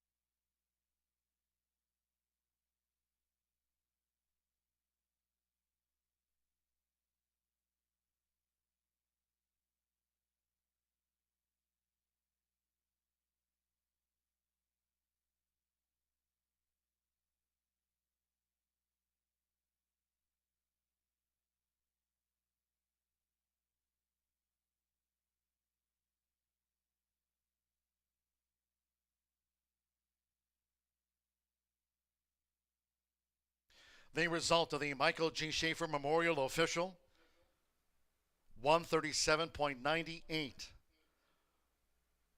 for a new track record taken by 11 Willie Dees with Johnny Velasquez.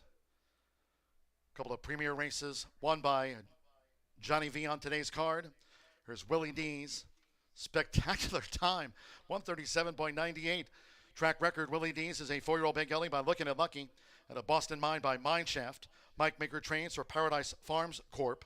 Horseshoe Indianapolis congratulates not only the Michael G. Schaefer Memorial winner, but in track record time to boot of 137.98.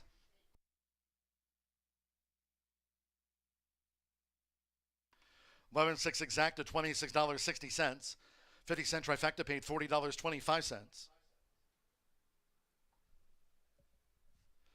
The pick three, $18.55. 10-cent pentafecta, $133.16. Superfecta, Capuna was fourth, $44.17. Winners presentation, the Michael G. Schaefer Memorial.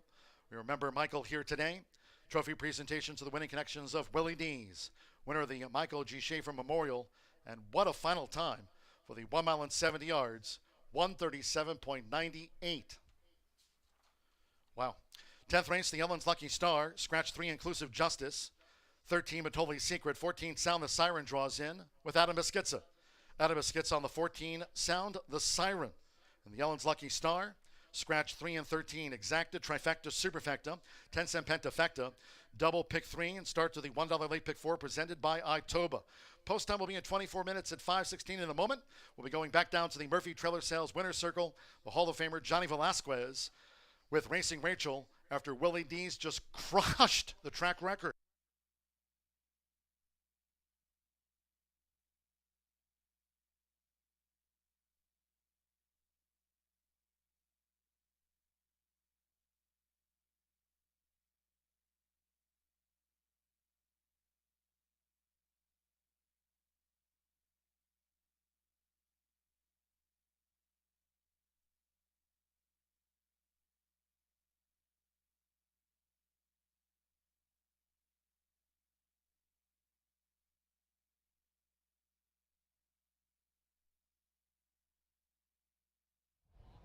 Michael G. Schaefer goes to Johnny V. That's 2 for you today. Willie D's here. Walk us through the trip. Yeah, but it was pretty easy though. Talking to the assistant, and I know Michael's pretty easy. He never gives instructions, and he just told me, to let him come out of there, and don't grab him. Just let him do what he wants to do. And I said, oh, trust me, I'm not gonna grab him. I'm gonna let him go to the first turn. Whatever he is, I'm gonna leave him alone.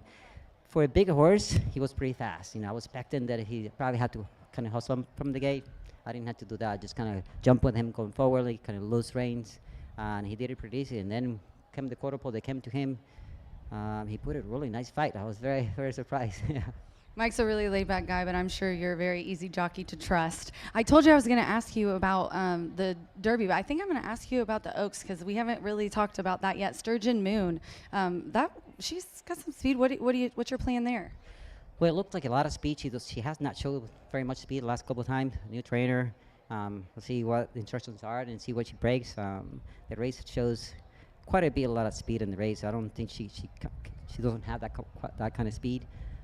So break forwardly, and hopefully she's a little closer than she's been last couple of races, and hopefully we can get that on time. Well, good luck in both races, Johnny. Thank you so much. All right, guys, Michael G. Schaefer goes to Willie's D, Mike Moneymaker, and Johnny V. Stick around. We got a few more to go.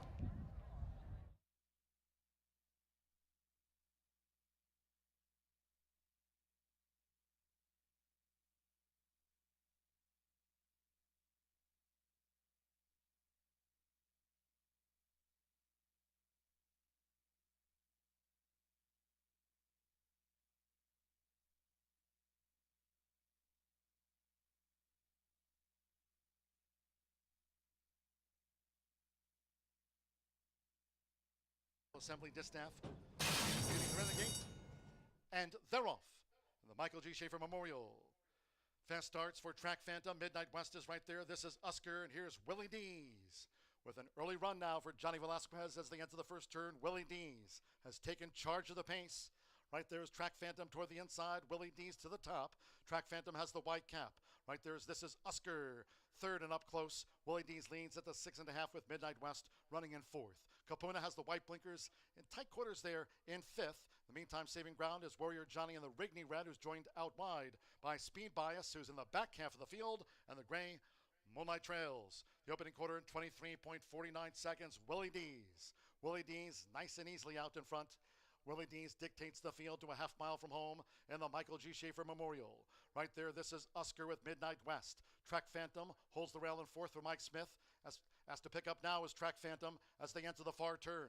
Half mile for the front runner. Willie Dees, 46.82. Capone's next in fifth. Then we come back to Warrior Johnny, Speed Bias, and Moonlight is still last. Around the far turn, Willie Dees. This is Usker. Is near for Agamarellas coming toward the quarter pole as they line up now. At Midnight West in the three path for Alberto Burgos as they come toward the top of the stretch. 3/4, 1 and 9.53 seconds. They straighten. Midnight West sweeps outside of This is Usker and Willie Dees responding to the pressure. It's Willie Dees for Johnny Velasquez. 1 furlong to go. Willie Dees in front. Spurts away by better than 2. This is Usker battling Midnight West. Capuna back and forth. Midnight is fifth. They're close to home in the Michael G. Schaefer Memorial. Willie Dees with Johnny V. Willie V's won by 5 from This is Usker, who repelled Midnight West, then Capuna and Moonlight.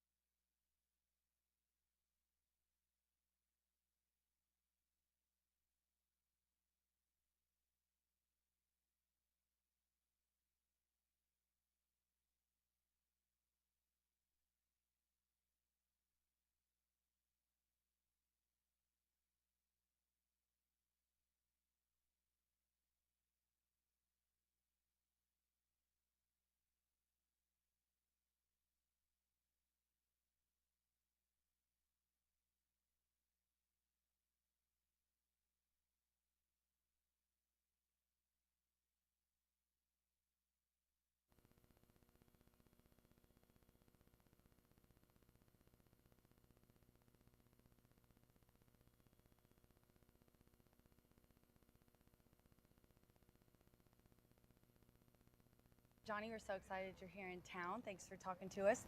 Tell us about Tip Top Thomas. It's your first time riding him, so tell us what you know about him and how you feel about it. Yeah, talking to Todd, he told me he's very light mouth. So whatever he lands, try not to be on his mouth. So if he lands on the lead, to leave him alone. If he lands behind, just keep him in the clear where he doesn't. You don't have to take a hold of him. Just kind of keep a free run, basically. So you've been riding. You just rode here already, and I heard it's really fast. Is it still fast today? Is it front running kinda? We'll see how the tracks are changing. From now, from the 10th race, whatever it may Long be, it may change. But right now, it's pretty fast. Yes. Yeah.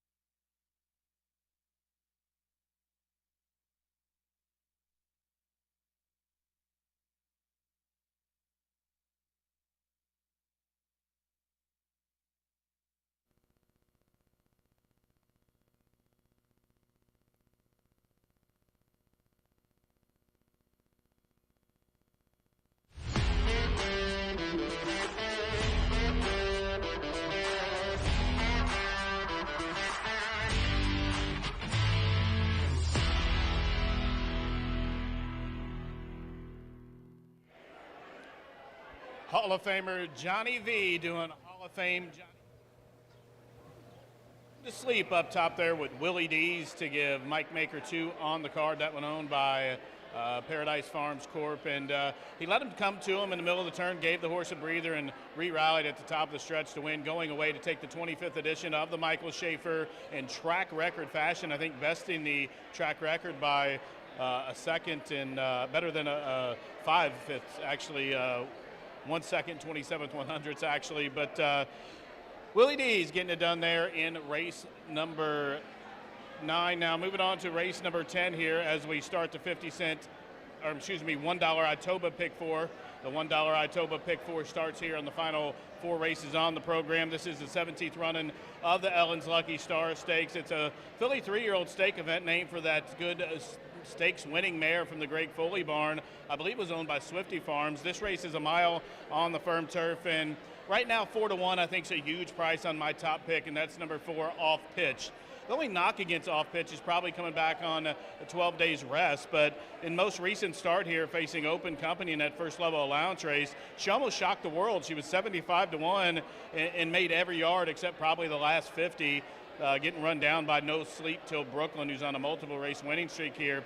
But that turf event was a really eye-opening turf event in her first turf try. It was against Open Company. She comes back here to Restricted Stake Spread Company, and I have to think the way the track's playing and the way Off Pitch's running style is, that she's got to be double tough here. 4-1 I think is a huge price. Like I said, 12 days back is a question mark in the heat, but at 4-1 I'm going to have to take a swing with her because they're going to have their running shoes on to catch her. Off Pitch, a serious threat here in the Ellen's Lucky Star. Another horse who has showed an affinity for the turf is number 2, Sorry Not Sorry. This one comes from the barn of Mike Lauer, and Edgar Morales has the call. And this one right now, a huge overlay on the board, 14-1, and I think you have to use this horse here in Ellen's Lucky Star. The last start was 5th, beaten 3 3/4 lengths. That was on the dirt, but the starts I like the best on this horse's card is the horse's turf start. She's by Good Samaritan out of an old-fashioned mare, but 2 back. She came running at the end and was second, beaten 4 lengths to Kim's Rock and Roll. She broke her maiden here on the turf, going 7.5 furlongs. She should be forward. Her only dismal effort was in that $1 million Kentucky Cup Juvenile Filly race down at Kentucky Downs, and was 10th, beaten 11 lengths. Mayday Ready, of course, a monster, won that race. This horse has always kept good company, but the pedigree and the horse's running style indicates the horse will appreciate the return to the turf, and 15-1 is a horse that you have to have on every ticket here in the Ellen's Lucky Star. Another horse right now I find intriguing. This one's actually taking a little money. That's number 10, Innisfree Last. The horse is undefeated at the current meeting. Now, it is a sired horse taking on open horses, but it comes from a barn that's clicking on all cylinders. John Horan, second in the trainer standing. Alberto Burgos riding very well as well. This one rides a 3-race win streak and hasn't really done nothing wrong this meet. In fact, really in its whole career. You can throw that sloppy race out on debut, but ever since then, even down at here in Indiana, went down on the horse's program when it ran against Open Company, ran okay efforts, but since taking on Indiana breds, the horse is a different horse. I know we'll have to step up, we'll have to move forward, but Innisfree Last, it's hard to knock this one perfect 3 for 3 here at the meeting. But I think it's all about Off Pitch here in the Ellen's Lucky Star. This one comes from the barn of Rudy Brisset. He's had a couple runners in today. The horse has got a great breed line. The horse is a stakes winner. Won a stake here as a 2-year-old last year in the Miss Indiana. And if that horse can repeat that effort last start in that open allowance race, I think she merits a huge chance in here. And right now goes 3-1 here. Just about to get riders up orders here with 7 minutes of post urge to get those wagers in, as the lines can be very long, especially if you're here on track. We do have a lot of very, very good crowd turnout here. So try to get those wagers in. The horses do come on track a little bit later than the normal 10-minute post parade, but should be getting riders up orders here pretty soon. Don't forget that $1 Itoba Pick 4 starts here. Good luck.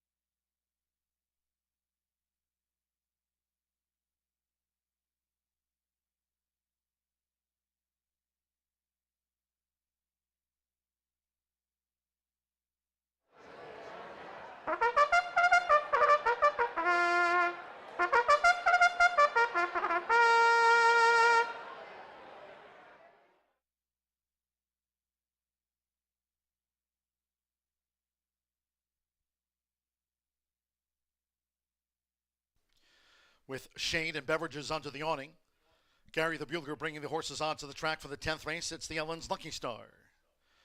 3-year-old fillies here over the mile, course firm, a field of 12. Scratch 3 inclusive Justice and the 13 Matoli Secret. 14 Sound the Siren draws in. Anna Beskica rides 14 Sound the Siren. Presenting the field for the 17th running of the Ellen's Lucky Star. One is Fat Chance. Partnered again with Mitchell Marule. Tim Eggleston trains for Willowbrook Stables Limited. Number 2, Sorry, Not Sorry, with Edgar Morales. Mike Lauer trains, owned by breeder Penny Lauer. 3 is a non-runner. Here's the 4 off pitch with Sammy Bermudez. Daughter of Motown, trained by Rudolph Brissett for Storyteller Racing, September Farm LLC, Michael Motley and Francisco Lene. Number 5, Royal Justice with Fernando de la Cruz. Aaron M. West trains the Justice Farm, Greg Justice Homebred. Number 6, Tap Bonnet with Alex Ashard. Postword for Timothy J. Clary, Justin Clary, Bruce E. Edelman, and Tony Granitz, trained by Tony Granitz. 7, Hoosier Promise with Marcelino Pedroza Jr. In the orange and blue hoops, Dick Perkins Silks. Another here trained by Tony Granitz and the Ellen's Lucky Star. 8, Spooky Ridge with leading jockey Joe Ramos. Postword for trainer John Langmeyer's Spooky Hollow Racing Incorporated. Number 9 is Temple Painter with Evan Roman. Rob Dobbs Jr. trains the Jim Edgar Homebred. Number 10 is In Its Free Last with Alberto Burgos. Postword for the trainers Heron Thoroughbreds LLC of John Heron. Number 11 is Gold Delight with Luis Contreras. Bob Gorham trains the Masked Thoroughbreds LLC Homebred. Number 12, Hot Middles. On the turf and out to the mile today with Hannah Leahy, riding for Tiana Richardville's Thirsty Acres Racing LLC. And drawing in 14, Sound the Siren. 13, Scratch, Sound the Siren with Anna Beskica riding for Mike Lauer and Penny Lauer. The field for the Ellen's Lucky Star, Exacta, Trifecta, Superfecta, 10-cent Pentafecta, Double, Pick 3. Start to the $1 late Pick 4 presented by Itoba. The course, firm. Closer to a start.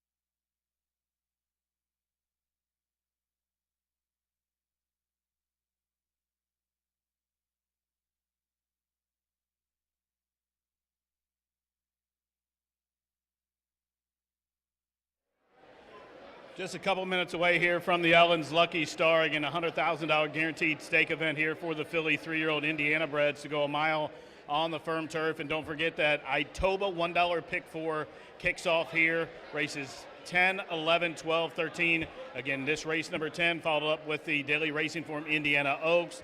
Then, of course, race number 12 in the sequence, 31st edition of the Indiana Derby. That's a Grade 3 stake event, followed up by the Turf Maiden to close out the show. $1 pick four here. I threw together a ticket. And I'm just going to use a couple of horses in this race. Number 2, Sorry Not Sorry, as you see on your screen. $54 play. Number 2, Sorry Not Sorry. We spoke about that one while they're in the paddock. Also, number 4, Off Pitch. Those are the two I really think you can key off in here. Off Pitch currently 9-5. Now, number 2, Sorry Not Sorry, is 18-1. I think they're the two to key off of in here.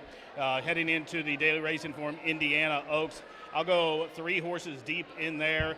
In race number 11, the $200,000 Grade 3 Philly 3-year-old stake event, number 1, Sturgeon Moon. Big number with Johnny V with a pair of wins on the card for OXO and Will Walden, coming out of the Goldenrod Stakes. Hasn't raced this year, but been firing some bullets at Keeneland. The number 2 horse, of course, you have to use that one. Then number 5, Heavenly Sunset. Big twist in the plot between the 2 and 5 this time. An 8-pound weight difference over the last time they met. And Heavenly Sunset had a really good gallop out that day. Daughter Constitution, Brad Cox and Machado already in the winner's circle a couple of times today. That takes us to the Indiana Derby, 31st edition, $300,000. The key race of the season, Grade 3, that will go as race 12, scheduled to do off about 6:33. I'll use number 1, Publisher. I think Publisher has a big chance to break his maiden in a big, big way for the Hall of Famer. Nation's all-time leading trainer, Steve Asmussen, will give Hall of Famer Mike Money Smith the leg up here. Number 6, Tip Top Thomas, probably my top pick in the race. We'll use that one 6-1. Expected to go right to the front to give Johnny Velasquez another stake win on the program. Instant replay. That one's riding a 2-race win streak. Brad Cox looking for a 3-peat. In fact, his 4th win overall in our signature race. And to close out the day, we'll go 3 deep. Number 1, Elite Heat. Number 5, Castle Hill. And 8, Screamin' Mimi. Crossing over the turf course here for race number 10 to start the $1 Itoba pick 4, the Ellen's Lucky Star, the Hoosiers, sophomore girls heading to the gate. Good luck. The horses have reached the starting gate. It is now post time for the Ellen's Lucky Star at the mile start.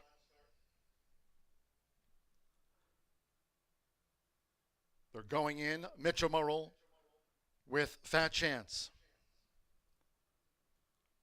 The daughter of Bravazzo going in now, Fat Chance. The first of 12 into the gate. Joe Ramos, Spooky Ridge, joins Fat Chance. The first 2 of the dozen in. Egrella's with Sorry Not Sorry to post 2. Joins at 17-1 odds.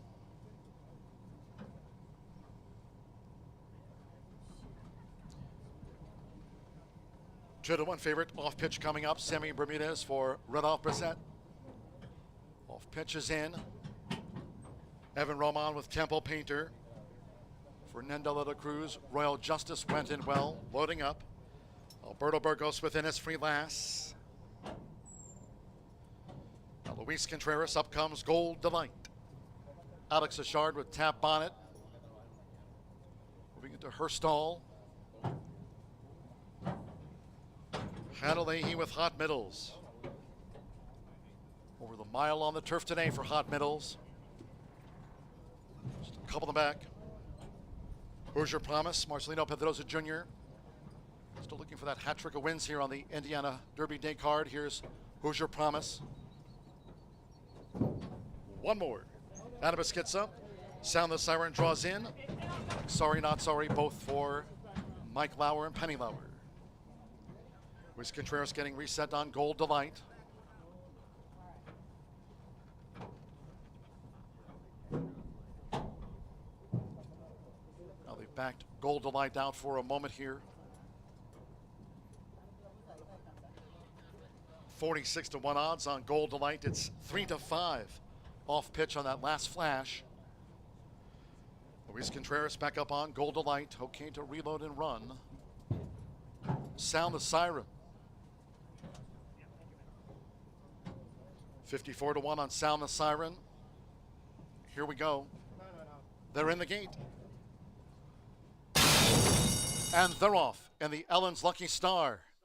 Nice break. Fat Chance is sharply away. Off pitch. Royal Justice and the red cap is also up close here.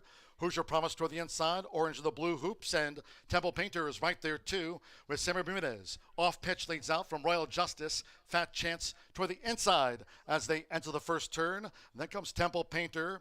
Hot Middles is caught wide, and Sound the Siren is covering a lot of ground. Lost position there on the first turn. It's off pitch.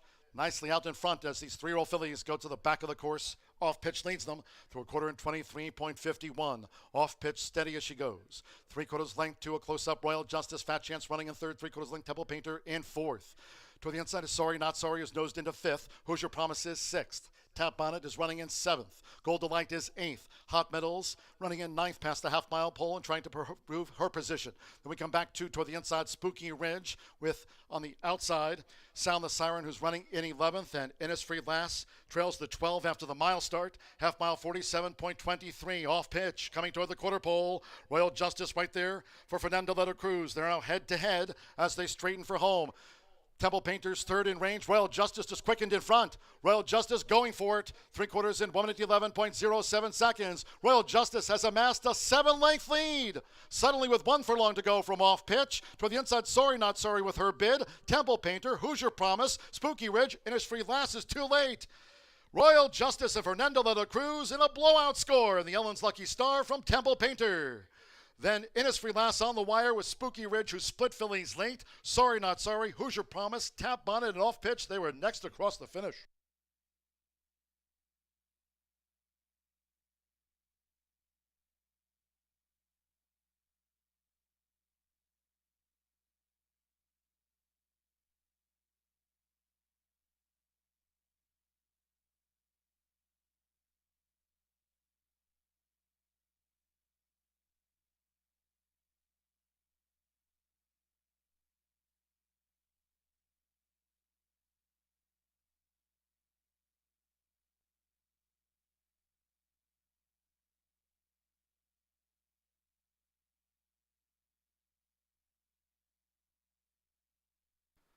$134.80 after the Ellen's Lucky Star.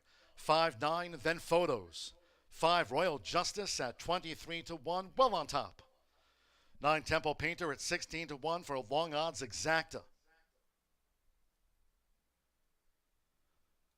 Photos in behind of Royal Justice, Fernando de la Cruz, Aaron M. West, the Justice Farm homebred. Royal Justice just smoked them at 23-1 in the Ellen's Lucky Star. Number 10, Innisfree Lass at 10-1 was third. 8, Spooky Ridge at 65-1, getting into the Superfecta. Sorry Not Sorry, the 2 at 16-1 for the Pentafecta. 5-9, 10, 8, 2.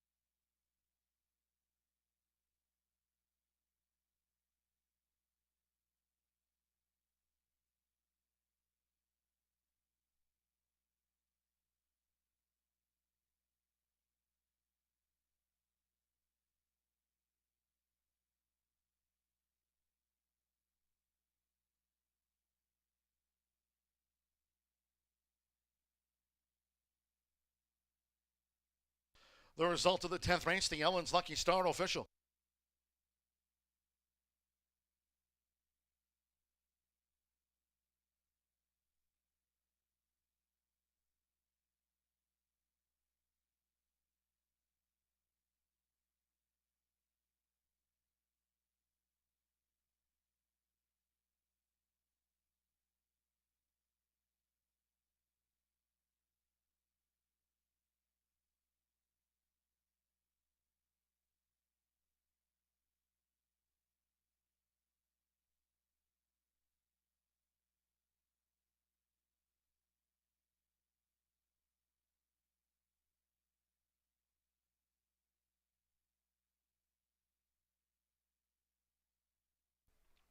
Stepping into the Murphy Trailer Sales winner's circle, the 5, and it's official Royal Justice with Fernando de la Cruz. Vying for a riding title here this season, Royal Justice is a 3-year-old dark Bear Brown filly by Cloud Computing and a Golden Pioneer by Pioneer of the Nile. Aaron M. West trains for Greg Justice Farm. The winner was bred here in the Hoosier State by Justice Farm. Greg Justice. Horseshoe Indianapolis congratulates the winning connections. Royal Justice takes out the Ellen's Lucky Star by a wide margin of victory.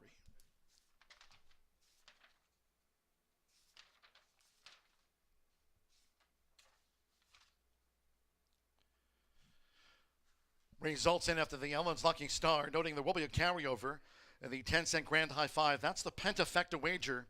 And that carryover of $5,881 will go on to the Indiana Derby. Results in after the Ellen's Lucky Star. Murphy Trailer Sales Winner's Circle presentation, along with Vice President and General Manager Racing at Horseshoe Indianapolis, Eric Hallstrom. Winning presentation to the connections of Royal Justice. Congratulations to Greg Justice Farm, Aaron West, and winning jockey Fernando de la Cruz. Royal Justice takes the Ellen's Lucky Star. The 5-9 exacta paid $616. 50-cent trifecta, $1,100. $51.30. 50-cent pick 3, $111.60.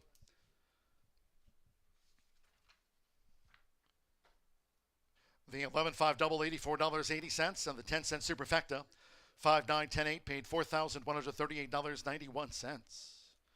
On to the 11th of 13 we go.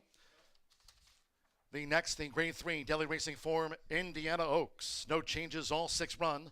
Exacta trifecta, superfecta, double pick 3. And again, just a note, with no pentafecta wager featured on the Daily Racing Form, Indiana Oaks, that carryover. There it is again, $5,881. That's a pentafecta carryover that will roll over to the Indiana Derby. Post time for the Daily Racing Form, Indiana Oaks, 5:55.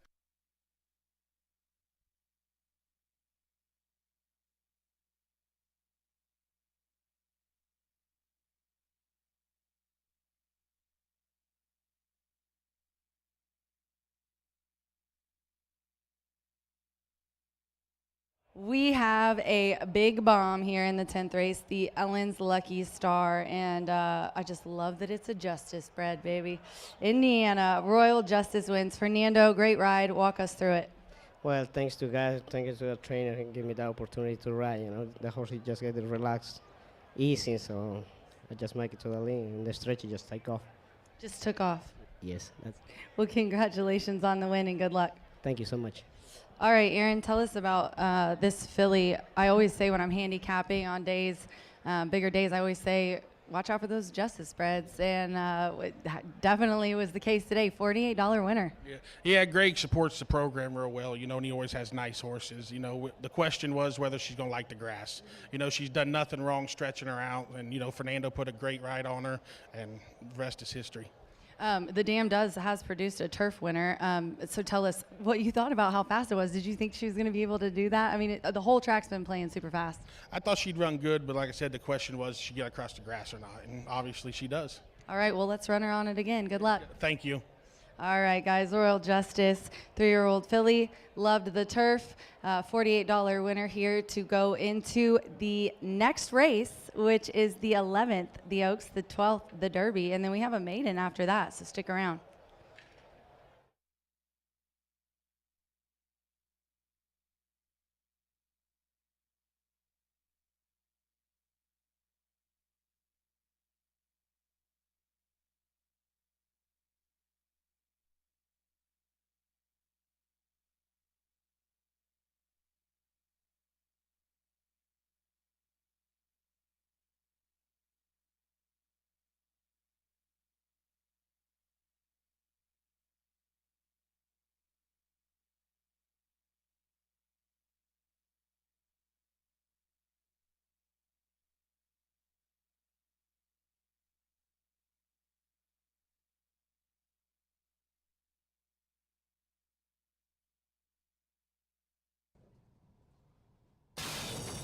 And they're off. And the Ellen's Lucky Star. Nice break. Fat Chances sharply away. Off pitch. Royal Justice in the red cap is also up close here. Hoosier Promise toward the inside, orange of the blue hoops, and Temple Painter is right there too with Sammy Bermudez. Off pitch leads out from Royal Justice. Fat Chance toward the inside as they enter the first turn. And then comes Temple Painter. Hot Metals is caught wide, and Sound the Siren is covering a lot of ground. Lost position there on the first turn. It's off pitch. Nicely out in front as these 3-year-old fillies go to the back of the course. Off pitch leads them through a quarter in 23.51. Off pitch steady as she goes. 3/4 length to a close-up Royal Justice. Fat Chance running in third. 3/4 length Temple Painter in fourth. To the inside is Sorry Not Sorry is nosed into fifth. Hoosier Promise is sixth. Tap Bonnet is running in seventh. Gold Delight is eighth. Hot Metals running in ninth past the half-mile pole and trying to prove her position. Then we come back toward the inside, Spooky Ridge with, on the outside, Sound the Siren, who's running in 11th, and Innisfree Lass trails the 12 after the mile start. Half-mile 47.23. Off pitch, coming toward the quarter pole. Royal Justice right there for Fernando de la Cruz. They're now head-to-head as they straighten for home. Temple Painter's third in range. Royal Justice just quickened in front. Royal Justice going for it. 3/4 in 1 minute 11.07 seconds. Royal Justice has amassed a 7-length lead. Suddenly with 1 furlong to go from off pitch. To the inside, Sorry Not Sorry with her bid. Temple Painter, Hoosier Promise, Spooky Ridge, Innisfree Lass is too late. Royal Justice and Fernando de la Cruz in a blowout score. And the Ellen's Lucky Star from Temple Painter. Then Innisfree Lass on the wire with Spooky Ridge, who split filly.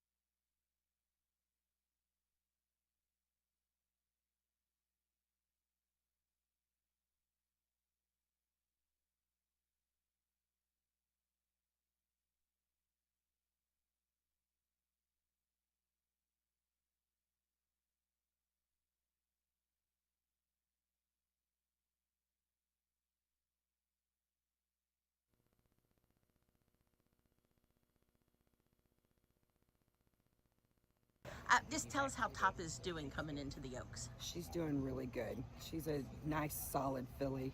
Has done everything right from the day we broke her. Were you pointing towards this race all along here at your home track? After we won the second allowance, I originally was probably going to take her to Kentucky. And then I thought, well, this is her home track, and we're going to be running against similar company. And it'll be her first time stretching out on the dirt. We did run her a mile at Turfway, but she wasn't really a synthetic horse, so she does prefer the dirt. So the stretch out will be interesting, but she does have the breeding to go long. And who doesn't want to take a shot at a grade 3 for a filly? So we're pretty excited. Yeah, just, have you had horses in the Indiana Oaks or Derby before? Nope, this will be the first time in the Oaks for sure. And I did run in a grade 3 in Kentucky at Churchill, and we ran third there with a 2-year-old, but that was a long time ago. So just to put it in perspective, you watch every year when these horses come in and Yes. for the big day of races, and now you're in the big day of races. It's very exciting because it is my home track. And I grew up in Indiana, and it's exciting for this track to have that caliber of race.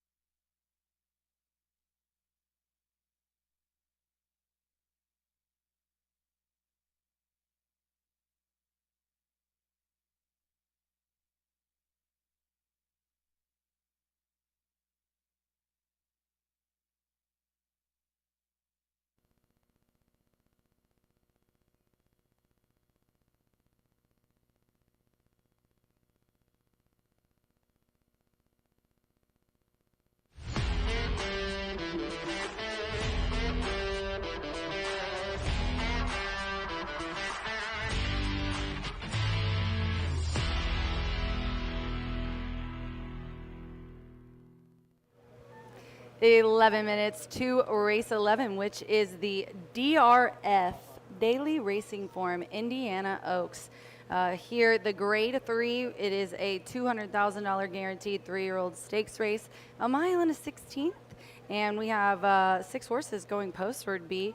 I do want to start here real quick. We did draw our mega bet winner. They are going to get $1,000 to win, place, and show. So $3,000, 3 bets, win, place, show bet on the Indiana Derby, and that is Viviana Diaz. Viviana Diaz, please go to where you signed up for the mega bet drawing to claim your prize, and they'll get you to a teller with Rob and get your bet placed. If you had $3,000 across the board on one horse, who would you put it on? I would first try to convince them to give me $1,500 to win in place and eliminate that show wagering. Really? Why? Because go big or go home, right? I mean, show wagering in a small field. Let's just go big or go home. So I'd try to convince them to give me $1,500 to win in You place. probably could.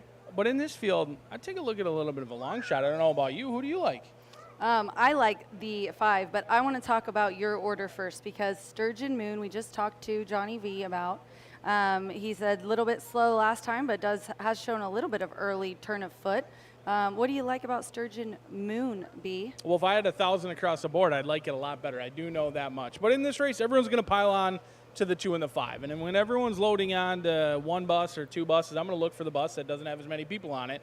And that's the case with Sturgeon Moon in here for OXO Equine. This is a horse who should come in fresh. Many time horses progress from 2 to 3. That's their biggest jump in their career, not only physically, but also mentally. And I think that could help this horse who's run well in the past, also has experience here at Horseshoe Indianapolis. So while the 2 and the 5 are going to take the lion's share amount of money, I'm all about Sturgeon Moon. This horse won on debut here at Horseshoe Indianapolis and absolutely galloped out like a monster after being bet down to 2 to 5, and then took on the boys in the second race. That's a tall task, so they must have thought highly of this girl early on in her career for her to take on the boys in her second start. Now, she has switched hands from Paulo Lobo over to William Walden. I don't mind that one bit. Walden, all he's done is win at 25% around the country. This horse has experience here at Horseshoe Indianapolis, has won on debut, so should fire fresh and looks picture perfect down here in the walking ring. And plus, in a small field, you can't really complain about 6-1, at least in my opinion.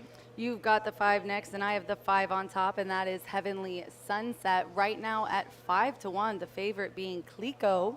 We just got a wonderful history lesson and a schooling on the wine and the pronunciation from the very talented Michelle Yu here in the paddock from Fox. Covering for Fox here, 3-year-old filly by Constitution. Saw her come in. Okay, if you look at physically the 5 compared to the favorite, the 2, that is by definition carrying good flesh. That horse is filled out. That's a 3-year-old filly. Physically, she is so strong looking. The 2, a little bit more lean, but still also filled out very nicely. But a very, very strong looking filly here for Brad Cox. Trying stake somebody for the first time, and that's the case for both the 5 and the 2. What do you think about the 5? The 2 and the 5 were impressive. They're going to take a lot of action coming from Churchill Downs, right? They always do, coming in from Louisville here to Shelbyville. And Heavenly Sunset and Clico both are hard to separate. Clico got the upper hand last time. Heavenly Sunset was bet down to favoritism. Now those roles have reversed. Clico carrying the weight of favoritism, at least heading into the Indiana Oaks early on in the wagering. But I like Heavenly Sunset in this spot. Galloped out better, was the beaten favorite last time out. Showed good speed, but Clico got a perfect trip. Then at the 8th pole, kind of drifted out. I know a lot of people joke about the gallop out. I happen to love gallop outs. I think Heavenly Sunset we added more was time just on that getting going. on our simulcast because of you. We have adjusted the gallop and the outs. dollar pick 4. You've gotten so many shout outs today on your wonderful that is very big. suggestions to improve Indiana. That is great, but let's stick to this handicapping He hates when we here. compliment him. And Heavenly Sunset, I just think Clico was the choice last time out. Today they're going to reverse that result in here, but Clico is a horse who's going to take some beating in here. Had a perfect trip last time, ran huge. Brendan Walsh very high on this 3-year-old filly, but for me, I just think Heavenly Sunset is running very well. And how about Brad Cox today? I mean, all he's done is win. Luan Machado has to be pretty pleased with his decision to come to Horseshoe Indianapolis. And I think also Brad Cox pretty happy with his rides today. That's the 1-2 favorite, so I'm really not shocked at all that you're going against him. Probably shocked I am, or against her. Let's throw in the 4. You know, I got to talk about my girl Top here in this race. Michelle Elliott is one of our local trainers. She's from Indiana. She's having a really nice meet, 20% win clip, 40% in the money. And the question is the distance, obviously, but it has been pretty speed favoring today. Brian, would you agree? I would agree it's been speed favoring. Plus, you get Fernando de la Cruz. He just won on our turf course.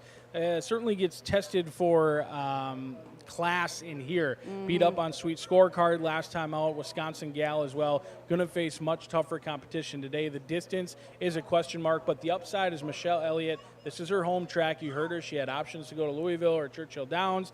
She chose to stay here. I think this one could pass the distance test. For me, it's just about that class jump. It's a big jump, but right now, very chilly on the board. Are you surprised that she's 20-1 at all? Honestly, not really. She's 16-1 actually right now, the 4, and I figured she was going to be a long shot, but I'm definitely going to put her in some exotics. With a 1-2, you got to sweeten it up, which is your thing. Whenever you have a favorite that you actually like, you always put in a long shot, and I tend to do the same because it's fun to try to find those to sweeten up your trifectas.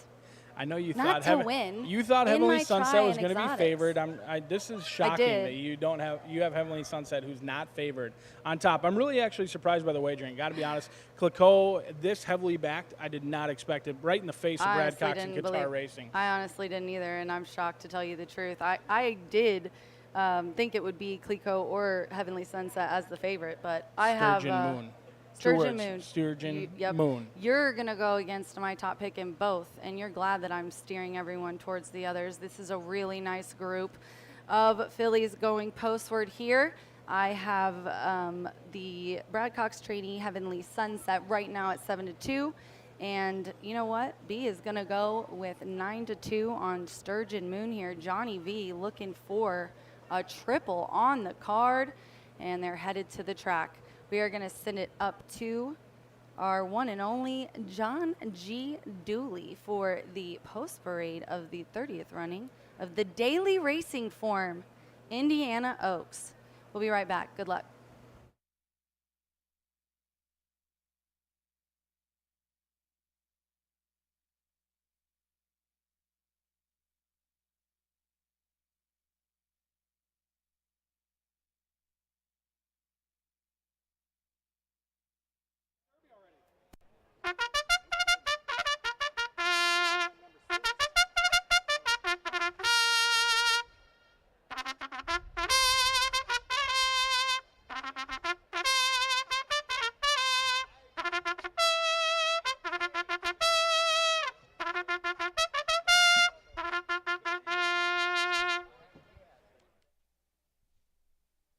Three-year-old fillies call postward for the 11th race. This grade 3 over the mile and a 16th, the daily racing form, Indiana Oaks. All 6 run, no changes here.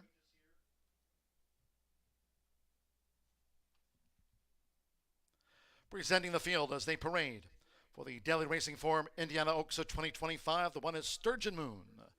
Johnny Velasquez rides for Will Walden Trains, for Larry Best's OXO Equine LLC. Number 2 is Clicquot. Egg riding for Brendan Walsh, trains for X-Men Racing 4 LLC, Manicat Stables LLC, and SF Racing LLC, part of the ownership of the Quality Road filly Clicquot. Number 3 is Deloraine with Mike Smith. Owen Hardy trains in the Royal Blue for Sheikh Mohammed bin Rashid Al Maktoum's Godolphin. Number 4, Top. Fernando de la Cruz riding for a stakes double here for Michelle Elliott's Elliott Racing LLC, owned in partnership by Kerry L. Brogdon's Mockmer Hall Thoroughbreds. Number 5, Heavenly Sunset. Juan Machado and the Claret Gold Frogs and a Claret Cap for Qatar Racing, trained by Brad Cox. And number 6, Golden Eye Magic with Fernando Salazar Becerra, the winner of the Lady Jacqueline at Jack Thistledown, owned and trained by Jason DaCosta, the sextet for the daily racing form, Indiana Oaks. Exacta, trifecta, superfecta, double, and our final pick 3 on Indiana Derby Day. Fast track, 2 minutes to post time for the daily racing form, Indiana Oaks.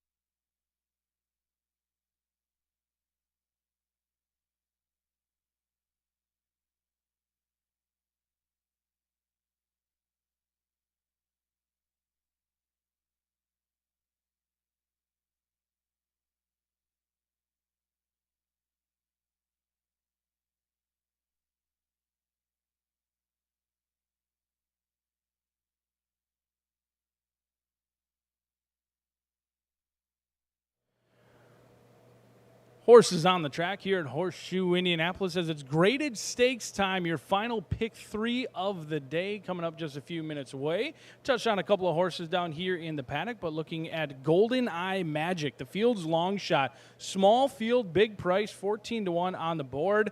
And this 3-year-old filly by Mucho Macho Man simply being disrespected. The 5-time winner, 8 races so far has returned to winner 5 times. That's the good news. The unfortunate news, most of the victories came against much easier competition at the likes of Mahoney Valley. Did go through the condition book relatively quickly, broke the maiden at first asking, won non-winners of 2, then non-winners of 3, and just continued to rack up success. Last time out was tested for clash in the $250,000 stakes race over at Thistle Downs, and again, passed with flying colors. But this horse is no stranger to being a long shot. 31-1 on the board that day, got the job done. Today, the field's longest shot at 15-1. But the 3 is the other horse we didn't touch on. This horse being overlooked, De Lorraine, getting a little bit warm out here in the walking ring. This horse maybe getting a little bit hotter than I'd like to see. Mike Smith, you get the Hall of Fame rider in the classic Godolphin Silk. Certainly no stranger to winning big races. 2 wins from 7 starts. However, both wins came last year. Does have experience here at Horseshoe Indianapolis in the career second start, ran an even running 3rd. Has faced some tough competition last time out up in New York in the Grade 3 Gazelle. Mike Smith got familiar with her last time out. 8-1 on the board. You've got connections that are no stranger to winning big races, but the betting public on the 2, I'm all about Sturgeon Moon in here, and Miss Rachel is all about Heavenly Sunset. Something's got to give as $200,000 on the line as the Indiana Oaks coming up next. Coming up soon, the horses are approaching the starting gate near the mile and a 16th start for the Daily Racing Form Indiana Oaks.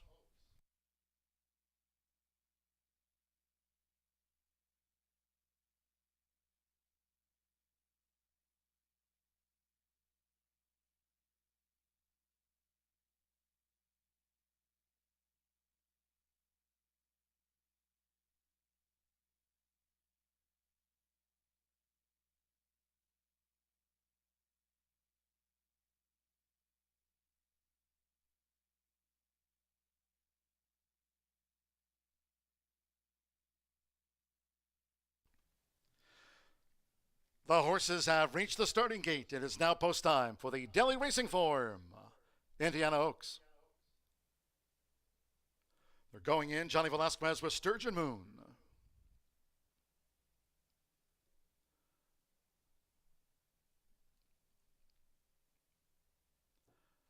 Sturgeon Moon, the first of 6 fillies to move into the starting gate here at Horseshoe Indianapolis. Agrella's with Clico. 4-5 favorite Clico has joined Sturgeon Moon. Now Mike Smith with De Lorraine. Top would be a double for Fernando Letta Cruz. Couple of fillies back. Juan Machado with Heavenly Sunset. Clico 4-5 favorite. 2-1 Heavenly Sunset and 4-1 Sturgeon Moon.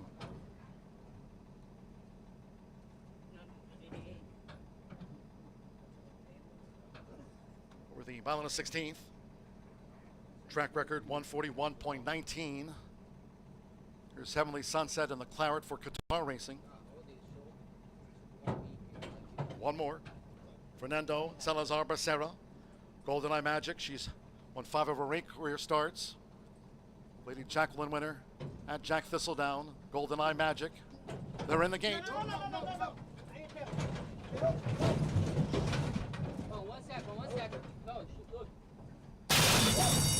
They're off. And the Daily Racing Form, Indiana Oaks. Clico sharply away. Here's Heavenly Sunset with an early bid.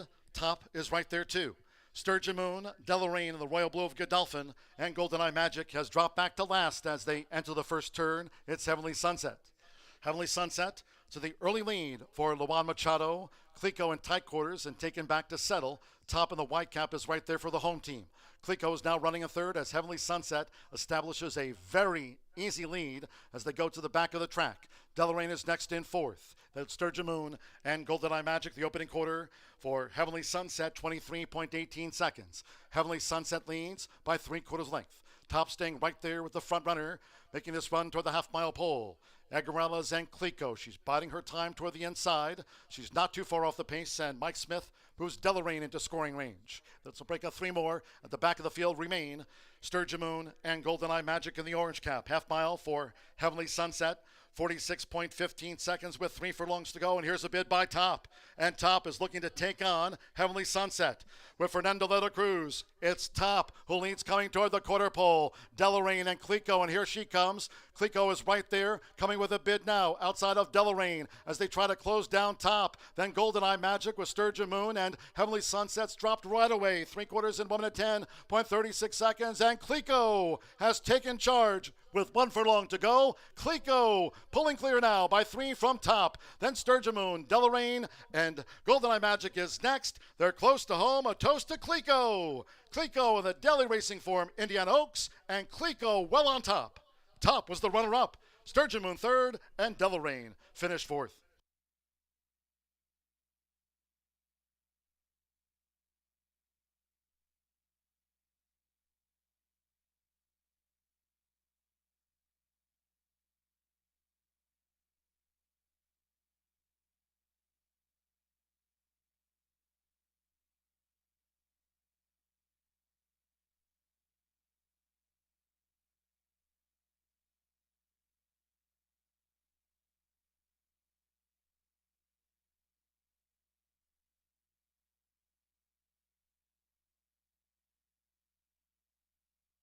$142.42 after the Daily Racing Form, Indiana Oaks at 2025, 2413 at even money. 2 Clico first.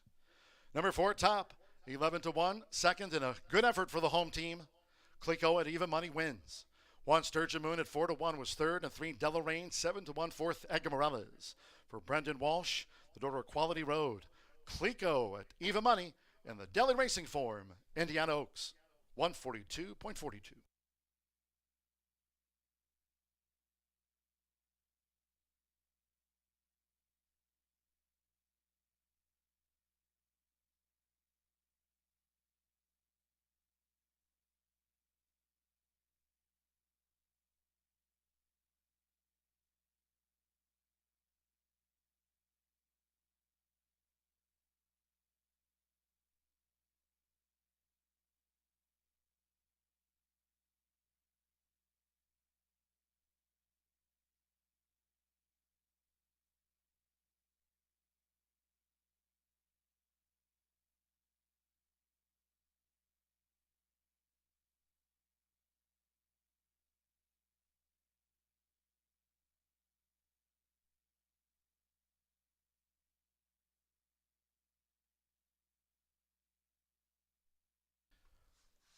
The stands full here on Indiana Derby Day 2025.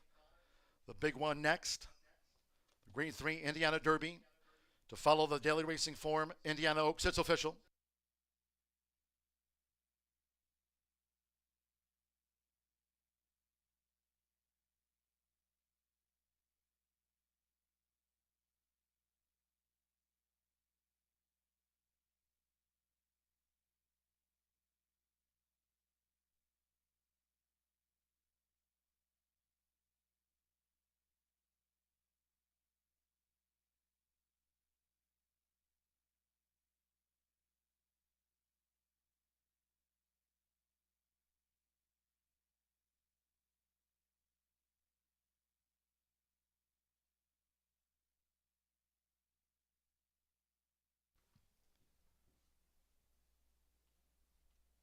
Returning to the Murphy Trailer Sales Winner's Circle, a toast to Clico with Edgar Morales.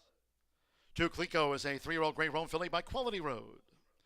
The Tappan Mare Royal Obsession, trained by Brendan Walsh.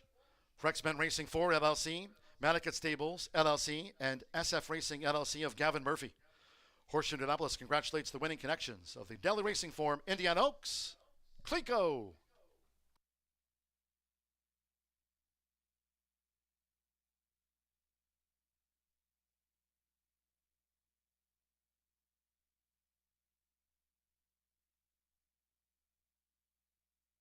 Results and prices after the Daily Racing Form, Indiana Oaks. Pick 3 paid $121.75. 2-4 exacta, 35.20. Sturgeon Moon third, 50-cent trifecta, 2-4-1, $37.85. 5-2 double, $150.80. 10-cent superfecta, $17.77 pays out the superfecta. Deloraine ran fourth. In the daily racing form, Indiana Oaks at 2025, the favorite, first. All six ran 142.42. Winner's presentation coming up 27 minutes away from the big one, the Grade 3 Indiana Derby. It's 31st running this year. Scratch 4 Shan and 5 Chunk of Gold. Scratch the 4 in number 5.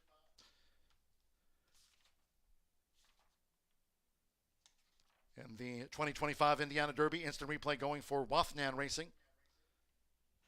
Winner's presentation.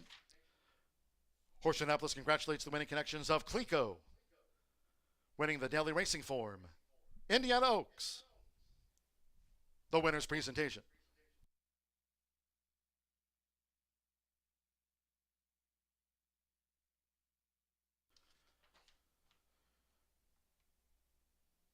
The 12th race, the Grade 3 Indiana Derby, features exacta, trifecta, superfecta. Just reminding all horse players, there is a carryover in the 10-cent Grand High 5.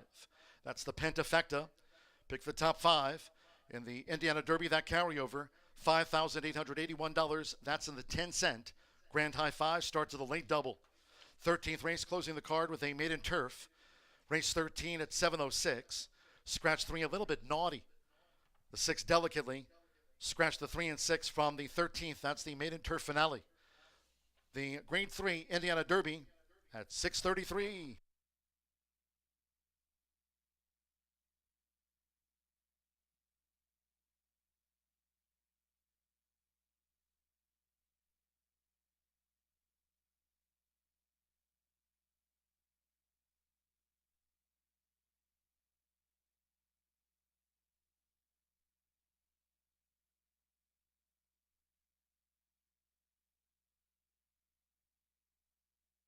The Grade 3 Indiana Oaks presented by Daily Racing Form goes to Clico. And what a very nice trip you got in there. It looked like you had a clean break. Winning jockey Edgar Morales here with my favorite girl who's being shy here. Nice sunglasses, baby. She's looking good. Tell us about the trip. Well, first of all, I say thank you to Brendan and the owners. She broke grade. The plan was just see how she'd take me around there, and I mean, she sit off of it, and she did everything professional, how she's been doing it in the mornings, in the afternoon as well. So, and after that, I just tip her out and game on. Well, you put a great ride on her, and I'm telling you what, with the instructions that you had, it looked like it went just the way you guys wanted. Congratulations and good luck, future. Thank you. All right, let's talk to Brendan. Brendan Walsh here, winning trainer. Tell us, this was a step up, obviously, but she's been in Kentucky at Churchill, a little bit at Keeneland, and it seemed like the early speed was holding today. She does have a little bit. She sits behind him, though. Yeah, I just told him to let her get out and get in a nice rhythm, Rachel, and ride her with confidence, and he did. I'm delighted for Edgar. He rides a lot of horses for me. A lot of work. This is probably the biggest winner he's ridden for me, so that's been great. You know, the owner's a bunch of great guys, Donato Lani in particular. But yeah, no, she's a nice filly. She's done nothing wrong. She's won her last 3 now, so hopefully we've still got more to come. Yeah, 3 in a row. And I got to ask you, because she's like an up-and-coming filly. You've seen how talented she is, and she's an improving filly, obviously, which is kind of a dangerous kind of thing. What's the next step for her? Do you know you're going to let her chill for a while, or do you have kind of an idea of where you're going to point her next? He's looking at me like, oh. Not really. I mean, listen, she's probably worth looking at a big prize with now, so we'll see. We'll get back and talk to the team, but, you know, hopefully there's lots more to come from her. Well, super exciting. Thank you so much for talking to us. Thanks. All right, everybody. The Daily Racing Forum Indiana Oaks. Brendan Walsh wins the trainer, and Edgar Morales up in the irons for Clico here at Horseshoe Indianapolis. The big one is next, the Indiana Derby. Stick around.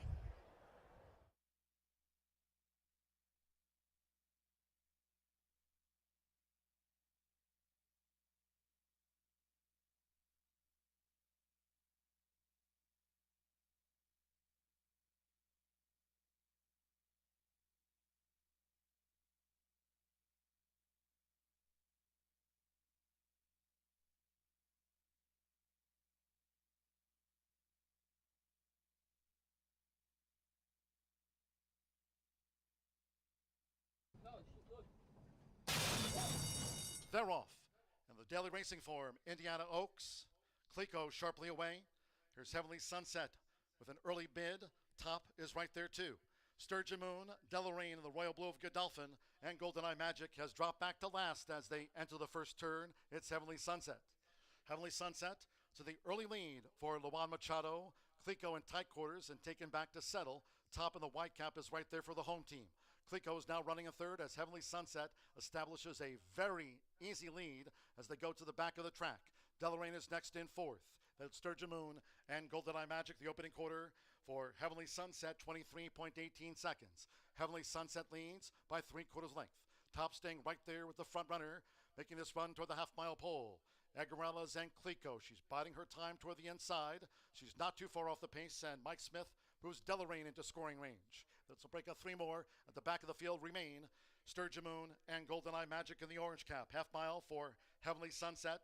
46.15 seconds with 3 furlongs to go, and here's a bid by Top. And Top is looking to take on Heavenly Sunset with Fernando de la Cruz. It's Top who leads coming toward the quarter pole. Deloraine and Clico, and here she comes. Clico is right there, coming with a bid now outside of Deloraine as they try to close down Top. Then GoldenEye Magic with Sturgeon Moon, and Heavenly Sunset's dropped right away. 3/4 in 1 minute 10.36 seconds, and Clico has taken charge with 1 furlong to go. Clico pulling clear now by 3 from Top. Then Sturgeon Moon, Deloraine, and GoldenEye Magic is next. They're close to home. A toast to Clico. Clico in the Deli Racing form, Indiana Oaks, and Clico well on top.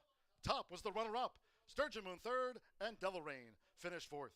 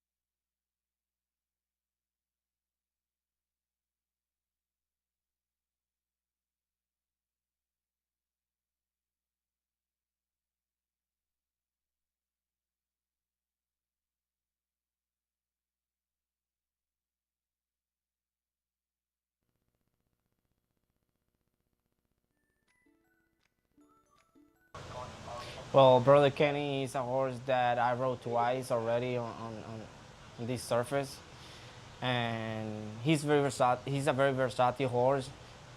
First day I rode him, he went to the front and he kept going. A horse tried to like go by me. He never let the horse go by me. And then second time he kind of break like slow.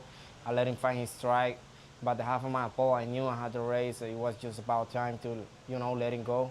And I just feel very happy. I'm blessed to be on the home derby, and with this special horse that has tried for me all the time that I jump on him. You're having a really good year. Tell us what it feels like to come back after being off for a little bit, your accident, everything, and then you come back, you ride in the Kentucky Derby, now you're riding in the Indiana Derby. You're doing so good. Yeah, I mean, I don't have no word to explain how I feel.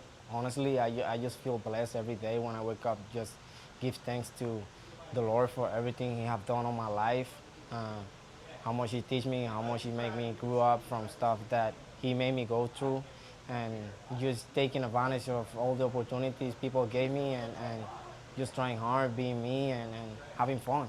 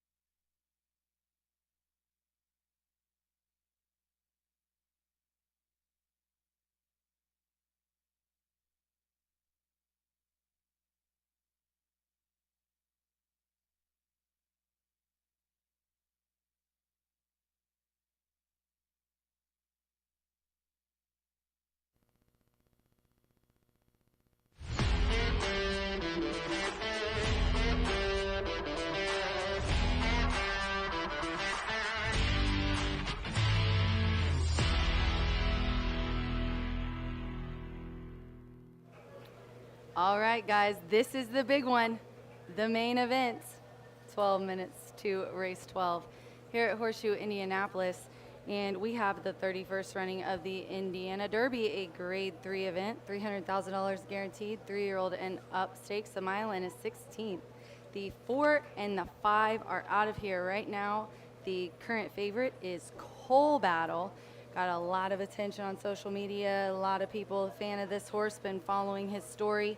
Lonnie Riley trains. Bethany has been doing everything. But we're going to go in the order of Brian Aragoni, who likes the 9 in this field. Instant Replay. Brad Cox couldn't get it done in the Oaks, but you think he can here in the Derby. It's a pretty intriguing betting board right now, I got to say. I really like this betting board. You got lukewarm favoritism to Coal Battle at 2-1. I've got the 9 on top. Not very often you get Brad Cox at 5-1. I now see why Heavenly Sunset was chilly on the board. Didn't really run a step. I'm hopeful that Instant Replay can certainly bounce back and make them a Derby champion with Dragoon Guard last year. Instant Replay this year. favorably drawn to the outside, 4 for 8. The son of Maximum Security has done little wrong. I like that they won in the slop last time out, not because it was a dominating performance by any means, but I've always thought that horses that exit a tiring, sloppy racetrack can oftentimes improve next time out. This race is perfectly spaced. I'm sure the planning was months in advance, but they've had a lot of time off. They don't need the lead. They're on the outside attack post in here. They've got enough tactical speed to sit just off the front runner, who I think maybe Brother Kenny will likely show some speed in here, but likely Tip Top Thomas into that first turn. But instant replay should be right in that second flight, about a length off, don't you think? Yeah, super consistent guy as well, and is 2 for 2 at the distance of 1 mile and a 16th. Next, you're going to go with the 7. A lot of buzz about Big Truz. Ooh, did you like that? Buzz about Big Truz. 5-2 right now on the board. Declan Cannon aboard for Brian Lynch, 3-year-old colt by Justify. Third in a grade 1 and dropping down to this grade 3. I think this horse is took a while to break the maiden, but showed a lot of talent in the last 2. I like the confidence. I mean, Brian Lynch, fearless. He likes what he's got in his barn. They were cross-entered over at Prairie Meadows, and frankly, they were in a significantly better spot at Prairie Meadows. So it's a confidence move for Brian Lynch to come here, face tougher competition right across the way, shipping down from Saratoga as well. Declan Cannon, his only mount of the day, or only a handful of mounts today, something you certainly want to pay attention to. But a lot of people have been waiting for this horse to stretch out. Absolutely dominant on debut over at Keeneland, looked like the real deal. While they do run into instant replay for Brad Cox, I'm sure they're thankful that they don't run into Patch Adams. Has faced Patch Adams the last 2 times, and that is a complete monster. Couldn't pass on Belmont Stakes Day on a super sloppy racetrack. They get back to a fast main track, and Big Truz trying 2 turns for the first time. Also 1 for 1 on a fast main track. Maybe it wasn't Patch Adams, maybe a sloppy surface. Yeah. Not the favorite for Big Truz. I think this horse improves stretching out and looks beautiful down here in the walking ring. That is how you want an animal to look, just like Big Truz with all the buzz. Not washed out at all. He looks wonderful. And also, we had a lot of horses today trying a surface for the first time, trying 2 turns for the first time that have found success. So we could go with that here in this race. Tip Top Thomas, this one, Todd Pletcher, trainee. Johnny V here aboard, coming off a win. Talked to him a little bit, and he said he does have early speed. He's hoping he has something to run at here today. Yeah, I mean, someone had to prove that this horse was worth $160,000 off that $12,000 stud fee, and there is one broker who's very happy that Tip Top Thomas has worked out the way it has shown a ton of talent since debuting at 2 at Saratoga, ran an incredibly live race. How about that maiden race? Rookie card, Tip Top Thomas, Keewatin, and then you face Chancer McPatrick and Mo Plex next out. This horse comes in with good form, could be the controlling speed in here. And Todd Pletcher, Johnny V at 7-2, you really can't go wrong. I do think they're the pace setters, and they're likely the one that you have to catch to cash at the top of the lane. One that comes off a little bit of the pace here is Publisher, 3-year-old colt. He gets Mike Smith aboard for Steve Asmussen, who talked to and said that this spot was perfect for him, the way he's been training. Mike Smith said he's been training wonderfully. Steve said that this was the perfect spot for him after the Kentucky Derby, dropped down in class. Definitely liked the freshening that Steve gave him, and he looks amazing. Went back and checked him out. He walked around. He is a barn favorite and looks amazing as well out here in the paddock, but is a maiden looking to break it. And it's so funny that he's raced in the Rebel, the Arkansas Derby, the Kentucky Derby, never broke his maiden, but has been holding his own with some horses that have been on the Derby Trail, including Coal Battle. I feel like they've been going back and forth, and it might be his turn to break his maiden today. Yep. Nope. I know you think that. I think maybe not so much. Yeah. Probably not a spot for me. I think the track condition has been playing favorable to speed as well. This horse winless in a very tough race, exiting the Kentucky Derby. We haven't seen very many horses recently leave the Kentucky Derby and have a ton of success in their careers following it. For me, all the way back to 2024, November 22nd, you say, why are you talking about that race? Wasted a perfect trip. Had a beautiful trip way back when, and right then I was not sure if Publisher really wanted to push back. But right now, 7-2 on a maiden, very surprising amount of money on your top selection. You make favorites, though. You don't pick favorites, you make them. I don't know about all that. The jockeys are getting the leg up, so we're going to continue talking about this field after the post parade. Right now, your current favorite, Big Truz, 2-1 right now. Here, we haven't talked about Coal Battle. We just saw there Corey Lannery legging up on another really, really nice horse in here. We've got Kentucky Derby horses that have ran on the trail. We've got really classy ones. We got to give a shout out to Chris Polson, our racing secretary, for getting together a very, very nice Indiana Derby. Horses are getting on the track here for our Grade 3 main event. The Indiana Derby will be right back after we send it up to the one, the only, John Dooley for the post parade.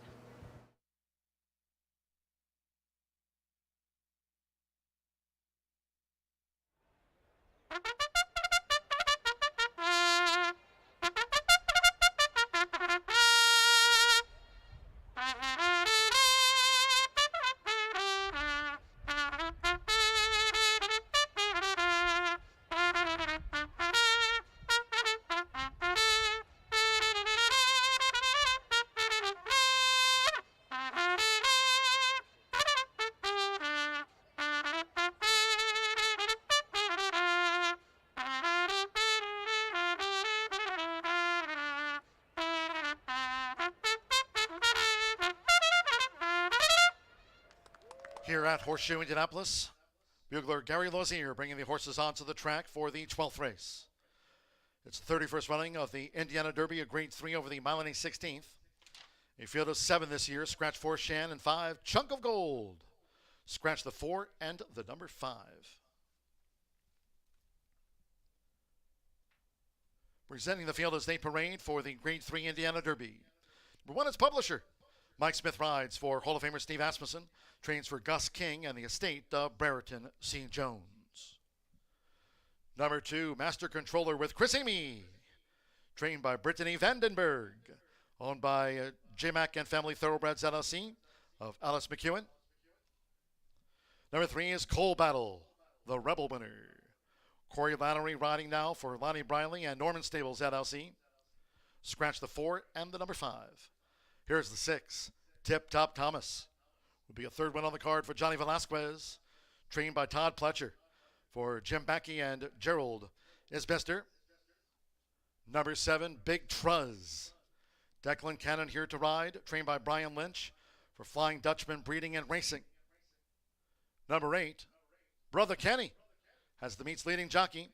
Joe Ramos riding for Bill Morey and owners Lance Kinross and Steve Kinross. And number 9, Instant Replay, with Luan Machado, riding for Brad Cox, the 4-time winner owned now by Wafnan Racing. The field for the Grade 3 Indiana Derby. Exacta, trifecta, superfecta. As noted, there is a carryover here.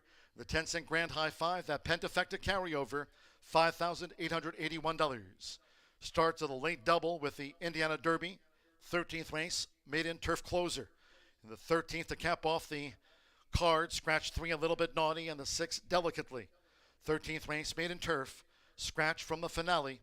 That's the 706, the 3 and number 6. 2 minutes to post time, getting closer to a start of the 2025 Indiana Derby.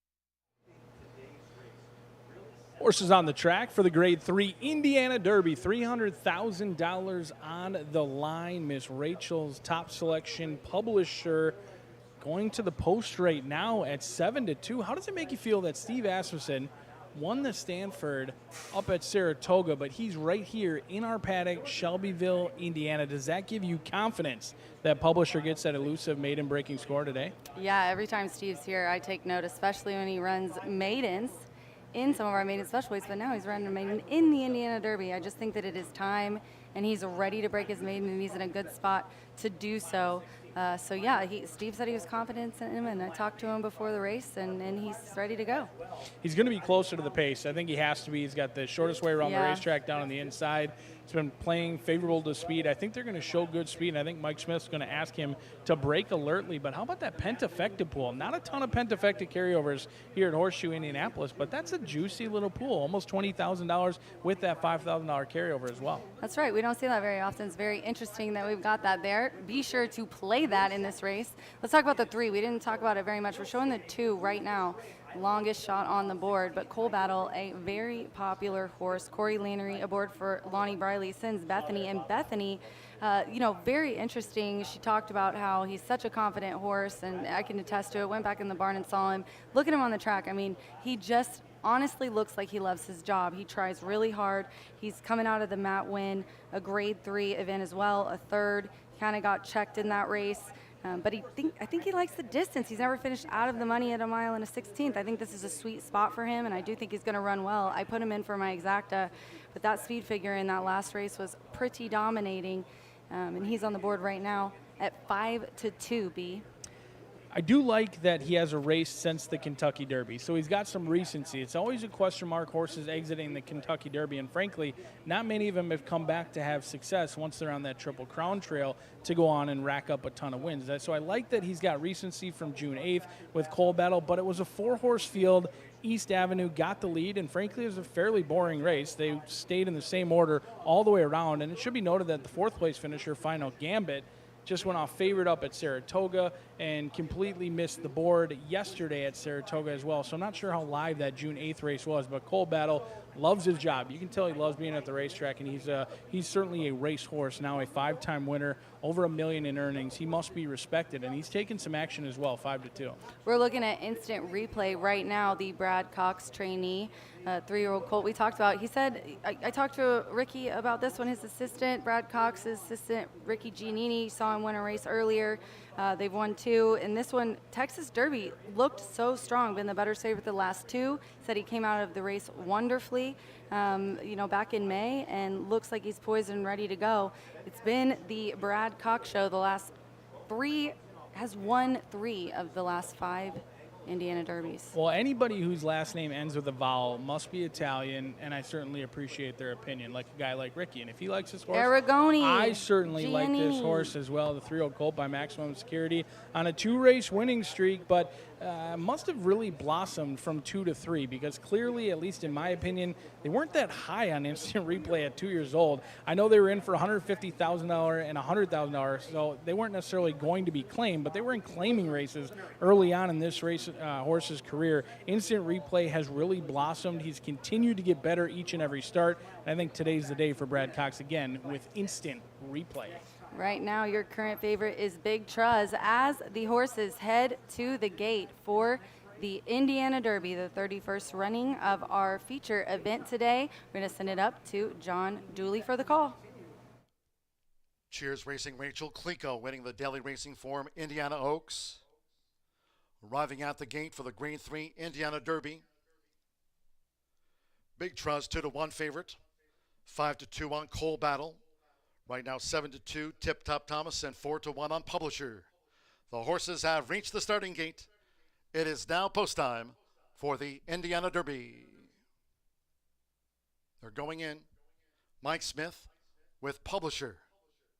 First run since the Kentucky Derby. And Publisher first into the True Center starting gate. Johnny Velasquez with Tip Top Thomas joins Publisher. Chris Amy with Master Controller. Declan Cannon, Big Truz. For the mile and a 16th for the Grade 3. Now Corey Lattery, here's Cole Battle. The Rebel winner loading Cole Battle. Brother Kenny leading jockey Joe Ramos with 41 wins here this season. So stand by one more. Wathon Racing's instant replay. Juan Machado for Brad Cox going for a third win on the day. It's the main event of the meet. Waiting for instant replay. Big Trust 2-1 favorite. Here's instant replay for his new connections. Those Wathon Racing Silks, they're in the gate.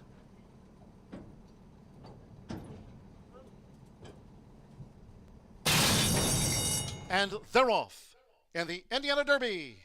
Tip Top Thomas.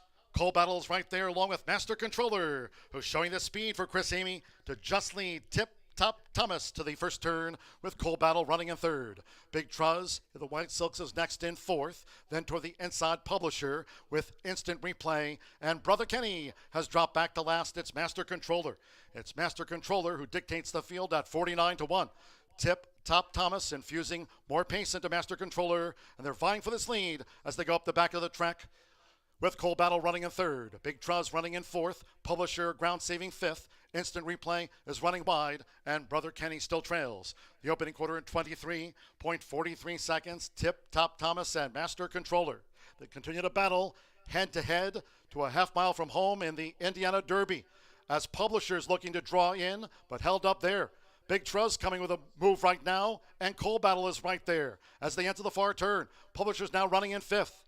Brother Kenny's up one spot, and instant replay has been relegated to last. The half mile, 46.01 seconds. Tip Top Thomas leads coming toward the quarter pole, and Cole Battle now stoking up as they come toward the top of the stretch. Big Truz is right there with Brother Kenny on the far outside. Publisher is next, then instant replay. Master Controller is last. They're homeward bound three quarters in 1 minute 9.33 seconds. Tip Top Thomas a furlong away with Johnny Velasquez. Tip Top Thomas tackled by Cole Battle, and these two fight hard past the 16th, and Publisher now angles out. Brother Kenny on the outside. Tip Top Thomas has won the Indiana Derby. Repels Cole Battle through the stretch. Brother Kenny, Publisher, and instant replay in track record time of 1:41.15 seconds.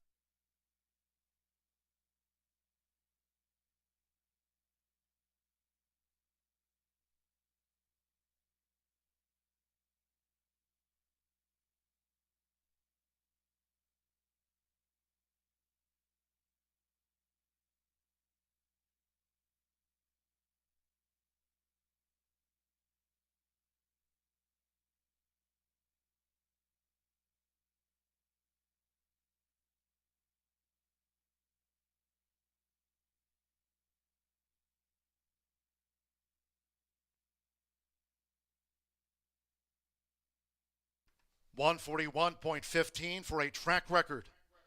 After the 31st running of the Indiana Derby 6, Tip Top Thomas. 5-2 first. 3 Cole Battle at 2-1, the runner-up in the grade 3. Stand by for the 3rd, 4th, and 5th for the Pentafecta, Tip Top Thomas. Big day here in the Hoosier State for Johnny Velasquez. The Hall of Famer here for Todd Pletcher, son of Volatile. Tip Top Thomas on top in the Indiana Derby.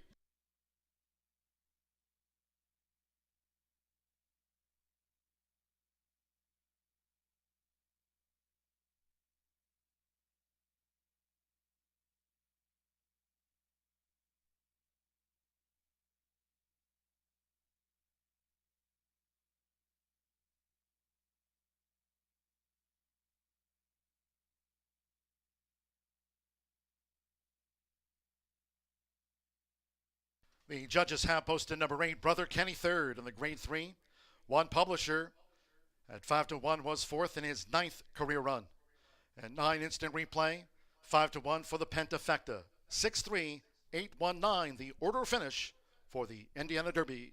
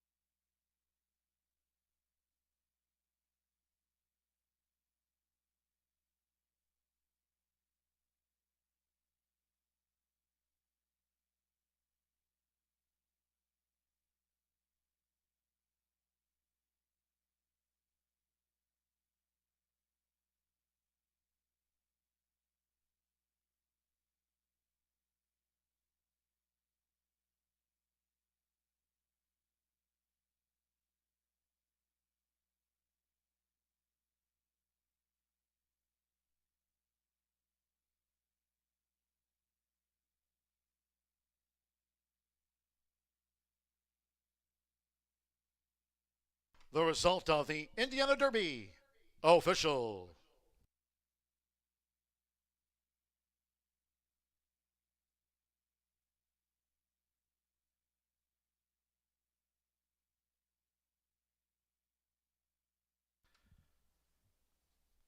The connections leading back to the Murphy Trailer Sales Winner's Circle here at Horseshoe Indianapolis.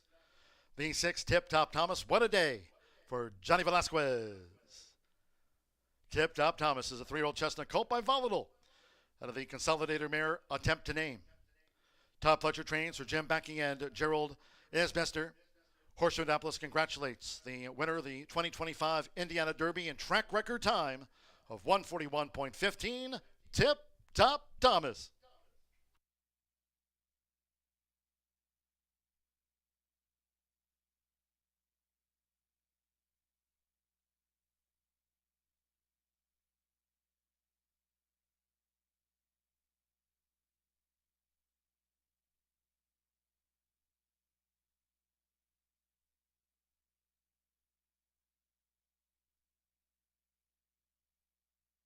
Results in after the Indiana Derby. Winner's presentation coming up, and one more maiden turf to close out the card. 10-cent Pentafecta paid $206.20. Instant replay ran fifth. The 6-3 exacta $22.50 trifecta. 638 $96.30. 26 double 20 180. Publisher was fourth. 10-cent superfecta 638 $119.17. 50-cent pick 3 526 Tip Top Thomas. $159.45, and the 50-cent late pick 5, or pardon me, a pick 5 paid $1,292. We'll wrap up the late pick 5 in the finale. Winner's presentation after the 31st running of the Indiana Derby here in 2025. Making the presentation, Vice President and General Manager Racing at Horseshoe Indianapolis, Eric Hallstrom, making the trophy presentation to the winning connections of Tip Top Thomas, winning the Indiana Derby in track record time. 20 minutes away from the maiden turf finale to cap off the 50-cent late pick 5 today. Scratch 3 a little bit naughty and 6 delicately. Scratch the 3 and 6. We've got a maiden turf finale still to come.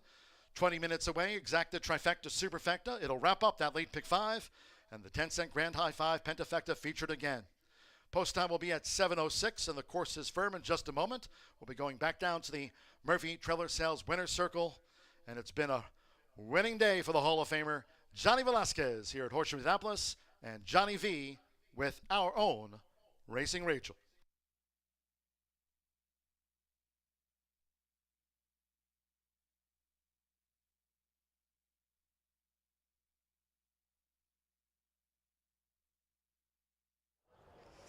The Indiana Derby goes to Tip Top Thomas, and this is 3 for you. Track records have been broken today. It's just been so fast. First of all, tell us, Todd Pletcher, did he give you any instructions? I mean, obviously he had early speed, and that's been favoring today, so. No, again, I mean, I ride for a lot of people that really live up to you. The only thing he was concerned that not to take a hold of him because he'd be throwing the head up. We wanted to clean the break. He was not standing as good as I wanted him to in the gate, so the first jump wasn't very good, so I had to ask him for 2 jumps out of there, which I didn't want to do that because then I wound up with the horse on the lead. But I had no choice. I had a horse on the outside of me, which is pretty quick coming from 7/8, so I'm going to have to ask him just to clear that horse so that way I'm not in his mouth. He's going pretty quick to the first turn, but he kind of settled pretty good. I mean, I got away from the horse on the lead, and I went pretty far away from him in the backside, so he was doing it kind of comfortable, even that he was going quick, but comfortable. When they came to him in the 3/8 pole, I was surprised. I mean, he put a really good fight. You know, I love when the horses do that. They're running hard, and they come to them, and you ask them for more, and they give you more and more. And down the lane, I went left-handed, man. He responded right away and kind of keep that horse at bay.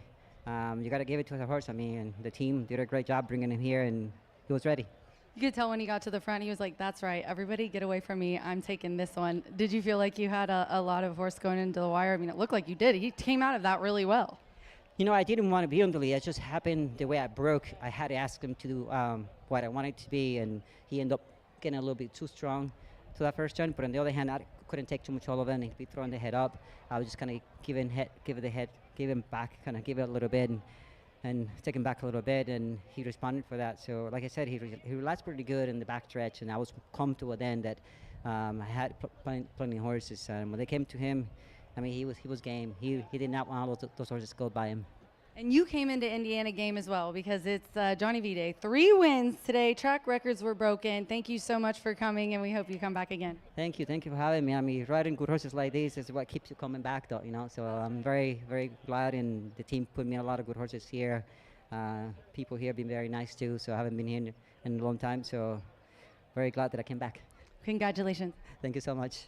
All right, we have one more race stuck around. Oh, Johnny V, come here. We're going to do the champagne. Go ahead. You do it. Pop it. The Grade 3 Indiana Derby goes to Todd Pletcher, Tip Top Thomas, and Johnny Velasquez.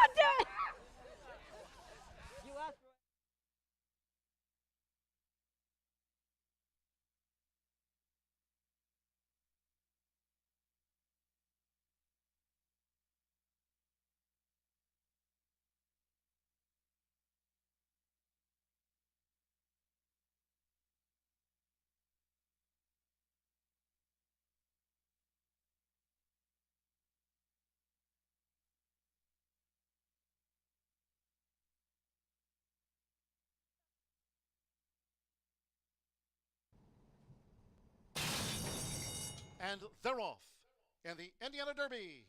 Tip Top Thomas.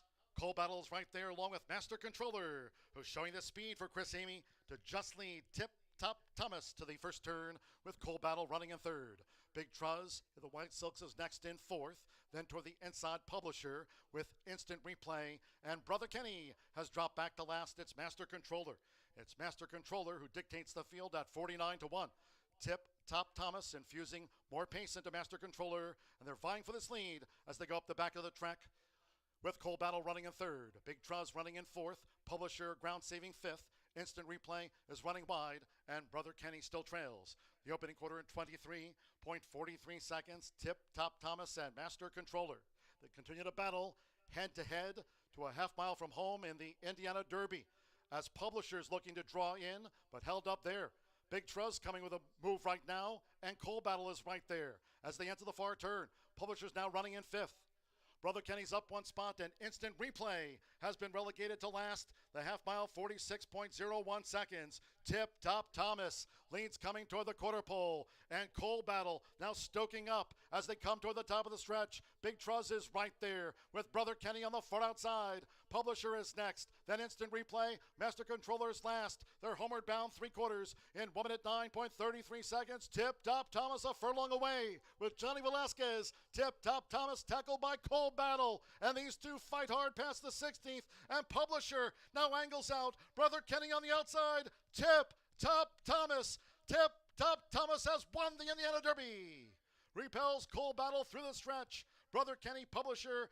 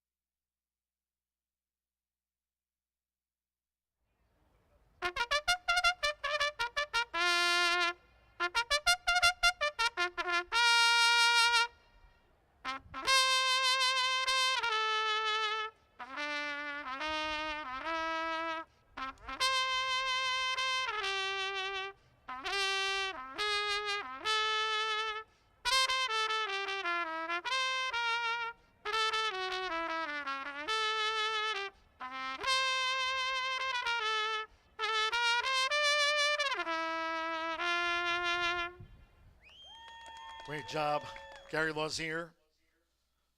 Gary the Bugler, G-Note, bringing the horses onto the track to close out Indiana Derby Day 2025, race 13, the Maiden Fillies Turf, or the mile and a 16th, a fill of 7. Scratch number 3, a little bit naughty. To take out the 6 delicately. 3 and 6 both have been withdrawn here from the Maiden Fillies Turf. Exacta, Trifecta, Superfecta. One more 10-cent Grand High Five, Pentafecta, featured on this Maiden Fillies Turf. 2 minutes to last post.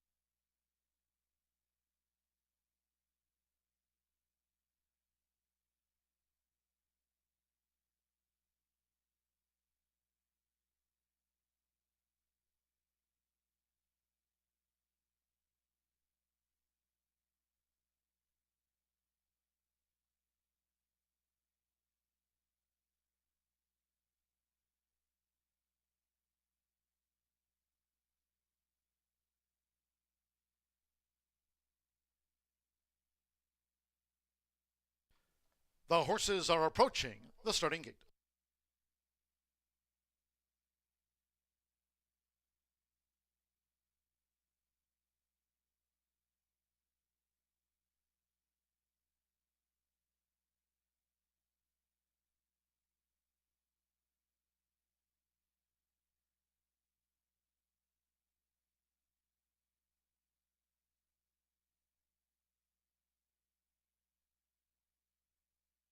Maiden fillies crossing over to the turf course for a final time here on Indiana Derby Day, making their way up toward the mile and a 16 start for the maiden fillies turf.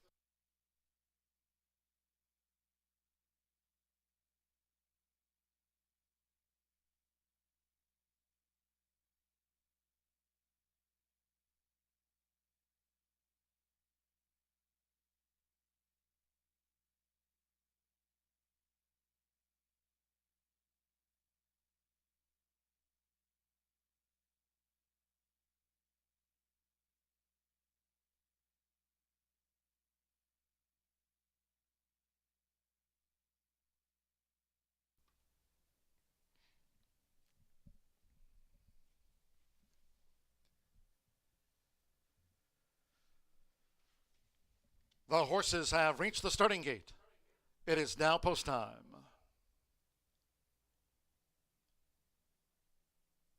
They're going in. Marcelino Pedrosa Jr. with Elite Heat. Castle Hill debuts. Will be another win here for Johnny Velasquez on this Indiana Derby Day. Luis Contreras, Nixon's Time, has joined Elite Heat.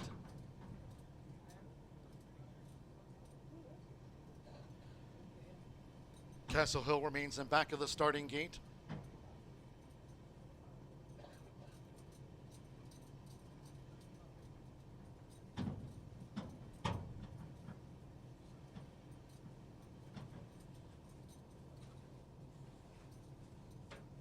So a loading blanket there for Castle Hill.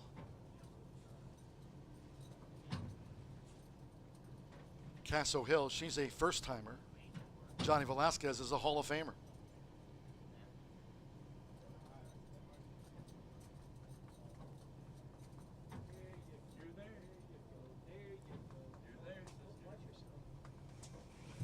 Castle Hill has joined Elite Heat and Nixon's Time in the starting gate. Juan Machado, Run Lily coming up. Don't Look Back, Rodney Prescott has a win on the day.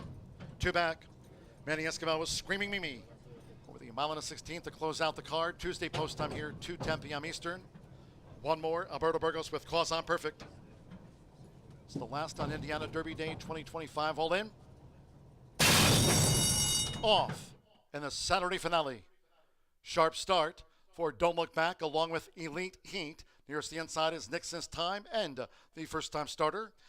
Castle Hill in the red cap is also prominent here as they make their way toward the first turn. With Marcelino Pedrosa Jr., it's Elite Heat.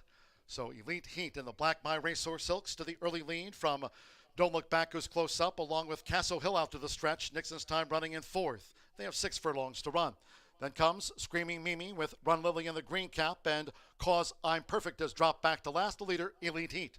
She's doing this easily. Quarter 23.86 seconds. Elite Heat leads them to the back of the course. In front here of Don't Look Back between horses. And on the outside is Castle Hill, who's third and up close to what pace there is. Elite Heat steady as she goes to the half-mile pole. Then toward the inside is Nixon's Time, who's vying for fourth, with Screaming Mimi, Run Lily, and Cause I'm Perfect remains last. The half-mile for Elite Heat, 47.85 seconds. The final favorite led as they traverse the far side of the course. Elite Heat looking to make every yard here for Marcelino Pedrosa Jr. Right there is Don't Look Back.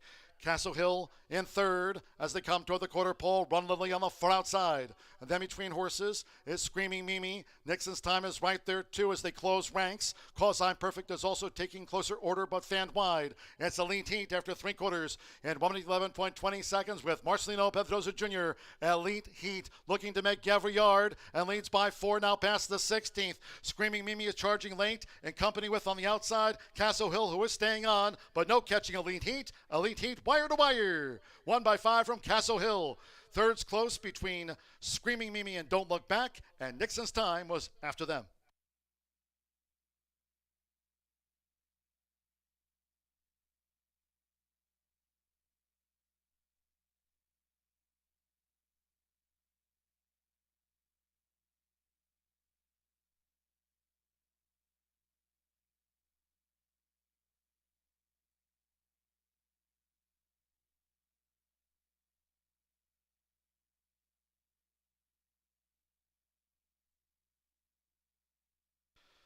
141.18 after the maiden Phillies turf.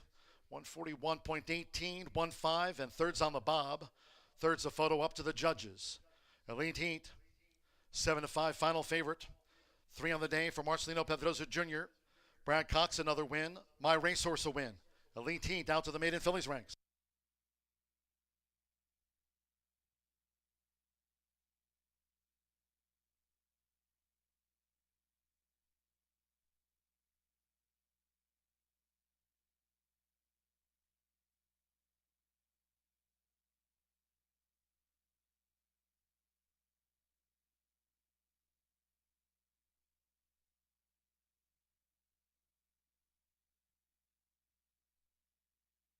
Result of the show photo.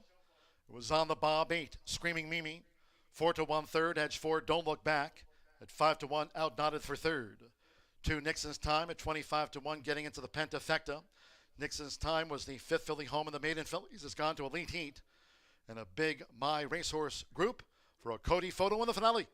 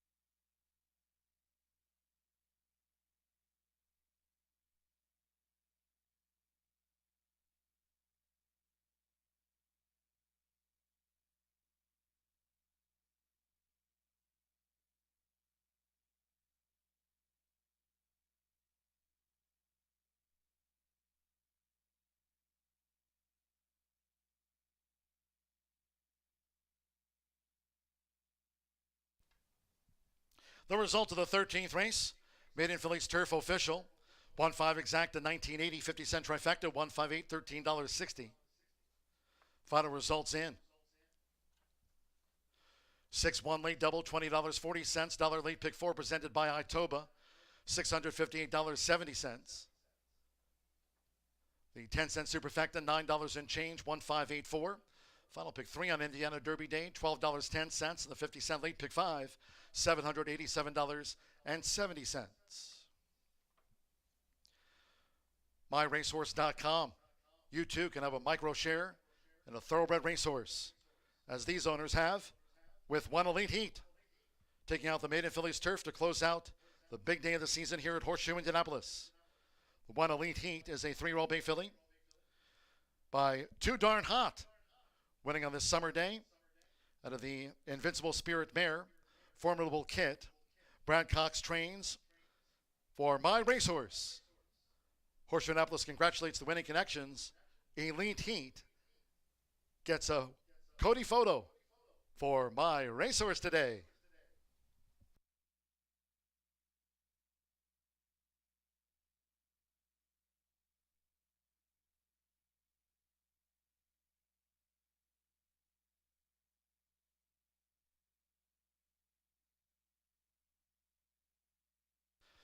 $141.18 after the finale. That concludes our live racing program for today. Marcelino Pedroza Jr. closing out the card with his hat-trick of wins on Indiana Derby Day. Next live race card on Tuesday. Hope you'll be back for the next racing week here during this month of July. Tuesday post time when racing resumes at 2:10 p.m. Eastern. Until next time, for all of us here at Horseshoe Indianapolis on this 2025 Indiana Derby Day, it's been my pleasure from the broadcast booth. Track announcer John G. Dooley saying good night.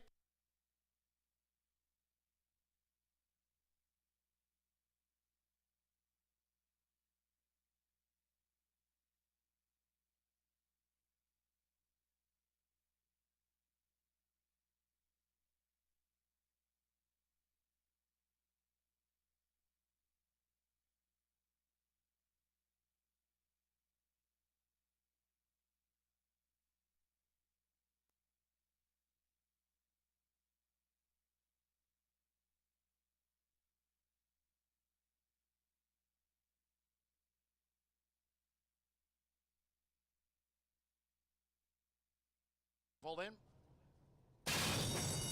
Off in the Saturday finale. Sharp start for Don't Look Back along with Elite Heat. Nearest the inside is Nixon's Time, and the first-time starter, Casso Hill, in the red cap, is also prominent here as they make their way toward the first turn. With Marcelino Pedrosa Jr., it's Elite Heat. So Elite Heat in the Black My Racehorse Silks to the early lead from Don't Look Back, who's close up, along with Casso Hill out to the stretch. Nixon's Time running in fourth. They have 6 furlongs to run. Then comes Screaming Mimi with Run Lily in the green cap, and Cause I'm Perfect has dropped back to last, the leader, Elite Heat. She's doing this easily. Quarter 23.86 seconds. Elite Heat leads them to the back of the course. In front here of Don't Look Back between horses. And on the outside is Casso Hill, who's third, and up close to what pace there is, Elite Heat. Steady as she goes to the half-mile pole. Then toward the inside is Nixon's Time, who's vying for fourth, with Screaming Mimi, Run Lily, and Cause I'm Perfect remains last. The half-mile for Elite Heat. 47.85 seconds. The final favorite led as they traverse the far side of the course. Elite Heat looking to make every yard here for Marcelino Pedrosa Jr. Right there is Don't Look Back. Casso Hill in third as they come toward the quarter pole. Run Lily on the far outside. And then between horses is Screaming Mimi. Nixon's Time is right there too as they close ranks. Cause I'm Perfect is also taking closer order but fanned wide. It's Elite Heat after 3/4 in 1 minute 11.20 seconds with Marcelino Pedrosa Jr. Elite Heat looking to make every yard and leads by 4 now past the 16th. Screaming Mimi is charging late in company with on the outside Casso Hill, who is staying on, but no catching Elite Heat. Elite Heat wire to wire. 1 by 5 from Casso Hill. Third's close between Screaming Mimi. Pull in. Off.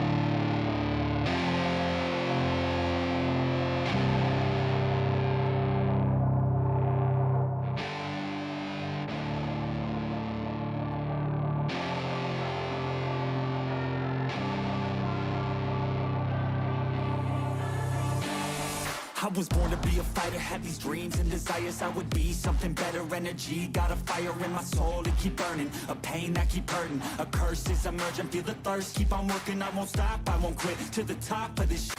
Get lost in the work, sweat dripping, not a bit. Get mad, I get after this shit. Hit the gas, feel the grip, adrenaline, never miss. I'm not patient, but I've learned to embrace it. Cause I've been working, I've been waiting, never complacent. Cause I'm so close, I could taste it. Wanted away from everything I've been chasing. I'm honest, and I promise that I got this. I'm launching, all I've wanted has been exhausting. I'll teach you how to harness, control the conscious. You got this, yeah you got this, you gotta want it.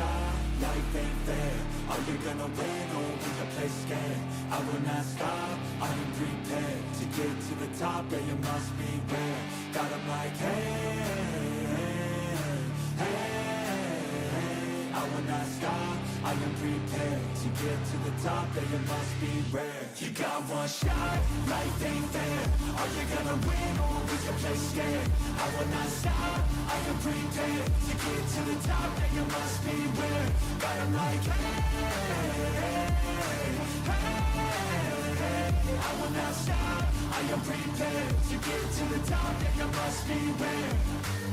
Yeah, watch out, I'm fighting hard for the crown. Yeah, no doubt, I'll be the best pound for pound. I'm obsessed with winning, this is my house. So watch out, I'm coming to the top. I vow, yeah, I'm addicted to winning. If that's a sin, I'll be sinning. I'm disciplined when I'm in it, and this is just the beginning. The money, yeah, I'll be printing while helping others make millions. See, I'm not selfish, no villain, but still I'm making a killing. I'm here for greatness, you can't lock me into cages. Deserve to be on stages, I will be the greatest. Do it yourself, I made it.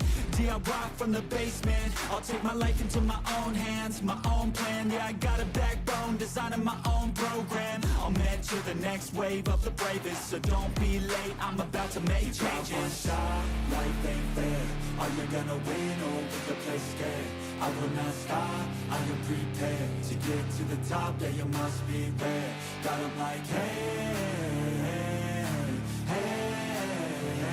I will not stop, I am prepared to get to the top, yeah you must be rare. You got one shot, life